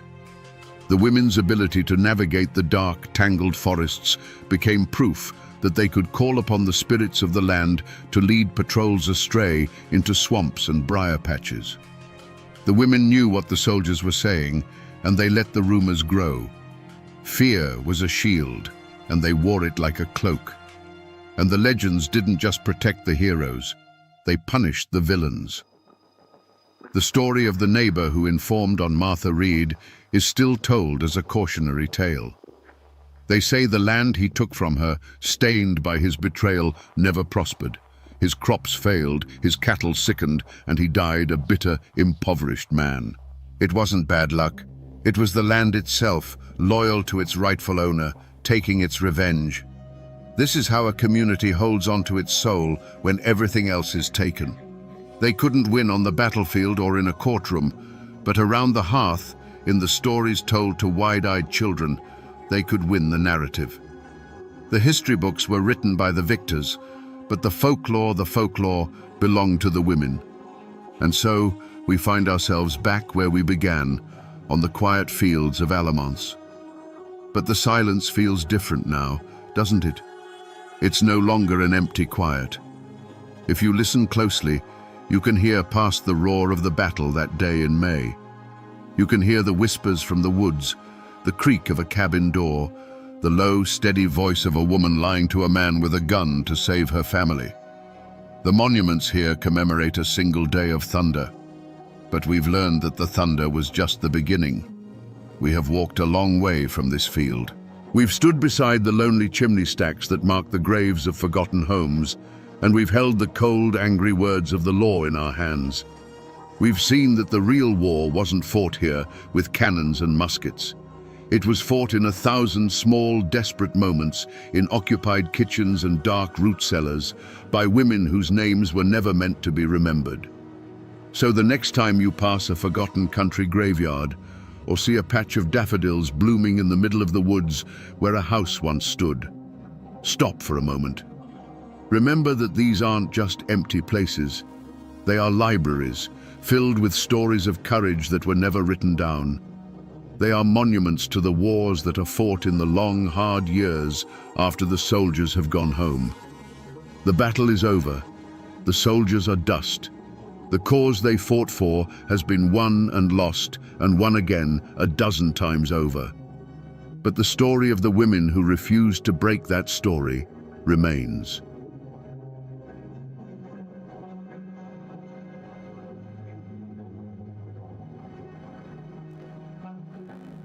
They say that on the 4th of July, the road up Cherry Mountain was choked with a pilgrimage of the thirsty and the defiant. Thousands of people, judges and outlaws, preachers and laborers, climbed that steep North Carolina slope, drawn by a single promise. At the summit, a stout, smiling man named Amos Owens stood beside barrels of a legendary ruby-red liqueur, ladling it out for free to all who came. He was a moonshiner, a tax evader, an enemy of the federal government. But on that mountain, he was a king. How does a man become a legend in his own lifetime? How does a common criminal earn the loyalty of an entire region, turning his defiance into a roaring celebration that the law itself was powerless to stop? Was he a simple man breaking the law for profit? Or was he the last bastion of a fiercely independent mountain spirit? Today, we're going to pour a glass of history and trace the life of the one and only Cherry Bounce King, to understand the man who built a kingdom from corn, wild cherries, and an unbreakable will. To understand a man like Amos Owens, you have to understand the ground he was raised on. He was born in 1822 in Rutherford County, North Carolina, a place where the Blue Ridge Mountains begin to claw their way toward the sky. This wasn't just a landscape, it was a fortress. The people who settled these hollows were mostly Scotch-Irish, folks who carried a deep and abiding distrust of distant governments in their bones. They had fled kings and landlords once, and they weren't about to bow to a tax collector from Washington, D.C. Life here was a constant struggle against rock, weather, and isolation. A family's wealth wasn't measured in dollars, but in the yield of their corn patch, the health of their livestock, and the strength of their kin. Corn was life, but it was heavy and difficult to transport over rugged mountain trails. Turning that corn into whiskey was simple economics. It was a way to concentrate a year's worth of hard labor into a portable, profitable, and potent form. For these mountain families, the smoke from a copper still wasn't the sign of a crime. It was the smell of survival. This world operated on a code older than any federal law. Your word was your bond. Your family was your nation. An insult to your honor had to be answered, and a neighbor in need was to be helped without question. The law was something that existed down in the flatlands, an alien system that didn't understand the realities of mountain life. The stories of the Whiskey Rebellion of the 1790s weren't taught as a failed uprising. They were passed down as tales of righteous defiance, cementing the belief that a man had a God-given right to his own craft. But Amos wasn't just a product of the mountains. He was forged in the fires of a foreign war. As a young man, he left his secluded home to fight in the Mexican-American War. Imagine that transition, from the quiet, green solitude of Appalachia to the dusty, brutal battlefields of a foreign land. This experience hardened him. It taught him discipline. It showed him a world far beyond his mountain, and it likely reinforced his belief in self-reliance above all else. He was a veteran, a man who had served his country. When Amos Owens returned home, he came back a different man. He had seen the authority of the United States government up close, but he chose to climb back up Cherry Mountain and live by the old code. He didn't see a contradiction in having fought for the flag and then defying its laws. In his mind, the government had its place, and that place was not on his mountain, telling him what he could and could not do with the corn he grew with his own 2 hands. This was the crucible that created the Cherry Bounce King. He was a man of his people, steeped in a tradition of defiance. He was a farmer who understood the brutal math of survival. And he was a soldier who had learned how to stand his ground. The mountain gave him his ingredients and his fortress, but his unbending character, that was forged in the history of his ancestors and the heat of war. Long before the name Cherry Bounce King echoed through the halls of government, there was just Amos Owens, the artisan. Before the roaring crowds and the legendary defiance, there was the quiet solitude of the pre-dawn hours, the gentle hiss of the copper still, and the steady hand of a man who was a master of his craft. He wasn't just brewing moonshine, he was practicing an art form passed down through generations. He knew the corn by its feel, the fire by its sound, and the final product by a single practiced taste. His cherry bounce wasn't just potent, it was perfect, a testament to a pride in his work that no federal law could ever touch. But this craft wasn't for his own glory. It was the foundation of his family. The income from his hidden stills meant his wife had what she needed and his children never went to bed hungry. It meant he could afford good tools for his farm and solid shoes for their feet. His operation allowed him to build a life on that rugged mountain that was a step above mere survival. He was a patriarch in the truest mountain sense, the unwavering provider and protector of his clan. The world he built was one of security and stability, a small, independent nation with his homestead at its capital, and his influence spread beyond his own fence line. On Cherry Mountain and in the hollows below, Amos Owens was a pillar of the community. In a place where cash was as rare as a flat piece of land, he was the local economy's heartbeat. He bought his neighbors surplus corn at a fair price, providing them with the hard currency they needed. When a family fell on hard times, it was often Amos they turned to for a loan or assistance, a request he rarely refused. He commanded a deep, unshakable respect, not because of fear, but because his success was shared with those around him. This was the kingdom Amos Owens built, long before the outside world took notice. It was a world governed by loyalty, sustained by his craft, and centered on his family and community. It was a life of quiet dignity and fierce independence, a peaceful defiance conducted not with guns, but with copper pots and wild cherries. This was everything he stood to lose. It wasn't just a business the revenuers were threatening. It was his home, his honor, and the entire world he held dear. Every great man has a current running through him, a force that drives his every decision. For Amos Owens, that force was a stubborn pride as unyielding as mountain granite.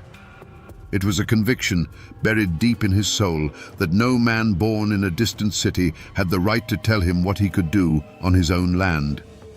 This wasn't just a belief, it was the very bedrock of his identity. He didn't just break the law, he disdained it. He saw the federal tax on liquor not as a legal statute, but as an intolerable insult to his craft and his heritage. This pride wasn't a quiet, internal thing. It was loud, bold, and defiant. While other moonshiners operated in the shadows, speaking in whispers and moving by moonlight, Amos Owens built a lighthouse. His legendary 4th of July and Christmas celebrations, where he gave away his cherry bounce by the barrelful, were the ultimate expression of this flaw. These weren't just parties, they were public declarations. He was telling the world, and specifically the federal government, "I am here. This is my craft, and I am not ashamed of it. Come and get me if you dare." There's a story, told and retold until it's become gospel in those parts, that perfectly captures this audacious spirit. After one of his many arrests, Amos was brought before a judge who, tired of their game, levied a particularly steep fine against him. The courtroom fell silent, expecting the old moonshiner to protest or ask for time to pay. Instead, Amos simply nodded, reached deep into the pocket of his overalls, and pulled out a thick wad of cash, bills still smelling faintly of corn mash and wood smoke. He counted out the full amount, placed it on the bench without a word, and walked out a free man. It was not an act of submission, it was an act of mockery. He was using the profits of his crime to pay the penalty, reducing the judge's sentence to a mere business expense. This pride, this absolute refusal to bend, was his greatest strength in the eyes of his neighbors. It's what made him a folk hero. But it was also the crack in his armor. It made him visible. It made him a target. A lesser man might have laid low after a raid, moved his still, and sold his product quietly. But Amos' pride wouldn't allow that. He would rebuild, bigger and better, and the smoke would rise from his chimney stack on Cherry Mountain like a defiant flag, a signal to the law that he had not been beaten. His flaw, then, was his inability to compromise his own code.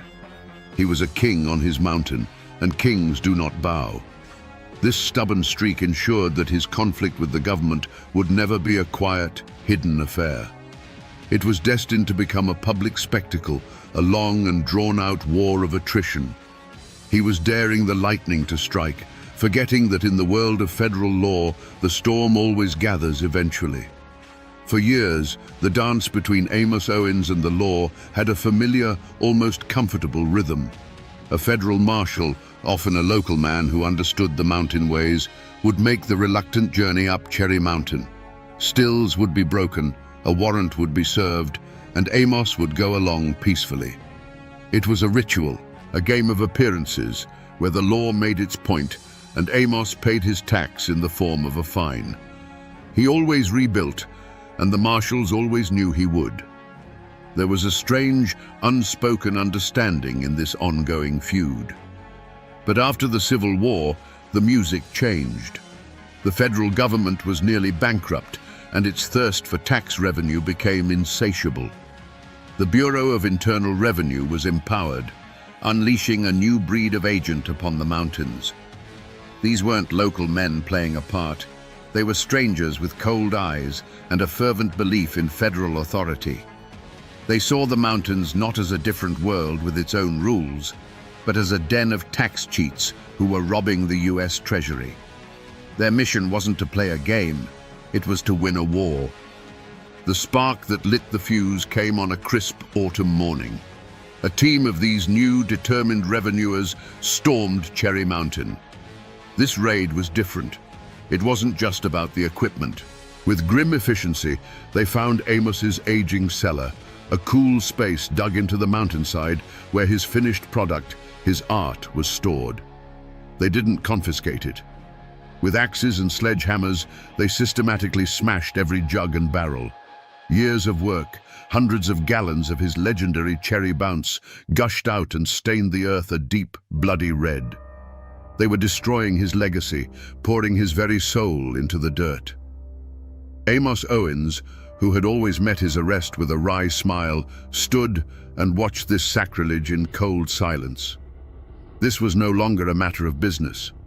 They hadn't just destroyed his property, they had committed an act of profound disrespect. They had vandalized his art, violated the sanctity of his craft, and declared that his life's work was nothing more than contraband to be annihilated. The unspoken rules of their long dance had been shattered. For Amos, this was a declaration of war. This act was an unforgivable affront precisely because it struck at the heart of his defiant pride. To be arrested was one thing. To be treated as a common criminal whose masterpiece deserved no more respect than ditch water was another. They had challenged his status, his honor, and his identity as the king of his own mountain. In that moment, watching his life's work bleed into the ground, a decision was made. He would no longer be a mere moonshiner who got caught now and then. He would become a symbol. His operation would grow larger, his celebrations more brazen, and his name would become a banner of defiance for the entire region to rally behind. The red stain on the ground where his cherry bounce had been spilled was a line drawn in the dirt. Amos Owens' response wasn't fear, it was fury. He did not retreat into the shadows. Instead, he did the opposite. The smoke from Cherry Mountain, which had always been a steady wisp, now billowed into a column. He built new stills, bigger and more efficient. He hired more men. He doubled his production. He was no longer just supplying a thirsty region. He was building an empire in open defiance of the United States government. The warnings started as quiet whispers. His own wife, who had stood by him through dozens of arrests, saw the new hardness in the eyes of the federal men who rode through the nearby towns. She would plead with him at night, by the firelight, her voice full of a fear he'd never heard before. "Amos," she would say, "this is different now. It's not a game anymore. They don't just want a fine. They want to see you broken." He would listen, pat her hand, and tell her that a man who bows to a bully invites him to kick again. The whispers grew louder in the community. Friends who had celebrated his audacity now pulled him aside with worried looks. They spoke of revenuers threatening local farmers for information, of a new, ruthless pressure being applied to the entire area. "Just lay low for a while, Amos," they'd advise. "Let the heat die down. Make your run, but do it quiet-like." They were counseling survival, the ancient mountain art of bending like a sapling in a storm so as not to break. But Amos Owens was no sapling. He was a great old oak, and he would not bend. He saw their pleas for caution as a step toward surrender. To him, this was no longer about a single man's still. It was about the soul of the mountains. He told them that if he backed down, the federal men would come for them next.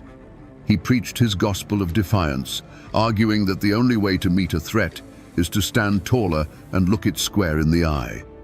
His pride had now transformed into a righteous cause. The ultimate act of defiance was his next 4th of July celebration.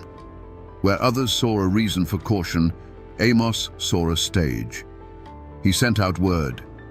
The party on Cherry Mountain would be bigger than ever before.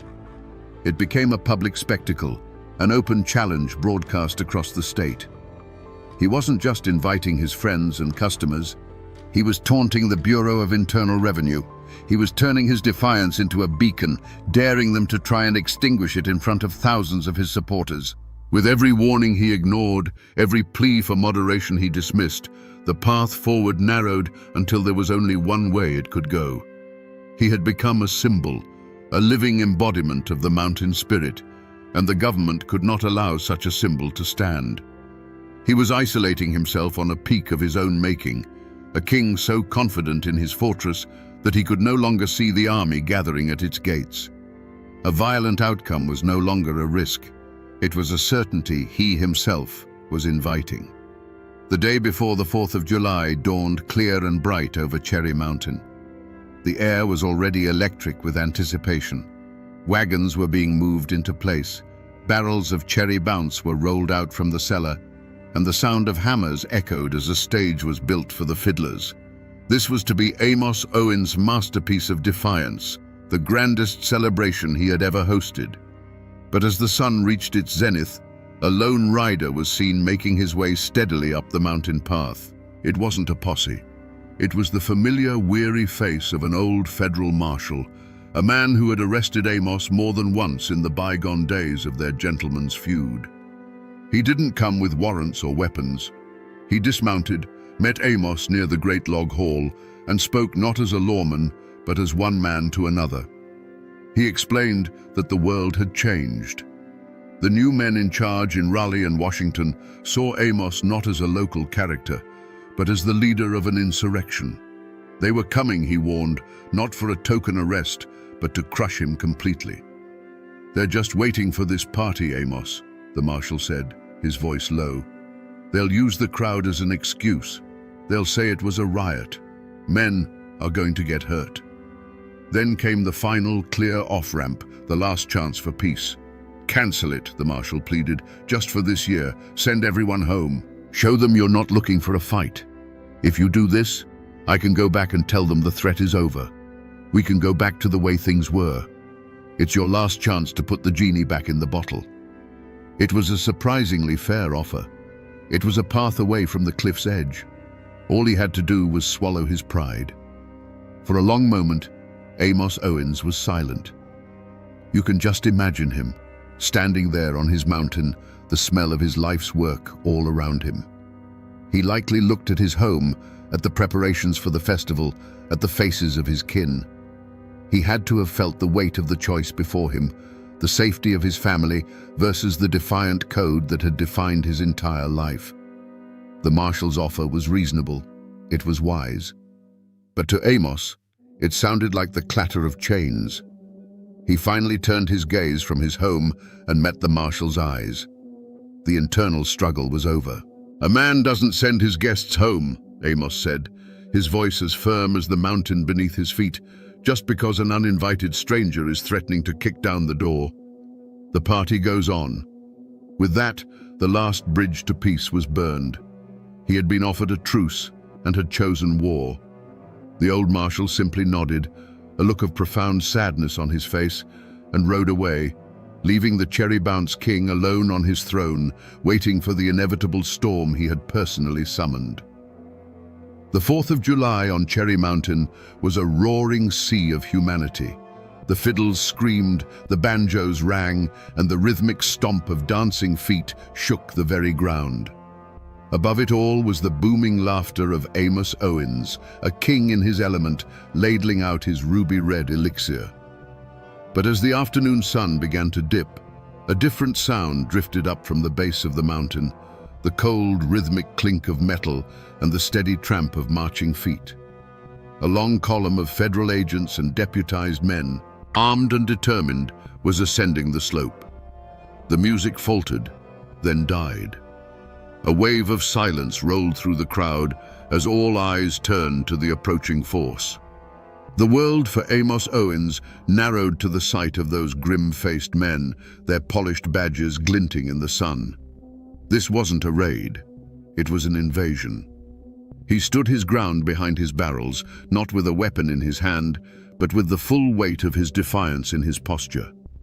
The air grew thick and heavy, charged with the energy of 1,000 held breaths.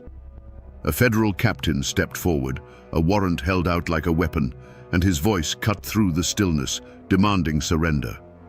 Amos' reply was not a shout, but a low, firm refusal that was heard by every person on that mountaintop. And in that instant, the simmering tension that had built for years finally boiled over. The captain gave a signal, and the line of lawmen surged forward. The crowd, loyal and fueled by Cherry Bounce, pushed back. What happened next wasn't a battle of neat lines and clear commands. It was a chaotic, swirling vortex of human bodies. The world became a blur of motion and a cacophony of shouts. From Amos' perspective, it must have been a maelstrom. The celebration he had built, a symbol of his independence, had become a scene of pandemonium. An argument that had raged for a decade in courtrooms and whispers was suddenly, violently being settled with fists and clubs. The sharp, percussive sound of an intervention echoed through the holler, a sound that cut through the noise and hung in the air like a final, dreadful punctuation mark. In the heart of the chaos, Amos himself was the primary target. He was swarmed, not as a respected elder, but as the ringleader of a mob. He felt the grasp of rough hands, the impact of a world turned hostile. The final, visceral sensation was not one of his choosing. The vibrant festival, the pinnacle of his lifelong defiance, was over. The argument that had defined his life had been answered not with words, but with overwhelming force.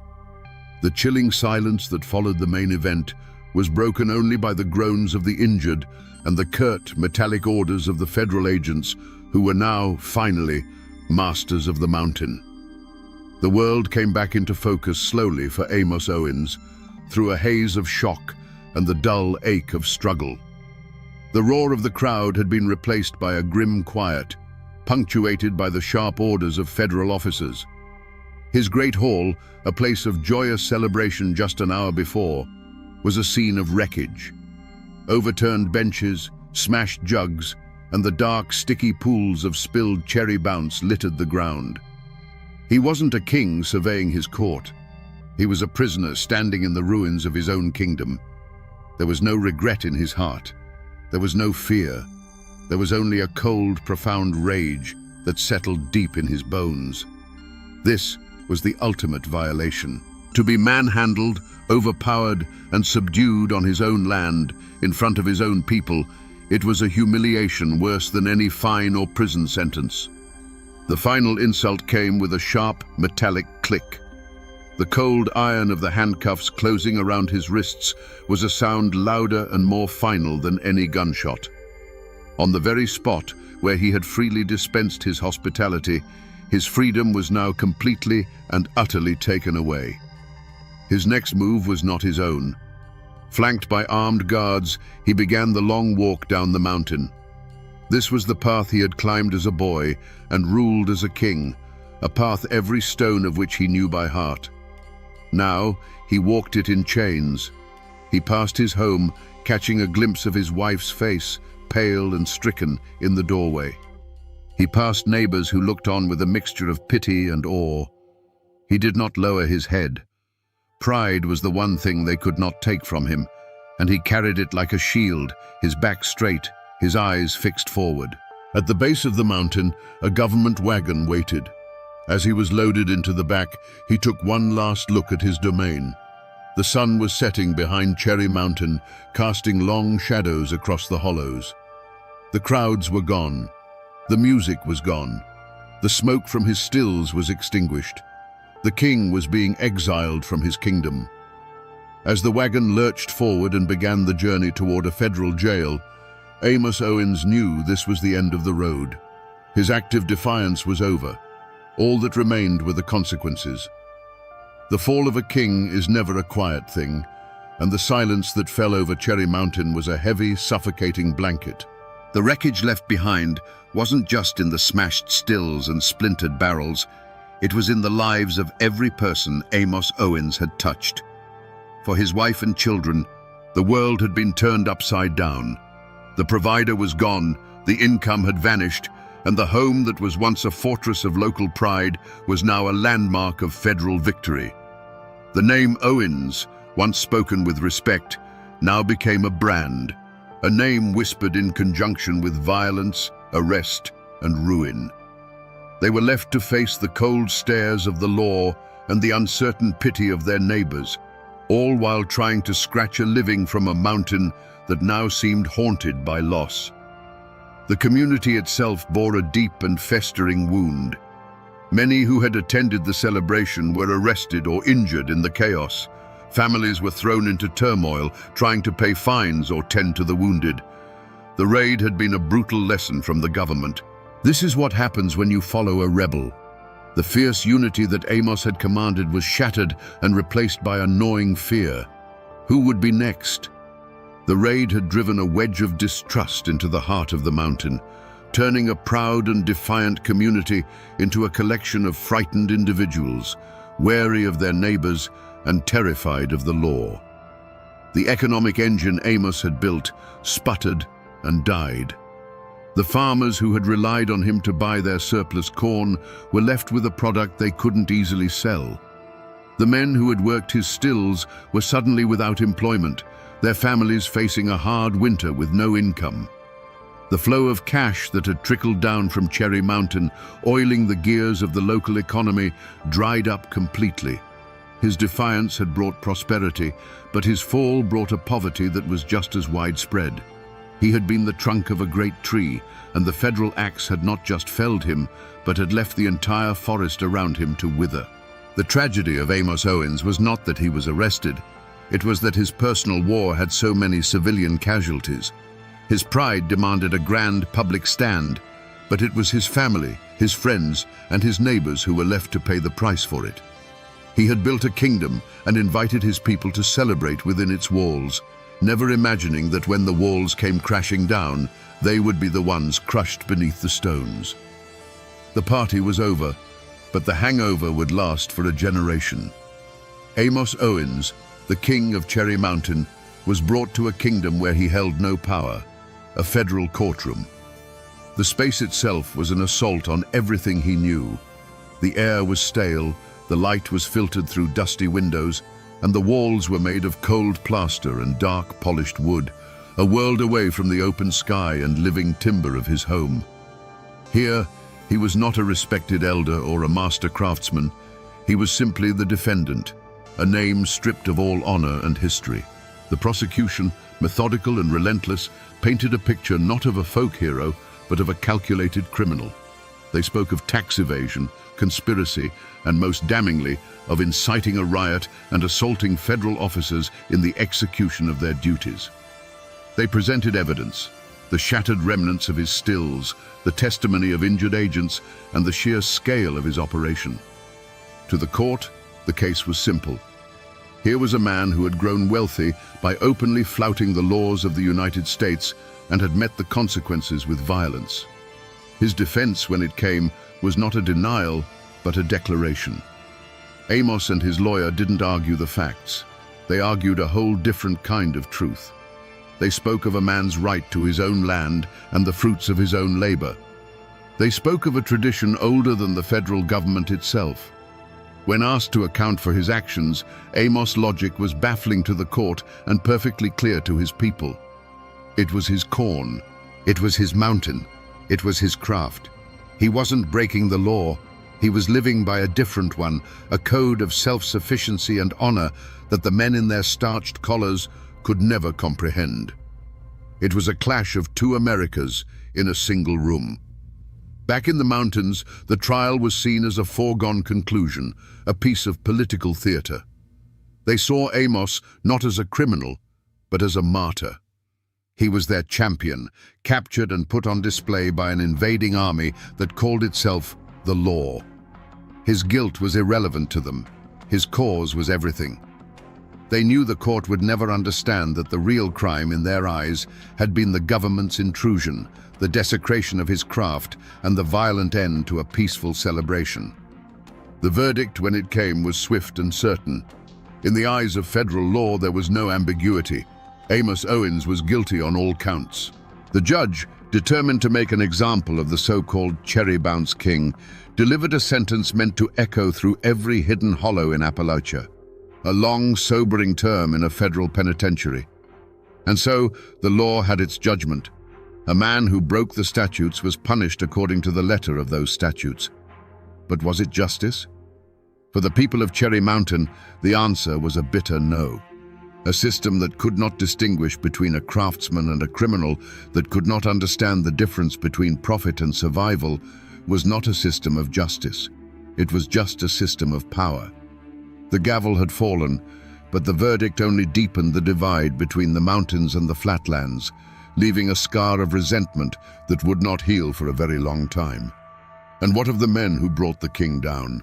What of the federal agents, the new breed of lawmen who had turned a gentleman's game into a brutal war? You might expect a story like this to end with them meeting some form of mountain justice, a karmic balancing of the scales. But the world, especially the world of government and law, rarely works like a folk ballad. The men who led the raid on Cherry Mountain didn't face consequences. They received commendations.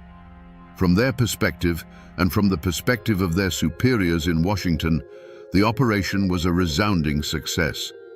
They had targeted the most famous, most defiant moonshiner in the state, and had dismantled his empire in a single afternoon. They had enforced federal law, quelled a riot, and sent a clear, unambiguous message to every distiller operating in the shadows.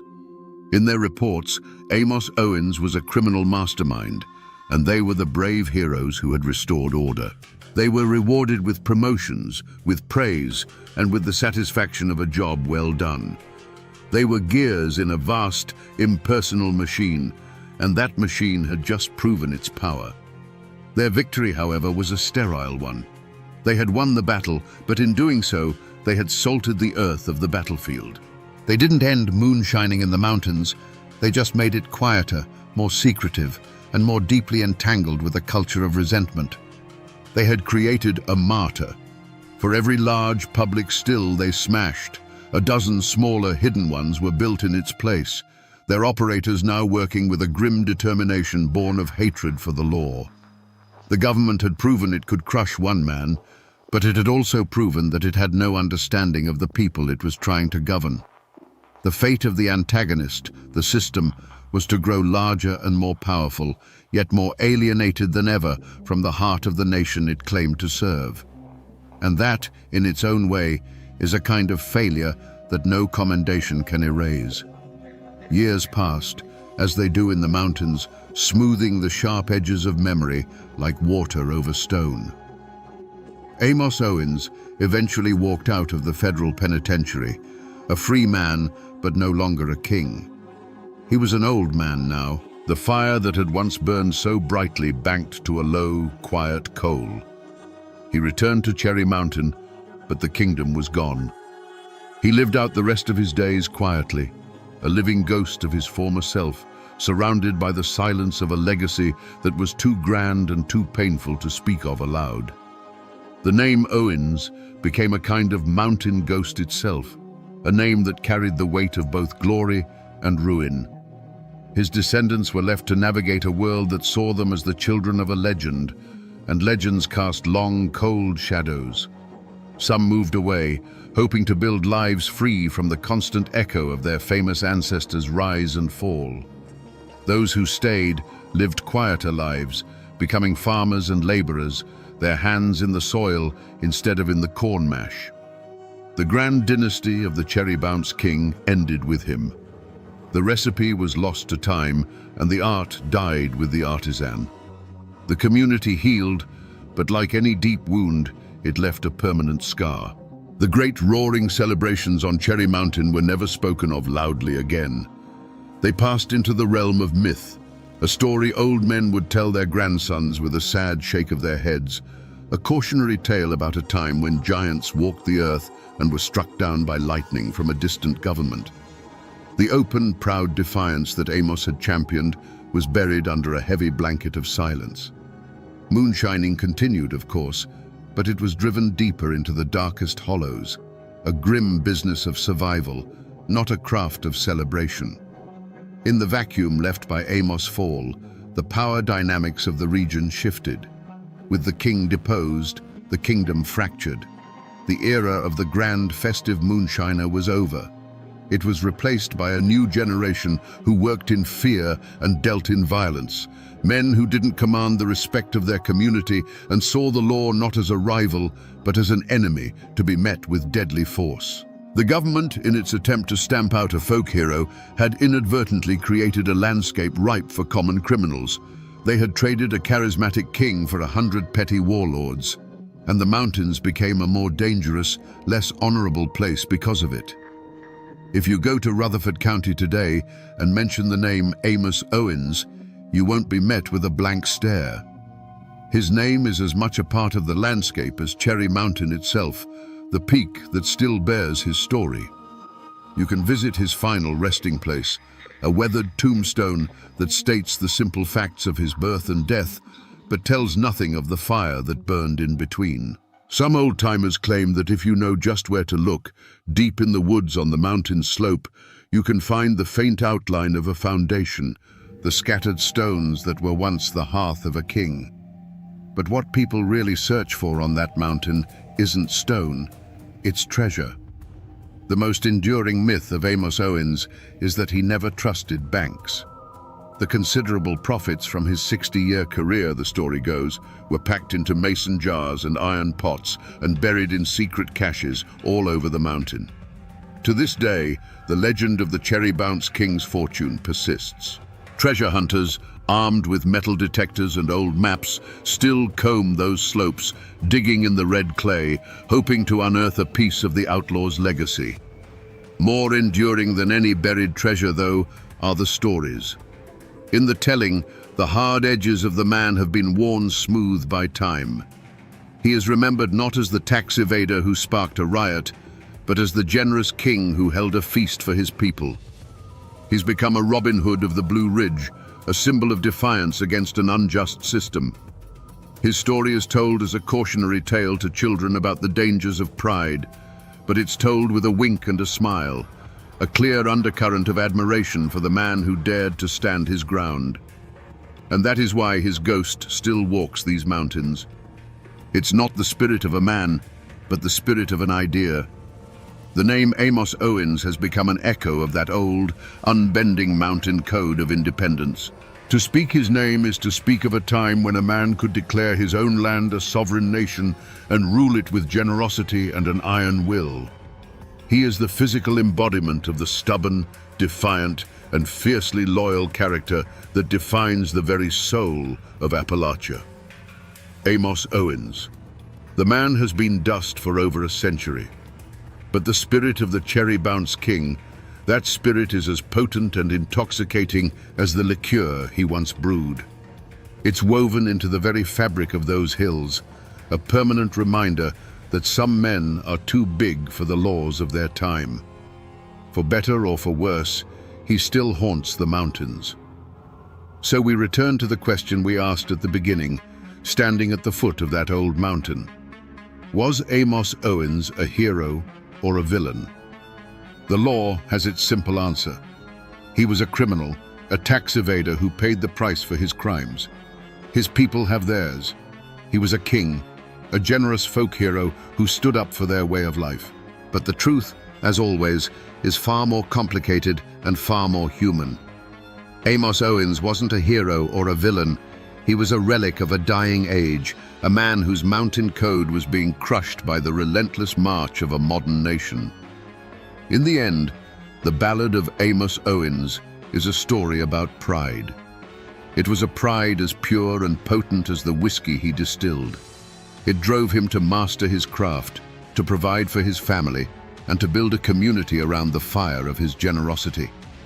But that same unbending pride made him blind. It blinded him to the changing world. It made him deaf to the warnings of those who loved him, and it demanded a sacrifice that was not his alone to make. His greatest strength, that absolute refusal to bow, became the fatal flaw that brought his entire kingdom crashing down into the dirt. He was a man who stood for the timeless values of independence, craftsmanship, and community. But he stood so tall that he became a target, and in his fall, he reminds us that even the strongest oak on the mountain can be felled by the patient axe of the outside world. And that, my friends, is the ballad of the Cherry Bounce King, a man who would give away his finest liquor for free, but would not surrender a single drop of his pride to any law under heaven.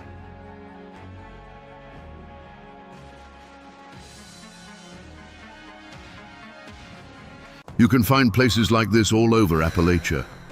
A quiet spot on the edge of town where a creek whispers over smooth stones and the only sound is the rustle of leaves in the canopy above. It feels peaceful, timeless even. But this ground, right here on the outskirts of Winston-Salem, holds a memory soaked in blood and betrayal. Over a century ago, this gentle quiet was shattered by the crack of a pistol. This is the very spot where they found a young woman named Ellen Smith. Her life ended by a single bullet fired straight into her heart. Her story became a legend, immortalized in one of America's most famous murder ballads. But a song is not the whole truth. Today, we're going to peel back the layers of that old, mournful tune and listen for the real story. We're here to ask the questions the ballad never answered. Who was Ellen Smith, and why did the story of her death refuse to die? Let's turn back the clock to 1892. Winston-Salem, North Carolina, was a town caught between two worlds. The sweet, heavy scent of curing tobacco from the new R.J. Reynolds factories hung in the air, a promise of new money and new industry. But just beyond the town limits, the old ways of Appalachia held fast, a world of hard work, strict honor, and unwritten rules that could govern a person's life and death. It was a place of opportunity, but also a place where a person's reputation was everything, especially for a young woman trying to make her way alone. Into this world came Ellen Smith. She was barely 19, a girl from the surrounding foothills who, like so many others, was drawn to the town by the prospect of a steady wage. She found work as a maid at the Zinzendorf Hotel, a bustling hub where the wealthy tobacco barons mixed with travelers and local townsfolk. By all accounts, she was pretty, quiet, and hard-working. She carried out her duties, changing linens and serving meals, likely dreaming of a life far removed from the hard-scrabble farm she had left behind. She was just one of hundreds of anonymous girls hoping for a bit of luck, maybe even a bit of love. And then there was Peter de Graaf. If Ellen was invisible, Peter was anything but. He was handsome, always dressed in fine clothes, and moved with the easy confidence of a man whose father was a well-respected citizen. He had a place in society, a name that carried weight. But beneath that polished surface, a different reputation festered. Peter was known to be a heavy drinker, a gambler, a man with a taste for women and trouble. He was charming, yes, but it was a dangerous charm, the kind that promised excitement but often delivered ruin. Their worlds collided within the walls of the Zinzendorf Hotel. He, the privileged customer, she, the humble servant. It was a classic, perilous dynamic. A man like Peter de Graaf would have seen a girl like Ellen Smith as a simple conquest, a dalliance with no consequences. But for Ellen, the attention of such a man, someone so far above her station, must have felt like a fairy tale. He was a glimpse into a world of comfort and status she could only dream of. And so, it began. An affair that was, for a time, an open secret whispered about in the hotel kitchens and the town's back alleys. Peter would visit her. They'd be seen walking together near the edge of town, away from judging eyes. To the rest of the world, it was a familiar, predictable story. But for the two people living it, it was a path that was quickly leading them toward a dark and unforgiving horizon, a point from which neither of them would ever truly return. A story like this isn't just found in the dirt and leaves of a crime scene. The real evidence, the kind that survives a century, is often buried in a different kind of silence, the quiet hush of a library archive. That's where the whispers from the past are preserved, pressed between the pages of old books and captured on reels of microfilm. And that's where I found this, a newspaper clipping from the summer of 1892, just a few days after Ellen's body was discovered. At first glance, it's what you'd expect. The headline is sensational, talking of a dastardly deed and a shocking murder. It names Peter de Graaf as the prime suspect. But the official facts are not the most important thing on this page. Tucked away in the third paragraph is a single, carefully worded phrase. The article mentions the town's rampant speculation about the victim's unfortunate condition. You see, this isn't just a piece of paper. It's a fossilized rumor. In the polite, coded language of the Victorian era, unfortunate condition meant only one thing. Ellen Smith was believed to be pregnant with Peter de Graaf's child. This single, unproven whisper, printed for all to see, was the spark that lit the fuse.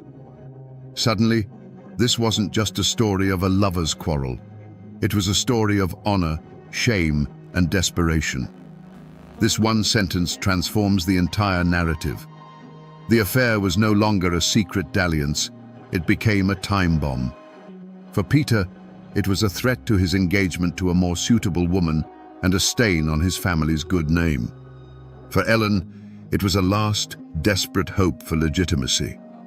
The question this old newspaper forces us to ask is a heavy one. How does a whispered rumor in a small southern town build enough pressure to end in a gunshot? That newspaper clipping only reported what everyone was whispering. But for Ellen and Peter, that rumor was a stark, terrifying reality. Imagine a hushed, desperate conversation in a shadowed corner of the hotel, away from the prying eyes of guests and staff. This is where the love story, if it ever was one, truly died, and the countdown to tragedy began.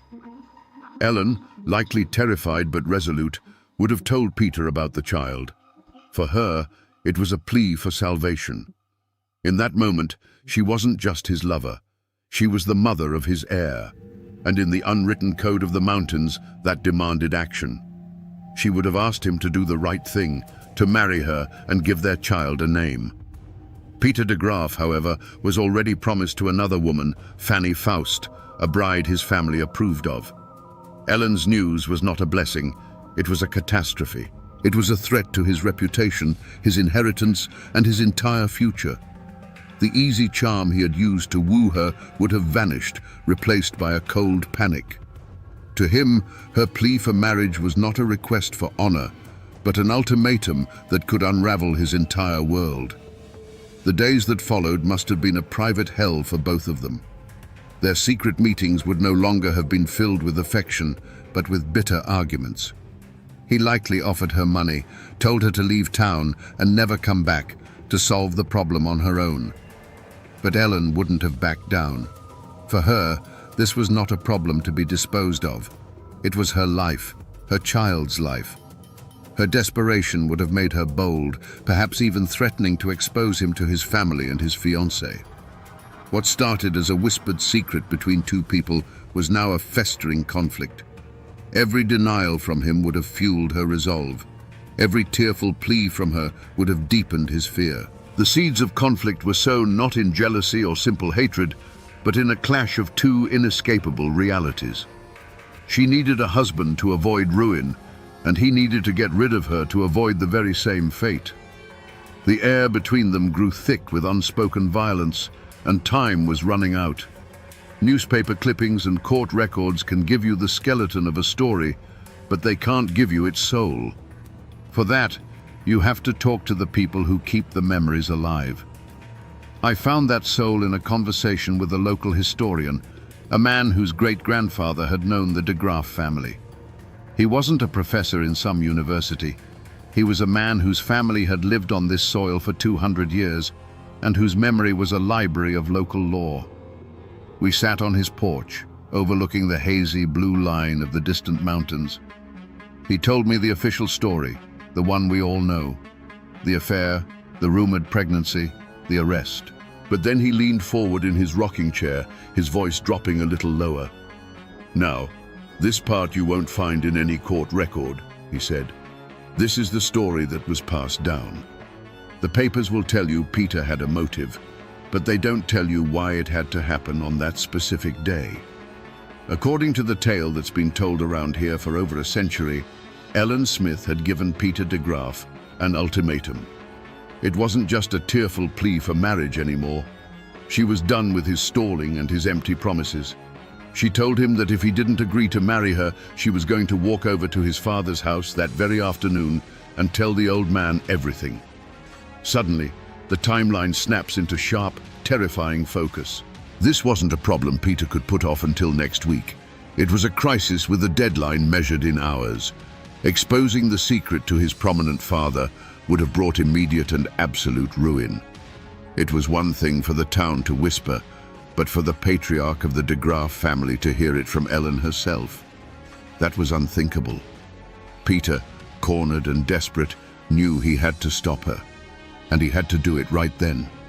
This personal testimony, passed down through generations, gives us the missing piece of the puzzle, the emotional trigger for what was about to happen. The ultimatum hung in the hot, still air between them. It wasn't a tearful plea anymore. It was a declaration. Ellen was going to his father's house, today. For Peter de Graaf, the world had just shrunk to the size of a ticking clock, and every second brought ruin closer. The charming dandy, the confident man about town, was gone. In his place was a cornered animal, staring down the collapse of his carefully constructed life. The whispers of the town were one thing. A public confrontation with his father was another. It meant the end of his engagement, the loss of his inheritance, and the fury of a patriarch whose name he was about to disgrace. He couldn't let her get to that house. He had to stop her. But he couldn't do it in the open. He needed to move her away from the center of town, away from prying eyes, away from anyone who might hear an argument or a scream. And so, the mask of the charmer went back on, one last, terrible time. He would have softened his voice, feigned surrender. He likely told her she was right, that they needed to talk it through properly, away from the hotel. "Let's walk," he would have suggested, "down by the water race, where we can be alone. We'll figure this out." Did a flicker of hope ignite in Ellen's heart? Did she believe for just a moment that her desperate gamble had worked, that he was finally going to do the right thing? Or did a cold knot of fear tighten in her stomach? We will never know. But we know she agreed. Perhaps she felt she had no choice but to see it through. So she walked with him, away from the safety of the busy streets, away from the life she knew. Each step they took together was a step further from her world and deeper into his. They made their way toward the outskirts of town, toward the secluded spot by the old paper mill. The path would have grown quieter, the sounds of the town replaced by the buzz of insects and the steady rush of the water in the race. It was a sound loud enough to swallow other sounds. It was a place for secrets. They were alone now. No one to see them, no one to hear them. The pretense could finally be dropped. This was not a place for reconciliation. It was a place for a final, brutal resolution. The time for talk, for lies, for empty promises was over. The time for consequences had arrived. Standing there, with the sound of the water in his ears and the threat of his ruin standing before him, Peter de Graaf made his choice. In that moment, the path forward narrowed to a single violent act. There was no turning back. And so, I've come back to this place. The old paper mill is long gone, its foundations swallowed by a century of weeds and vines. But the path is still here, and the water race, though now just a shallow, meandering creek, still whispers the same story to the stones. There are no historical markers, no monuments. This place has been allowed to forget, to let nature cover up the memory of what happened here. But the scar is the landscape itself. There are no bullet holes in a wall to show you, no faded bloodstains preserved under glass. The evidence is the geography of the crime. Look how secluded it is, even now. You can see how the thicket of trees would have swallowed them, hiding them from the road. You can hear how the constant rush of the water would have been just loud enough to muffle the sound of a raised voice or a single sharp crack of a pistol. This is the real, physical proof. This clearing was not a random spot. It was chosen. This was the end of the line. Standing here, in the same oppressive summer humidity they would have felt, you can almost hear the final desperate words exchanged. This wasn't a sudden burst of rage. This was an execution, planned in the desperate few minutes it took to walk from the edge of town into this green, silent tomb. Right here, in this quiet, forgotten clearing, the final brutal act of our story unfolded. The time for lies was over. Standing in that secluded clearing, Ellen would have stood her ground, her voice steady with the conviction of a woman with nothing left to lose. She would have repeated her ultimatum one last time. I am going to your father's house. I am going to tell him everything. Those were the words that sealed her fate. For Peter de Graaf, the sound of the rushing water faded away, and the world narrowed to this single, unmovable obstacle standing between him and his future. The panic that had been churning inside him cooled into a terrible, simple clarity. He would have felt the weight in his coat pocket, a heavy, cold reassurance. He had likely brought it with him for this very purpose, a final option he hoped he wouldn't have to use. But her resolve, her refusal to be silenced or sent away, had exhausted all other possibilities. In his mind, she had backed him into this clearing, into this moment. There was only one way he could walk out of here alone, with his secret safe and his future intact. The choice was made. And then, the argument ended. It ended not with a resolution, but with a sharp, violent punctuation. A single, sharp report cracked the humid air, a sound far too loud and deliberate to be a snapping twig. It was a sound that ripped through the drone of the insects and the murmur of the creek, echoing off the trees for a brief moment before being swallowed by the woods. A flock of startled birds erupted from the canopy, their panicked calls the only immediate response to the unnatural noise. There would have been no scream, just a look of profound, final surprise on Ellen's face. A flicker of disbelief as she looked down at her own chest, as if to understand what had just happened. Her hands, which might have been clenched in anger or raised in pleading, fell limp to her sides. She crumpled to the ground without a sound, a final, soft exhalation of breath, the only testament to the life that had just been stolen from her. The vibrant, determined young woman was gone, replaced by a still, silent form. For a long moment, there was only the sound of the creek and the slow settling of dust motes in the shafts of afternoon sun. The air grew thick with the acrid smell of burnt powder. Peter would have stood there, his heart hammering against his ribs, staring at what he had done.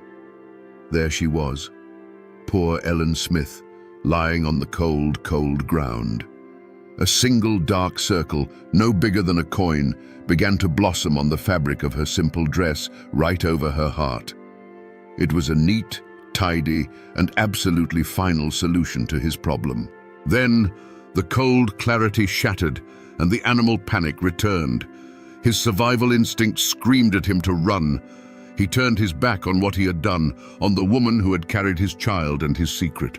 He didn't look back. The rustle of his footsteps, quick and desperate through the underbrush, was the last human sound to disturb the scene. The woods swallowed him up, leaving behind only an awful, profound silence. And in the clearing, the sun continued to shine, the water continued to flow, and the birds eventually returned to their branches. Nature, indifferent and eternal, began the slow work of reclaiming the scene. Ellen Smith was left alone, with only the indifferent sky and the whispering trees as witnesses to her final moments. The story of the violence lives in the soil of that clearing, but the story of the aftermath is preserved in a different kind of silence, the quiet, dusty archives of the Forsyth County Courthouse. Here, the raw, human tragedy of Ellen Smith's death was translated into the cold, formal language of the law. I've held the photocopies in my own hands. The coroner's report, the court docket, the arrest warrant. Each one tells a piece of the story, but it's a version scrubbed clean of all emotion. The coroner's inquest is a marvel of clinical detachment. It describes the location where the body was found and the position in which she was lying. And then, the cause of death is recorded with chilling simplicity. Gunshot wound. That's it. Just 2 words to extinguish a life filled with hope, fear, and a desperate love. There is no mention of the rumored child, no hint of the ultimatum that signed her death warrant. The official record reduces the entire complex tragedy of Ellen's final moments to a simple medical observation. Then you see Peter de Graaf's name for the first time in the court's ledger. The state versus Peter de Graaf. Charge, murder. Black ink on a ruled line. The paper doesn't record the terror he must have felt as he fled through the woods. It doesn't acknowledge the powerful weight of his family's name or the public's immediate, overwhelming assumption of his guilt. It just lays out a simple, brutal equation. 1 victim, 1 accused. The entire storm of passion and desperation is boiled down to a case number. Reading these documents is like looking at a photograph of a house fire. You see the structure, the smoke, the event itself. But you can't feel the heat. You can't hear the screams. You can't smell the ash.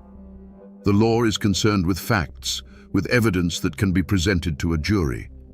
It has no vocabulary for the intricate web of honor, shame, and class that drove these 2 people to that secluded spot. But these dry, impartial papers, for all their lack of soul, were about to set in motion a manhunt that would make Peter de Graaf a household name across the state. The law, once set in motion by those cold documents, moved with surprising speed. Suspicion fell on Peter de Graaf like a hawk on a field mouse, swift, singular, and absolute. He was her known lover. He had the motive, and he was the last person seen with her. He was arrested and charged with the murder of Ellen Smith. But in the courtroom, Peter was a different man from the panicked killer who fled the woods. He was unnervingly calm, dressed impeccably, denying everything with a steady voice. The evidence against him was powerful, but purely circumstantial. There was no murder weapon, no confession, no one who saw him pull the trigger. The prosecution built a case on motive and opportunity, while the defense chipped away at the lack of hard proof. The jury was torn, and the result was a mistrial. For a moment it seemed Peter de Graaf might just walk free. But a guilty man with a reprieve is a dangerous thing. Before a second trial could be convened, Peter made a move that would seal his fate more surely than any piece of evidence. With the help of his brother, he soared through the bars of his jail cell and, under the cover of a moonless night, vanished. To the public, this was the ultimate confession. An innocent man stands and fights for his name. A guilty man runs for his life. His escape transformed him from a suspect into a condemned fugitive in the eyes of the entire state. The law was no longer just seeking a conviction. It was now hunting a man who had made a mockery of it. The manhunt was vast. Telegraphs crackled with his description, and his name was on the lips of lawmen from Virginia to Tennessee. Months went by. The trail went cold. It seemed Peter de Graaf had been swallowed by the continent. Then, a tip came from a world away. He was found hundreds of miles from North Carolina, hiding in the most unlikely of places, working as a common hand in a traveling circus in Robinson, Kansas. The dapper man about town had become a ghost, living amongst the clowns and the carnies. The long arm of the law finally closed around him there, and he was brought back to Winston-Salem in chains, the spectacle of his capture only fueling the public certainty of his guilt. His second trial was a formality. The courtroom was packed, the air thick with condemnation. This time, there was no doubt, no hesitation. The prosecution now had the most damning evidence of all: his flight from justice. The jury didn't need to see a weapon. They saw a man who had run, and they knew why. The trial was swift, the arguments a foregone conclusion. The jury filed out and returned in what must have felt like a heartbeat. The court clerk asked for the verdict. A silence fell over the room, so heavy you could feel the weight of it in your chest. The foreman, a grim-faced farmer, rose to his feet, unfolded a small piece of paper, and spoke the single word that everyone had come to hear: guilty. The dry legal process that began with a line of ink in a ledger had found its final, brutal endpoint. Peter de Graaf was sentenced to hang by the neck until dead. Every story has an end, and for the people who live them, that end is often found in a place like this, the old Salem Cemetery. It's a quiet library of stone, where the final chapters of thousands of lives are etched into granite and marble. I came here to find the last, quiet resting places of the two people at the heart of our story. It doesn't take long to find Ellen's.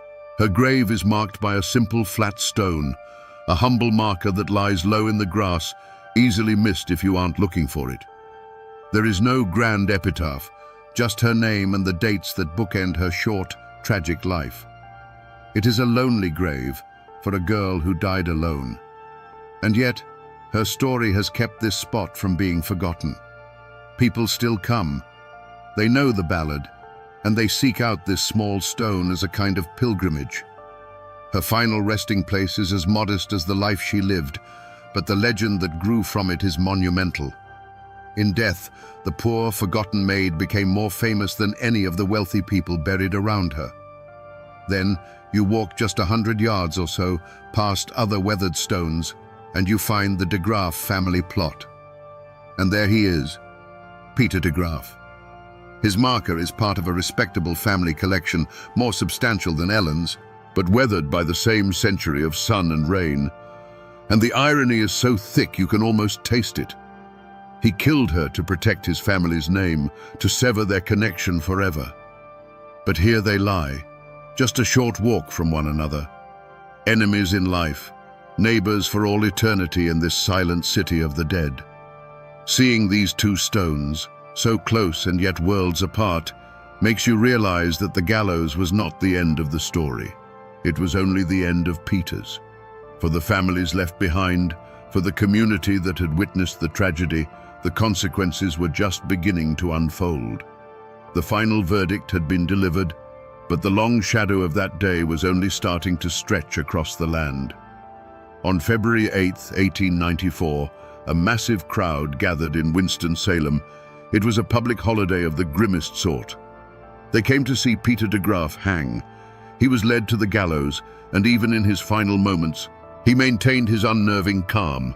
He refused to confess. He did not ask for forgiveness. And here, the history of the event blurs into the legend.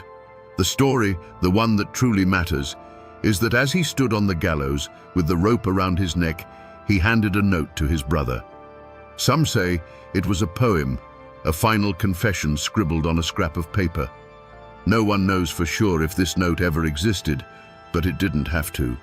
The idea of it was enough. It was the confession the public craved, the final poetic admission of guilt that would become the very soul of the ballad. The trapdoor fell, and Peter de Graaf was gone. But the story was far from over. His execution did not bring peace. For Ellen Smith's family, there was no real victory. Their daughter was still gone, her name still tangled up in scandal. For the de Graaf family, the shame was permanent. Their son was a convicted murderer, his name a stain they would carry for generations. And for Fanny Fost, the woman Peter was supposed to marry, life was irrevocably altered. She had been saved from a marriage to a killer, but she would forever be known as the other woman in a famous murder case. The long shadow of that day fell across all of them. The survivors had to go on living in a town where every whisper, every knowing glance was a reminder of the tragedy. They had to rebuild their lives on the fractured ground of a scandal that was already becoming a local legend. The law had delivered its justice, the guilty party had paid the ultimate price, but the human cost continued to be paid in quiet grief and public shame for years to come.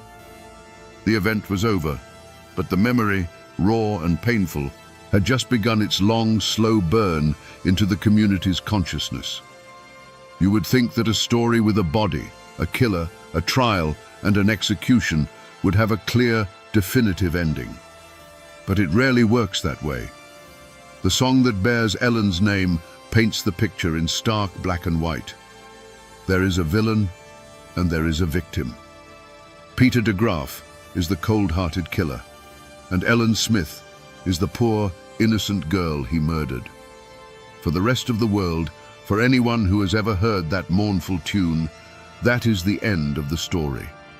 It is a simple, powerful, and enduring morality tale.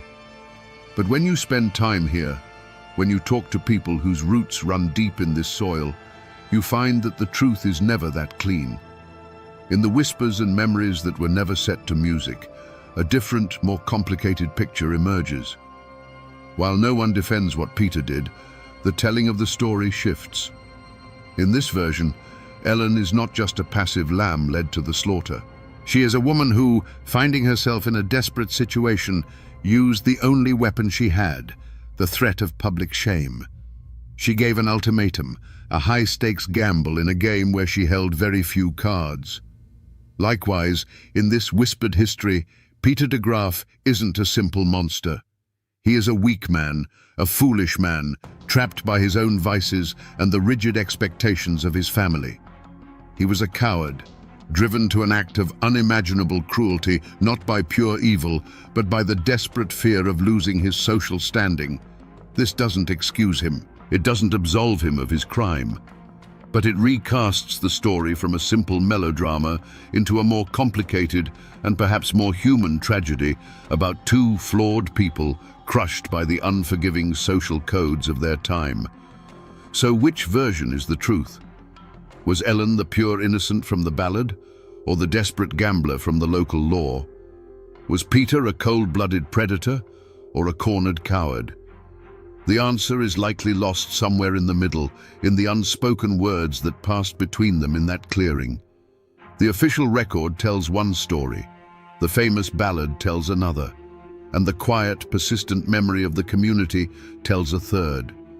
The truth, as it so often does, depends entirely on who is telling the story. And this is how a story truly becomes immortal. It's not in the court records or the newspaper clippings. In the mountains, a story survives when it is set to music. Almost immediately after Peter de Graaf's execution, the tale of what he had done was put to a simple, mournful tune. These murder ballads were the lifeblood of Appalachian history, a way of preserving cautionary tales and shocking news in a time before radio or television. They were the people's history, sung on porches and in parlors, passed down from one generation to the next. The Ballad of Poor Ellen Smith is a masterpiece of the form, chilling because it's told from the killer's point of view. It's not a song of remorse, but a cold, matter-of-fact confession. The lyrics, supposedly taken from that mythical note found on the gallows, captured the entire tragedy in a few unforgettable verses. It tells of the murder, the escape, the capture, and the final, lonely walk to the gallows. The song became so powerful, so definitive, that it completely overwrote the messy, complicated reality of the case. The legal arguments, the circumstantial evidence, the lack of a weapon, all of that faded away. The song became the truth. Over time, history dissolves and legend takes its place. The trauma of Ellen's death seeped into the very soil of this place, sprouting ghost stories.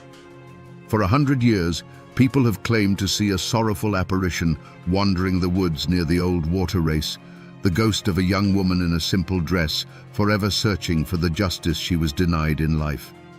The real Ellen Smith, the girl who worked at the hotel and dreamed of a better life, was gone. In her place was a folk hero, a ghost, and the title character of a timeless, haunting song, a cautionary tale that still echoes through these hills today. And so we find ourselves back where this journey began, here in this quiet clearing by the water. When we first stood here, it was just a peaceful spot in the woods, a place where nature had seemingly washed away the past. But it isn't quiet anymore, is it?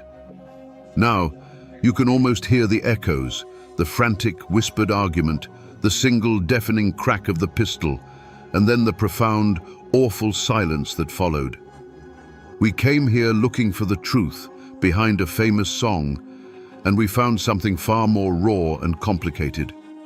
We found a story not just of a simple villain and a helpless victim, but of two desperate people trapped by the unforgiving social codes of their time. We found that the truth is rarely as clean as a ballad's verse. It's a powerful reminder that every forgotten place, every quiet wood like this one, has a story to tell if you're willing to listen. They are silent libraries, filled with tales of love, pride, and the terrible, irreversible choices that can change everything in a single heartbeat. The world that created Peter de Graaf and Ellen Smith is gone. The hotel she worked in, the gallows he died on, they have all vanished into time. The people themselves are little more than dust and whispers. But the ballad is still sung on porches and stages 100 years later. And the story remains. In the heart of Appalachia, there was a city that lived a double life. By day, it was Wheeling, West Virginia, a town of steel, smoke, and hard-working men. But when the sun bled out behind the mountains, it became something else entirely. A place whispered about in neighboring states, a place that earned the sinister nickname Little Chicago.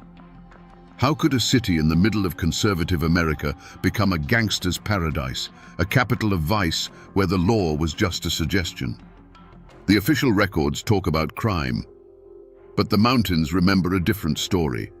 The tragedy of a city that sold its soul for a few decades of neon lights and easy money.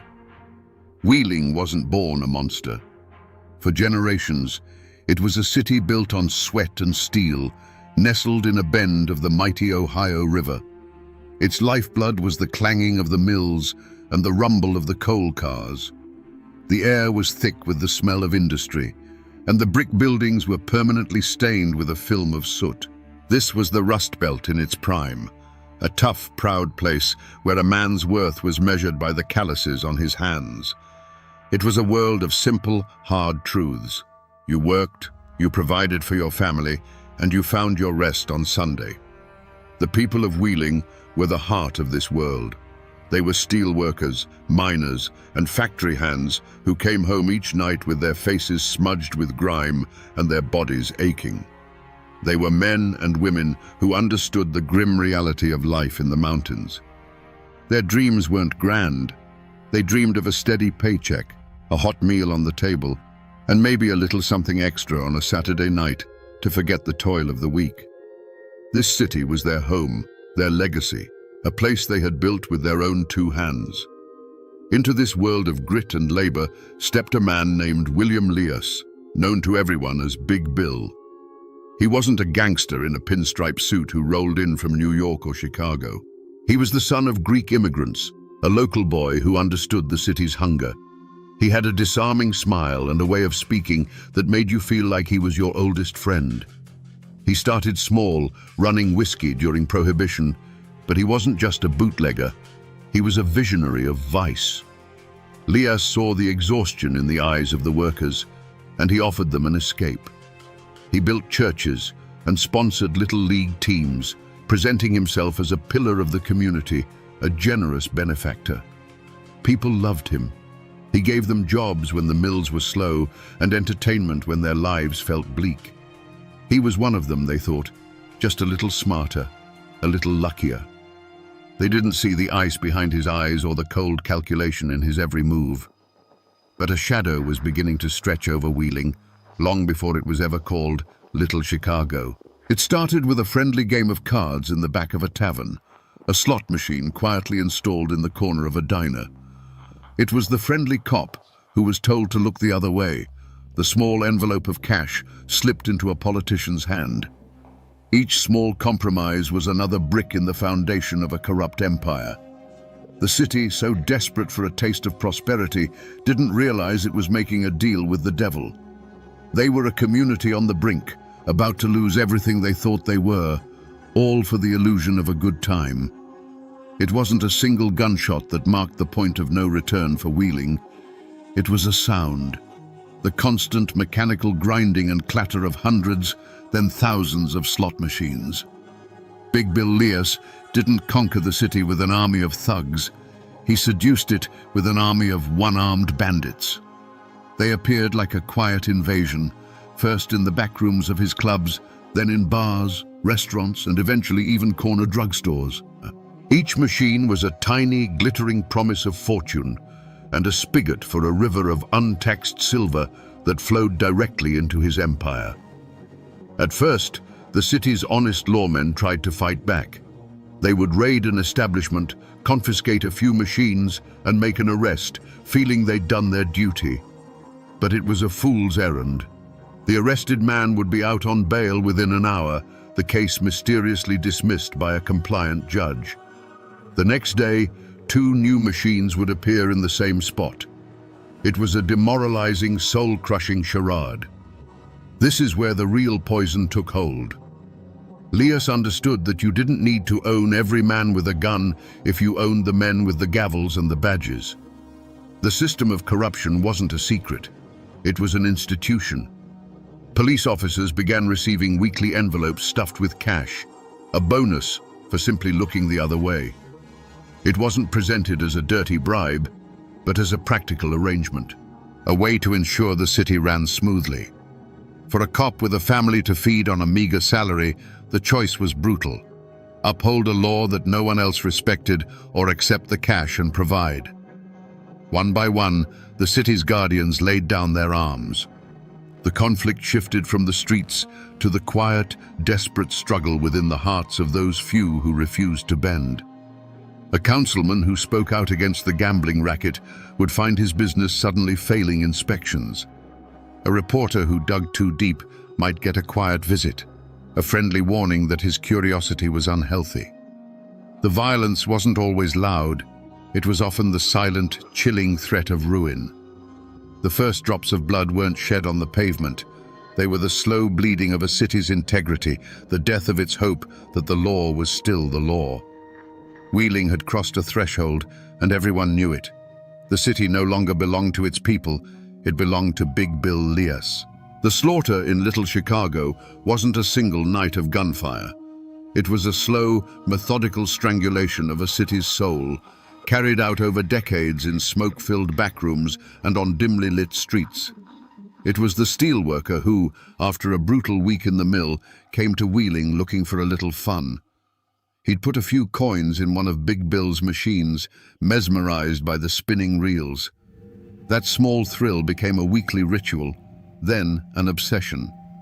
The children's frozen terror wasn't from seeing a monster, but from watching their father walk through the door with empty pockets and hollow eyes, his week's pay sacrificed to the one-armed bandit. His family didn't die in a hail of bullets. They starved slowly, their future devoured $1 silver at a time. This was Lias's genius. His violence was often invisible. But for those who couldn't be bought or intimidated, a more permanent solution was whispered about. The Ohio River, the city's lifeblood, became its graveyard. No one ever admitted to seeing a body thrown from the Wheeling suspension bridge, but the stories were there, dark and cold as the river itself. A man who couldn't pay his debts would simply vanish.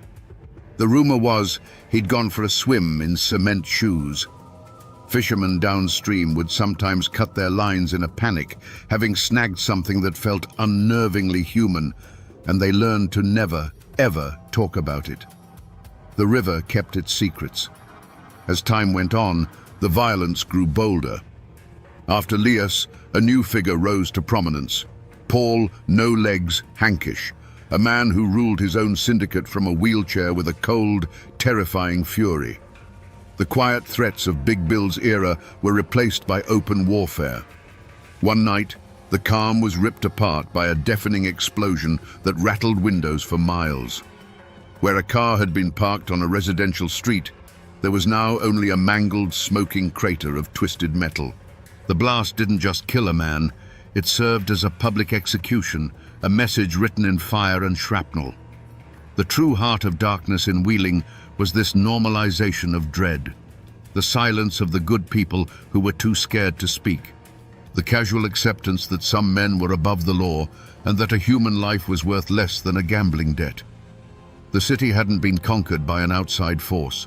It had been eaten alive from the inside, one compromised soul, one broken family, and one silent splash in the river at a time. For decades, the corruption in Wheeling was a ghost at the feast, a secret everyone knew but no one dared to name aloud. But eventually, the whispers from those dark Appalachian hills grew loud enough to reach Washington. A U.S. senator from Tennessee named Estes Kefauver had declared a crusade against organized crime, and his traveling committee was cutting a swath across the nation. When they set their sights on West Virginia, Little Chicago was suddenly blinded by a spotlight it could not control. The party was over. The end didn't come with a shootout. It came with the quiet, methodical arrival of men in dark suits who carried briefcases instead of shotguns. They were agents from the FBI and, more importantly, the Internal Revenue Service. They were a quiet army of accountants and taxmen who were immune to Big Bill's charm and his envelopes of cash. They weren't interested in the rumors of bodies in the river. They were interested in the river of money that flowed from the slot machines, a river that had never once touched the ledger books of the U.S. Treasury. The reaction in the city was a quiet, nervous panic. The web of corruption that had felt so strong began to fray. Police officers who had been on the take for years suddenly grew fearful, their weekly payoffs now feeling like anchors that could drag them to the bottom. Politicians who had dined at Lias's table now couldn't remember his name.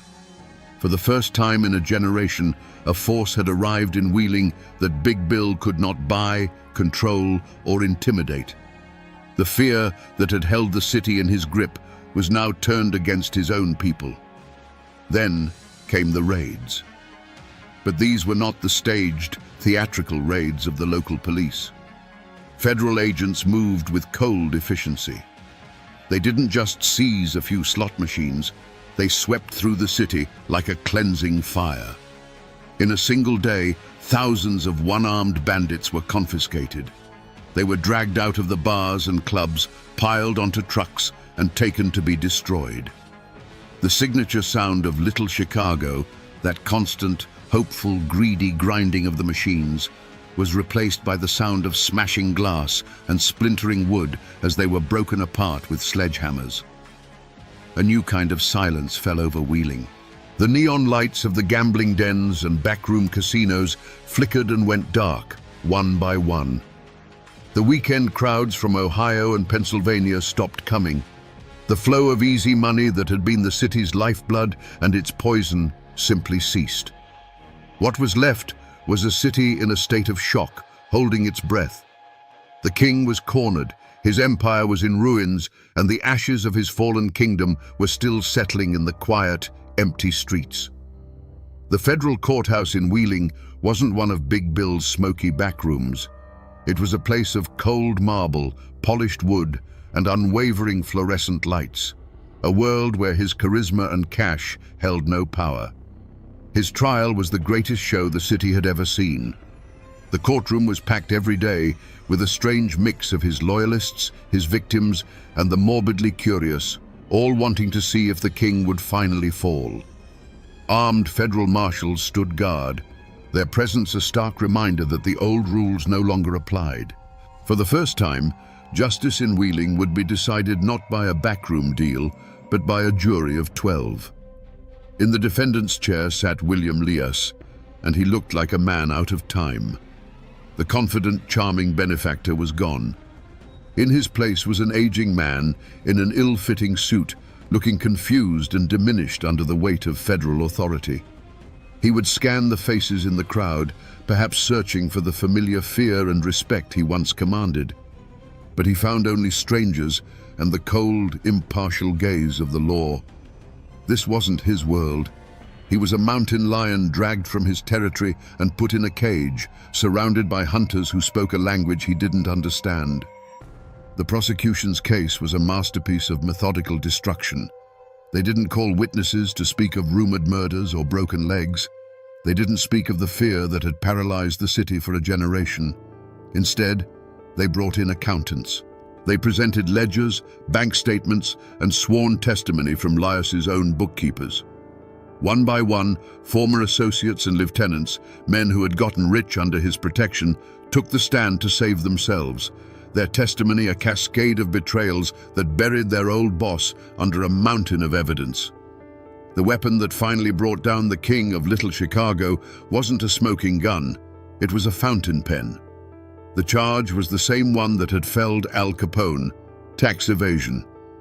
The government proved with painstaking detail that millions of dollars from thousands of slot machines had simply vanished, never to be seen by the taxman. It was a simple, brutal, and undeniable truth. While the newspapers screamed about racketeering and the whispers on the street told of bodies in the river, the case itself was as dry as dust. It was a cold, mathematical execution. When the jury returned, the verdict was a formality. Guilty. William Big Bill Lias, the man who had owned a city, who had built an empire on vice and fear, was sentenced to years in federal prison. The law of men had finally won. But as he was led from the courtroom, a free man no more, a question hung in the air, heavy and unspoken. Was this justice? The man who corrupted a generation of public officials and broke countless families on the altar of gambling was going to prison for a bookkeeping crime. The system had punished him, yes, but it felt like it had punished him for the wrong reasons. The city was free of its king, but the real sins of Little Chicago seemed to have been left unjudged, washed away like so many other dark secrets in the Ohio River. Big Bill Lias did eventually get out of prison. He returned to Wheeling, but the city he came back to was no longer his kingdom. He was a ghost from a bygone era, his power broken, his name now just a story whispered by old-timers. The man who had once been the uncrowned king of a city died not in a hail of gunfire, but quietly, his empire already turned to dust.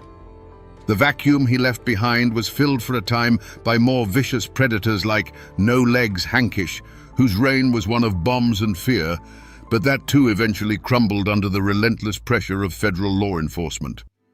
If you drive through Wheeling today, you can still visit the heart of Big Bill's old empire, Wheeling Downs. It's a modern racetrack and casino now, clean, bright, and perfectly legal. The clatter of slot machines is back, but now every dollar is counted and taxed. It stands as a sanitized monument to a dark past, a place where families can go for an afternoon of fun, with no idea of the illegal betting syndicates and hidden currents of cash that once defined its very existence. It's the ghost of what it once was, tamed and put on display. Walk the older streets of downtown, past the brick facades that have stood for a century, and you can almost feel the echoes. That building there, now a law office, might have been the 19th hole, where deals were made in clouds of cigar smoke. That empty storefront could have been a club where a politician and a gangster shook hands. The neon signs are gone, the secret tunnels are sealed or forgotten, and the Ohio River flows on, carrying its secrets silently to the sea. Most people who live in Wheeling now have only a vague sense of this history. Little Chicago is a nickname, a local legend. But the deepest scars left by that era aren't in the brick and mortar. They are in the city's soul. It's an ingrained distrust of authority, a cynical belief that every system can be bought. It's in the stories passed down from grandfathers who remember the open secret of the city's double life. The official records are filed away in dusty archives, but in Appalachia, the true history is the one that lives in the memory of the people. The mountains saw it all, and the mountains never forget. So we come back to the question that hung in the smoky air at the start of our story. How did a hard-working Appalachian city become a gangster's paradise? The answer is as simple as it is tragic.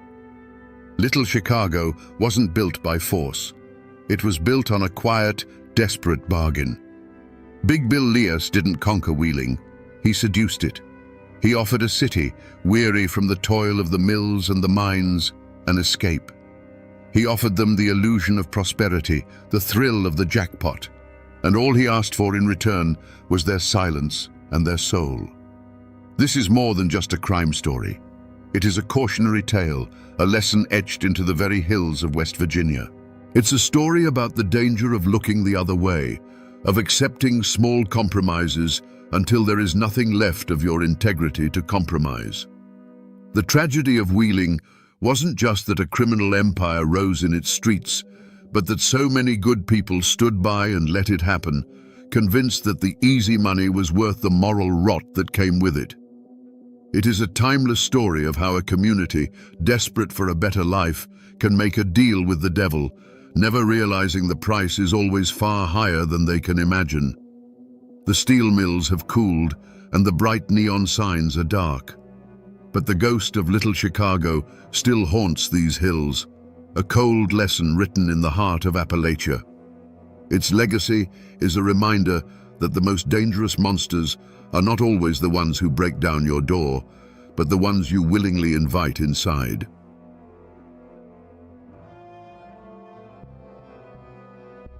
I'm standing on the bank of Wallens Creek, here in the rugged heart of Virginia. Today, the only sounds are the water moving over stones and the whisper of wind through the sycamores.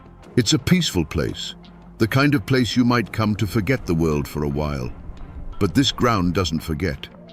If you stand here long enough, the peace begins to feel thin, like a blanket laid over something terrible. This is a place of echoes. This quiet creek is where the legend of Daniel Boone ends and the story of the man begins. Not the folk hero in the coonskin cap, but a father whose life was shattered right here on this spot. The story we think we know is a comfortable lie. The truth is soaked into this soil, a tale of such brutality it would redirect the course of a man's life and a nation's history. Today, we're going to listen to those echoes and uncover the story of the dark and bloody ground.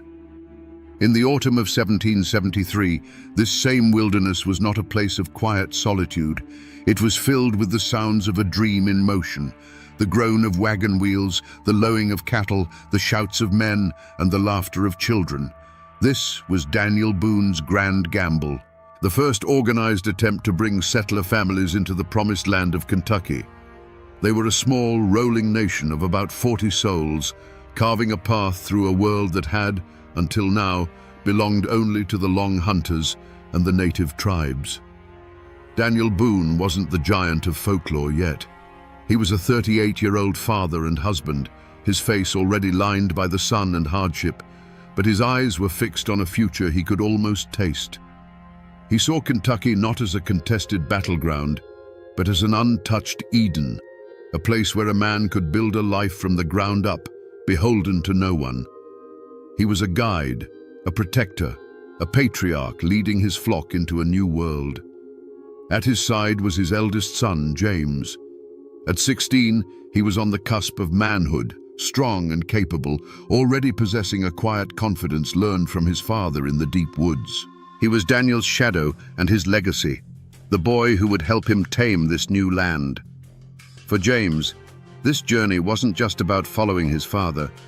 It was the great adventure of his young life, a chance to prove himself and to be part of the founding of a new society. The air in those early days of October must have felt electric with possibility. Every mile they pushed westward through the Cumberland Gap, the world grew wilder, more beautiful, and more their own. They were leaving behind the crowded lands and the rigid rules of the colonies. Out here, the only law was the law of survival, and the only king was the vast, empty sky. They were tough, self-reliant people, but they were not warriors looking for a fight. They were farmers, husbands and wives, carrying their most precious possessions, iron pots, family Bibles, and the seeds for next year's crop. They believed in the promise of the land, a promise whispered to them by men like Boone. They had no idea they were seen not as pioneers, but as an invasion, and that the land itself and its ancient guardians were preparing to demand a terrible price for their trespass. The whispers from this creek are powerful, but to give them a voice, you have to turn to the written record. The story isn't just in the soil, it's locked away in archives, in letters written by hands that trembled with grief and shock. I'm holding a copy of one such document.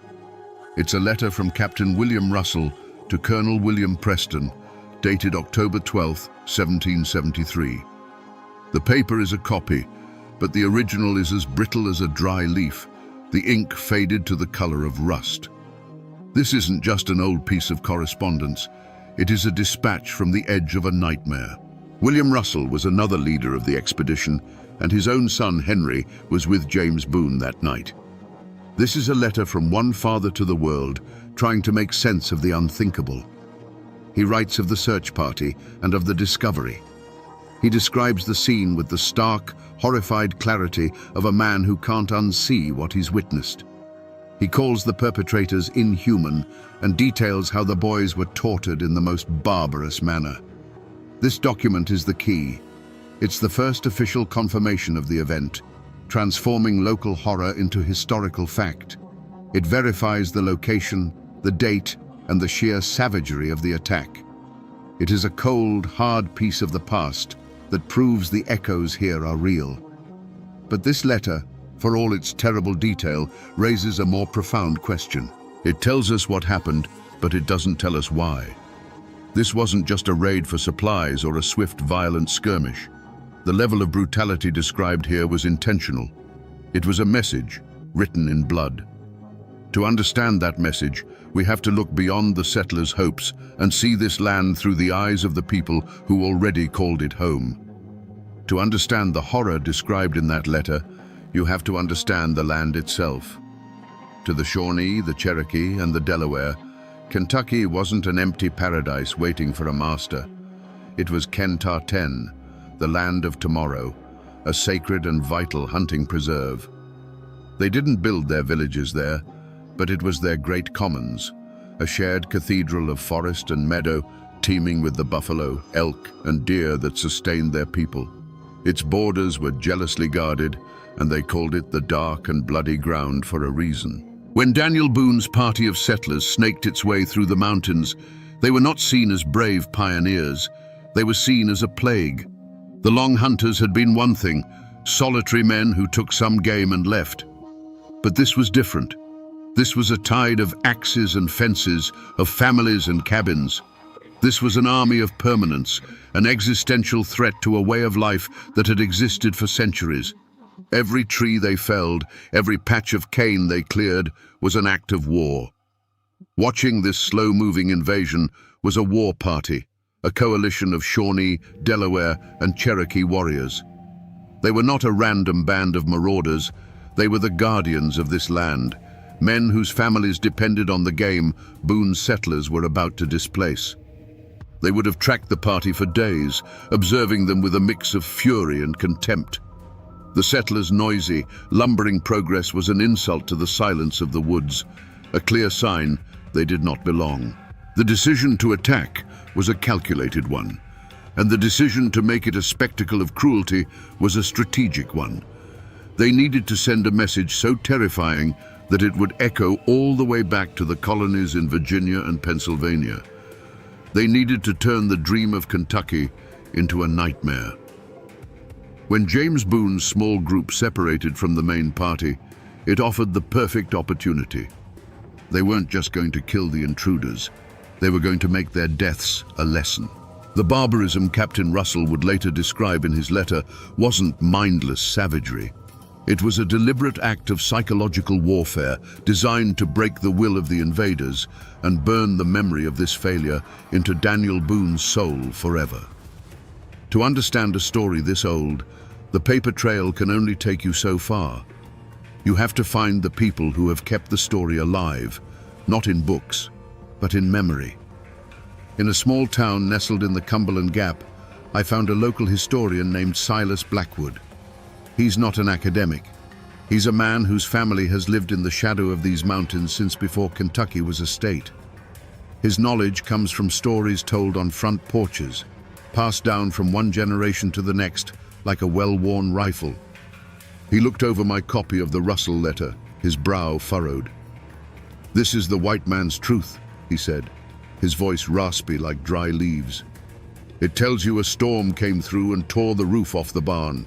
It doesn't tell you why the lightning chose to strike right there, right then."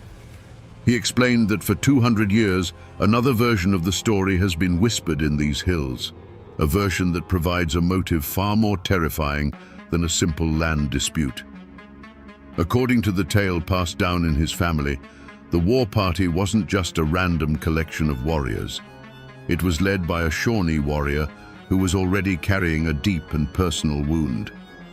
The previous spring, his own son, a boy not much older than James Boone, had been killed during a skirmish with a party of white Long Hunters. For this man, the sight of Boone's settlers, an unstoppable wave of the very people who had taken his child, was not just a political threat. It was a personal desecration. This detail, passed down outside the official record, changes everything. The unspeakable acts committed on the bank of Wallen's Creek were not just a strategic message of terror. They were a targeted, ritualistic act of revenge, a horrific mirror image of the warrior's own grief. It was meant to be a dark sacrament of an eye for an eye. It was designed specifically to make Daniel Boone, the great leader, feel the exact same hollowing loss that had destroyed his own life. The lightning wasn't random. It was aimed directly at a father's heart. On the night of October 9th, 1773, the air in the mountains grew cold. For the main body of settlers, it was a normal evening. Fires lit, guards posted, the familiar sounds of a camp settling in for the night. But miles away, a smaller group, including James Boone and Henry Russell, had separated from the others to chase down a stray horse and gather supplies. It was a routine task, the kind of thing these frontier boys had done 100 times before. They were capable, unafraid, and utterly oblivious that they were being watched. The war party had shadowed them for days, moving like ghosts through the forest. At its head, if the old stories are true, was a man whose heart was already a cold, dead stone. He was not just a warrior defending his land, he was a grieving father. And as he watched James Boone, the strong, promising son of the man leading this invasion, he saw not an enemy to be killed, but a debt to be collected. This was the moment he had been waiting for, a chance to make the world balance again in the only way he had left, through pain. The boys made camp by Wallen's Creek, building a small fire against the chill. They were young men full of talk about the future, about the land they would clear and the homes they would build. They were confident in their skills, secure in their small bubble of firelight, believing the deep, dark woods around them were empty. You can almost hear their last conversation, the easy banter of youth on the edge of a great adventure. They fell asleep under a canopy of ancient trees, dreaming of a Kentucky that would never exist for them. The attack was not a battle, it was an execution.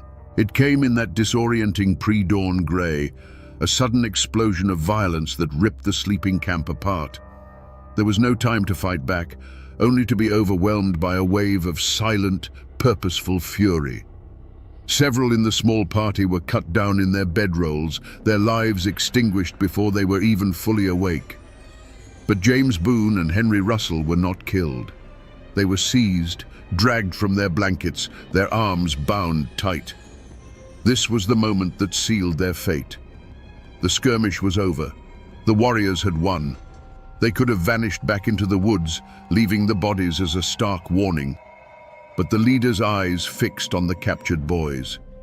In that instant, the strategic goal of terrorizing the settlers merged with the raw personal need for vengeance. The son of the leader for the son of the leader. A life for a life, a wound for a wound. The decision was made. The remaining captives were quickly and brutally dispatched, but James and Henry were kept alive. They were shoved toward the creek bank, their pleas and struggles met with stony silence. The point of no return had been crossed. This was no longer about land or resources. It had become a dark ritual, a sacrifice to be performed on the altar of grief. And the dawn that was about to break would bring not light, but a descent into an unimaginable hell. Up on the highway, there's a historical marker, a simple metal sign that gives you the cold, hard facts, the names, the date, the event. It's an official scar, an attempt to nail down this ghost to a specific point on a map. But the sign is for passing cars and tourists. It sanitizes the story. The real marker, the real testament to what happened, isn't up there on the roadside. It's down here by the water. I'm standing on the creek bank now. It's a small, flat clearing, barely big enough for a few men and a campfire. The river stones are smooth and gray, worn down by countless years of flowing water. It's a perfect place to camp, naturally sheltered, which is exactly why the boys would have chosen it. This little patch of ground is the only physical evidence that's left. This is the stage. There are no monuments here, no weathered cross, no pile of stones to mark the spot. Nature has reclaimed it all. But standing here, you feel it. This isn't just a place, it's a crime scene. The silence is different. It's heavier. You can almost feel the weight of what this soil has absorbed. Right here. This is where it happened. And each of these smooth, silent stones is a silent testament to the chaos of that morning, a witness to an act so cruel that it would stain this ground forever. The fire on the creek bank was no longer a source of warmth or comfort. It had become a spotlight on a stage of unimaginable cruelty. James Boone and Henry Russell were bound, the last glimmers of hope extinguished from their eyes. Their captors moved not with the frantic energy of a raid, but with a chilling deliberateness, a sense of grim ceremony. This was not going to be a quick end. This was going to be a lesson. The work began. The first sound was not a scream, but a sharp, choked cry that was swallowed by the vast, indifferent wilderness. The violence that followed was methodical. It was not the hot-blooded rage of a battle, but the cold, patient work of men intent on deconstruction. The sounds that carried across the water were not those of a fight, but of something being systematically taken apart.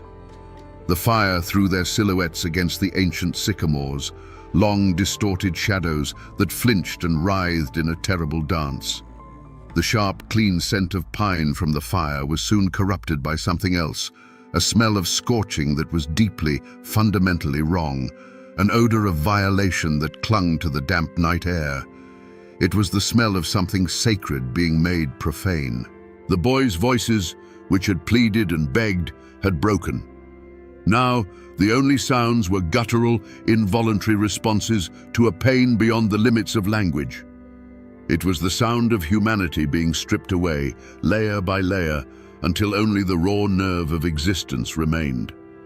The warriors worked in near silence, their movements economical and precise, as if following the steps of a dark and ancient ritual. Then, a new sound. The heavy, rhythmic impact of wood against bone and flesh. It was a dull, percussive beat in the heart of the night, sickeningly methodical. A sound of absolute finality, repeated until it was no longer necessary. And then, the abrupt and total silence that followed was more horrifying than any of the sounds that had preceded it. The shadows detached from the trees and melted back into the forest as silently as they had come. They left behind a scene of profound devastation. All that remained was the whispering creek, the dying fire casting a weak orange glow, and two shapes on the ground that no longer resembled boys. A single leather moccasin lay on its side, yards from the fire, a small, lonely testament to a final, futile struggle. This was a story told with knives and arrows. Every wound was a word, every desecration a sentence, arranged to form a single, terrifying message. It was a message intended for one reader, Daniel Boone. When he and the search party finally arrived, they would not find the bodies of enemies slain in battle. They would find a carefully crafted monument to hatred, a masterpiece of revenge designed to do more than kill a son. It was designed to kill a father's soul. After the raw horror of a place like Wallen's Creek, you come inside. You go to the quiet, climate-controlled rooms of a historical society where the past is filed away in acid-free folders. You look for the official story. Here, the chaos of that October morning is flattened, pressed between pages, and tamed by the formal language of the 18th century. You find depositions, journal entries, and the same letter from William Russell, now treated as a piece of evidence. The language is always the same. It's stark, formal, and designed to strip away the emotion. A report might state that James Boone, deceased, was discovered by the search party. It lists the names of the dead as if taking inventory. It describes the state of the bodies with a detached, clinical precision that is almost as chilling as the act itself. The report simply lists the cause of death as injuries sustained during an attack by hostile natives. Injuries sustained. It's a phrase meant to create distance. It doesn't mention the fire or the deliberate, methodical nature of the violence. It doesn't capture the image of Daniel Boone kneeling in the dirt next to what was left of his firstborn son, a man whose heart was just ripped out of his chest. The official record has no language for that kind of grief. This is the fundamental conflict of telling these stories. The documents give us the bones, the names, the dates, the locations. But they are silent on the most important truths. They don't record the sound of a father's cry echoing through the woods. They don't capture the cold, calculating fury of a warrior seeking his own dark justice. They record an incident, but they miss the humanity. And for the men on that expedition, the official record wasn't nearly enough. The law of the settlements was slow and distant. The law of the frontier was about to be enforced. There was no manhunt, not in the way we think of one, with a determined posse riding out in a cloud of dust, crying for vengeance. The reality was far more grim. After Daniel Boone and his men buried what was left of their sons in the cold, hard wilderness, the spirit of the expedition was broken. The message of terror sent from the banks of Wallens Creek had been received, loud and clear. They turned back. The dream of Kentucky was drowned in blood, and the retreat back through the Cumberland Gap was a silent, shuffling funeral procession. But the story traveled faster than they did. It moved from one isolated cabin to the next, a spark in dry tinder. The cold, official language of Captain Russell's letter was transformed on the lips of the frontiersmen. Injuries sustained became torn to pieces. Hostile natives became devils from hell. The names of James Boone and Henry Russell became a rallying cry, a justification for a hatred that had long been simmering. The law's pursuit didn't come from a sheriff's office. It came from the governor's mansion in Virginia. Lord Dunmore, the royal governor, saw the massacre not just as a tragedy, but as an opportunity. The dry reports from the frontier were all the pretext he needed to unleash the full force of the colonial militia. There was no courtroom, no judge, no jury. The courtroom was the War Council, and the verdict had been decided long before the trial. The hunt wasn't for a handful of warriors. It was for the entire Shawnee and Mingo nations. The following year, in 1774, Lord Dunmore's War erupted, a brutal campaign to break the power of the tribes in the Ohio Valley and force them to cede their rights to Kentucky. Thousands of militiamen were mobilized, their resolve hardened by stories like the one from Wallens Creek. The pursuit was a scorched earth campaign. The verdict was delivered at the Battle of Point Pleasant, a bloody, day-long engagement that shattered the tribe's resistance. The law of the frontier had rendered its judgment not with a gavel, but with the butt of a long rifle. The price for James Boone's life was a war that would change the map of America forever. You might think a story this important, a sacrifice this foundational, would have a marker, a stone cross, a simple plaque by the creek. But you can search the woods around Wallens Creek all day, and you will find nothing. James Boone has no grave. He was buried where he fell, wrapped in a blanket, and returned to the cold, unforgiving earth of the wilderness he had come to claim. His only tombstone is this creek bank, and his only memorial is the story itself, a ghost that still haunts this patch of ground. The wilderness that promised him a future ended up swallowing him whole. His father, however, is not so hard to find. Traveled 200 miles north to the Frankfort Cemetery, in the very heart of the Kentucky Daniel Boone opened to the world. There, on a high bluff overlooking the Kentucky River, is a grand, imposing monument. Carved stone panels depict scenes from his life, and a towering obelisk reaches for the sky. This is where they brought him back, decades after he died in Missouri, a man who had lost all his Kentucky land claims to lawyers and speculators. In death, the state he founded reclaimed him as its primary symbol. The irony is as deep as a mountain valley. The father rests in a place of honor, a tourist attraction where his legend is preserved in stone for all to see. The son, whose horrific death was the bloody price of that legend, has no resting place at all. One is celebrated, the other is anonymous, his bones long since surrendered to the roots of the sycamores. And what of the warriors who took his life? Their graves are scattered across a continent, the unmarked resting places of a people displaced by the very tide Daniel Boone unleashed. This vast distance between the father's monument and the son's lost grave tells its own story. It is the story of what came after the grief, the long, hard years of a man who had to carry the memory of that creek bank with him every day of his life. It raises the final, haunting question: what happens to a man who survives the unsurvivable? For Daniel Boone, the retreat from Wallens Creek was not an end. It was a vow. The grief from that day settled into him, not like a soft sadness, but like a hard piece of iron in his soul. It became the fuel that would drive him for the rest of his life. He had to go back. He had to finish what he started, as if conquering the land that took his son was the only way to quiet the boy's ghost. 2 years later, in 1775, he was back, blazing the wilderness road and raising the walls of a fort called Boonesborough on the banks of the Kentucky River.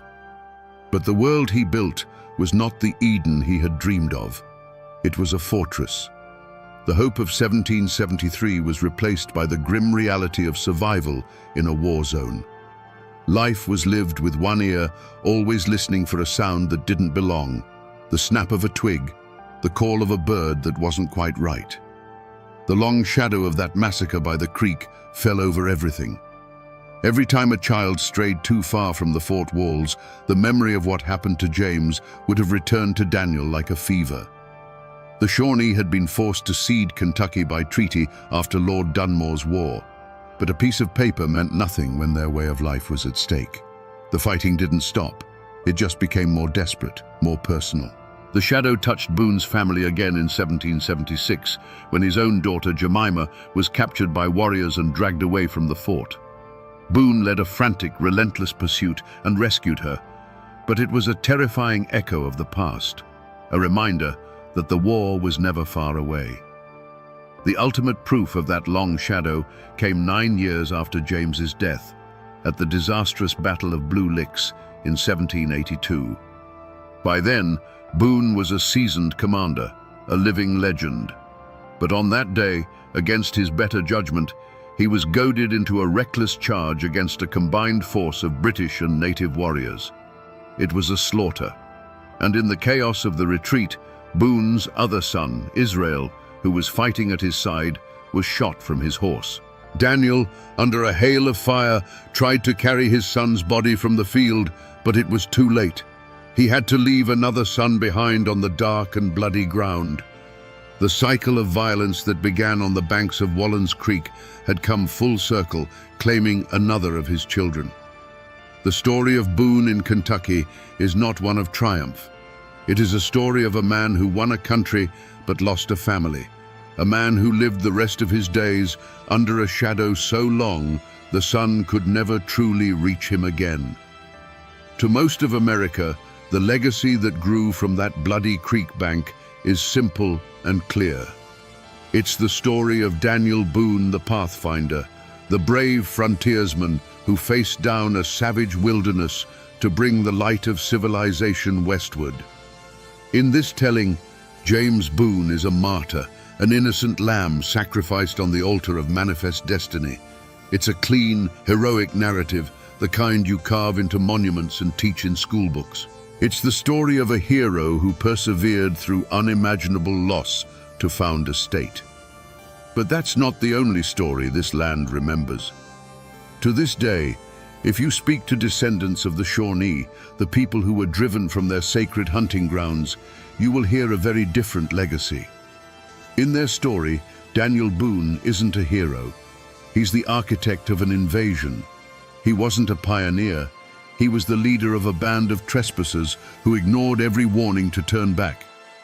In this version of the story, the attack at Wallens Creek was not an act of random cruelty. It was a desperate, violent act of defense, a last-ditch effort to protect a way of life from being extinguished. And that's where the memory gets truly complicated, tangled up in the tale of the grieving warrior who may have led the attack. Was it an act of unprovoked savagery? Or was it a terrible symmetrical act of revenge, a wound for a wound? In one legacy, he is a nameless, faceless monster. In another, he is a father, driven to madness by his own loss, inflicting the very same pain that had been inflicted upon him. He becomes a dark mirror of Daniel Boone himself. So which story is true? The hero or the invader? The martyr or the trespasser?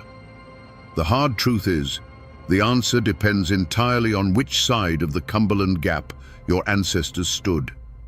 The truth is a matter of perspective. One man's pioneer is another man's destroyer. One man's tragedy is another man's last stand. The war for Kentucky didn't end when the shooting stopped. It continues to this day, fought not with rifles and tomahawks, but with the stories we choose to tell and the ghosts we choose to honor. A story this brutal can't live forever as just a set of facts. The human mind can't hold on to that much sharp-edged horror. Over time, it has to be reshaped. The pain has to be dulled, the events smoothed over, until the history becomes something else entirely, a legend. And that's exactly what happened here. The true, documented story of James Boone's death became the seed for 100 years of local ghost stories and cautionary tales. Locals will tell you not to camp by Wallens Creek, especially not in October. They say that if you come down here at dusk, when the light is failing and the mist starts to rise off the water, you have to be quiet and listen. They say you might hear something on the wind that isn't the wind, a thin crying sound. Some say it's the ghost of a young boy, forever lost, forever calling out for a father who came too late. Fishermen have talked for generations about a cold spot near the bank, a patch of air that stays chilled even on the hottest summer day. It's the haint of Wallens Creek, a permanent scar of sorrow left on the landscape. Over the decades, the story also became a tool, a boogeyman with a real name used by parents to keep their children close. "Don't you wander off," a mother would warn, "or what happened to the Boone boy will happen to you." The names might have gotten jumbled, the details blurred, but the core lesson remained. The wilderness is not your friend. Danger is silent, and it is always watching. The story became a fence, built of fear, to keep the next generation safe from the same fate. This is the final stage of a story's life. This is where history dissolves. The real James Boone, the 16-year-old boy full of hope for the future, is gone. In his place is a mournful spirit, a whisper in the trees. The complex, grieving Shawnee warrior is gone, replaced by a faceless shadow that stalks the woods. This is what happens when history is too painful to remember clearly. It gets turned into a haunting so that the community can forget the facts, but never, ever forget the feeling of that terrible morning. And so, we're back where we started, on the banks of Wallens Creek. The water still moves over the stones, and the wind still whispers through the sycamores. But it doesn't sound peaceful to me anymore. After peeling back the layers of history, of memory, and of legend, I understand what the echoes are saying now. The peace you feel here is a lie. It's just the silence that comes after a scream has finally faded. This isn't just the place where a boy died. This is the place where the myth of the peaceful frontier died with him. It's the place where Daniel Boone the man was forged, a man who would be haunted by this ground for the rest of his days. It's a story of grief, a story of revenge, and a story that reminds us that the history of this land wasn't a clean, heroic adventure. It was a messy, brutal, human tragedy, filled with fathers who lost their sons on both sides of the conflict. The next time you drive through these mountains and see a quiet little creek by the side of the road, or pass a forgotten historical marker, remember this one. Remember that these places aren't empty. They are libraries, filled with stories that are more terrible and more true than any legend you've ever been told. You just have to be willing to stop and listen to the silence. The boy is gone. The father's grief has long since turned to dust. The warrior's vengeance is forgotten. But the dark and bloody ground remembers. And the story remains.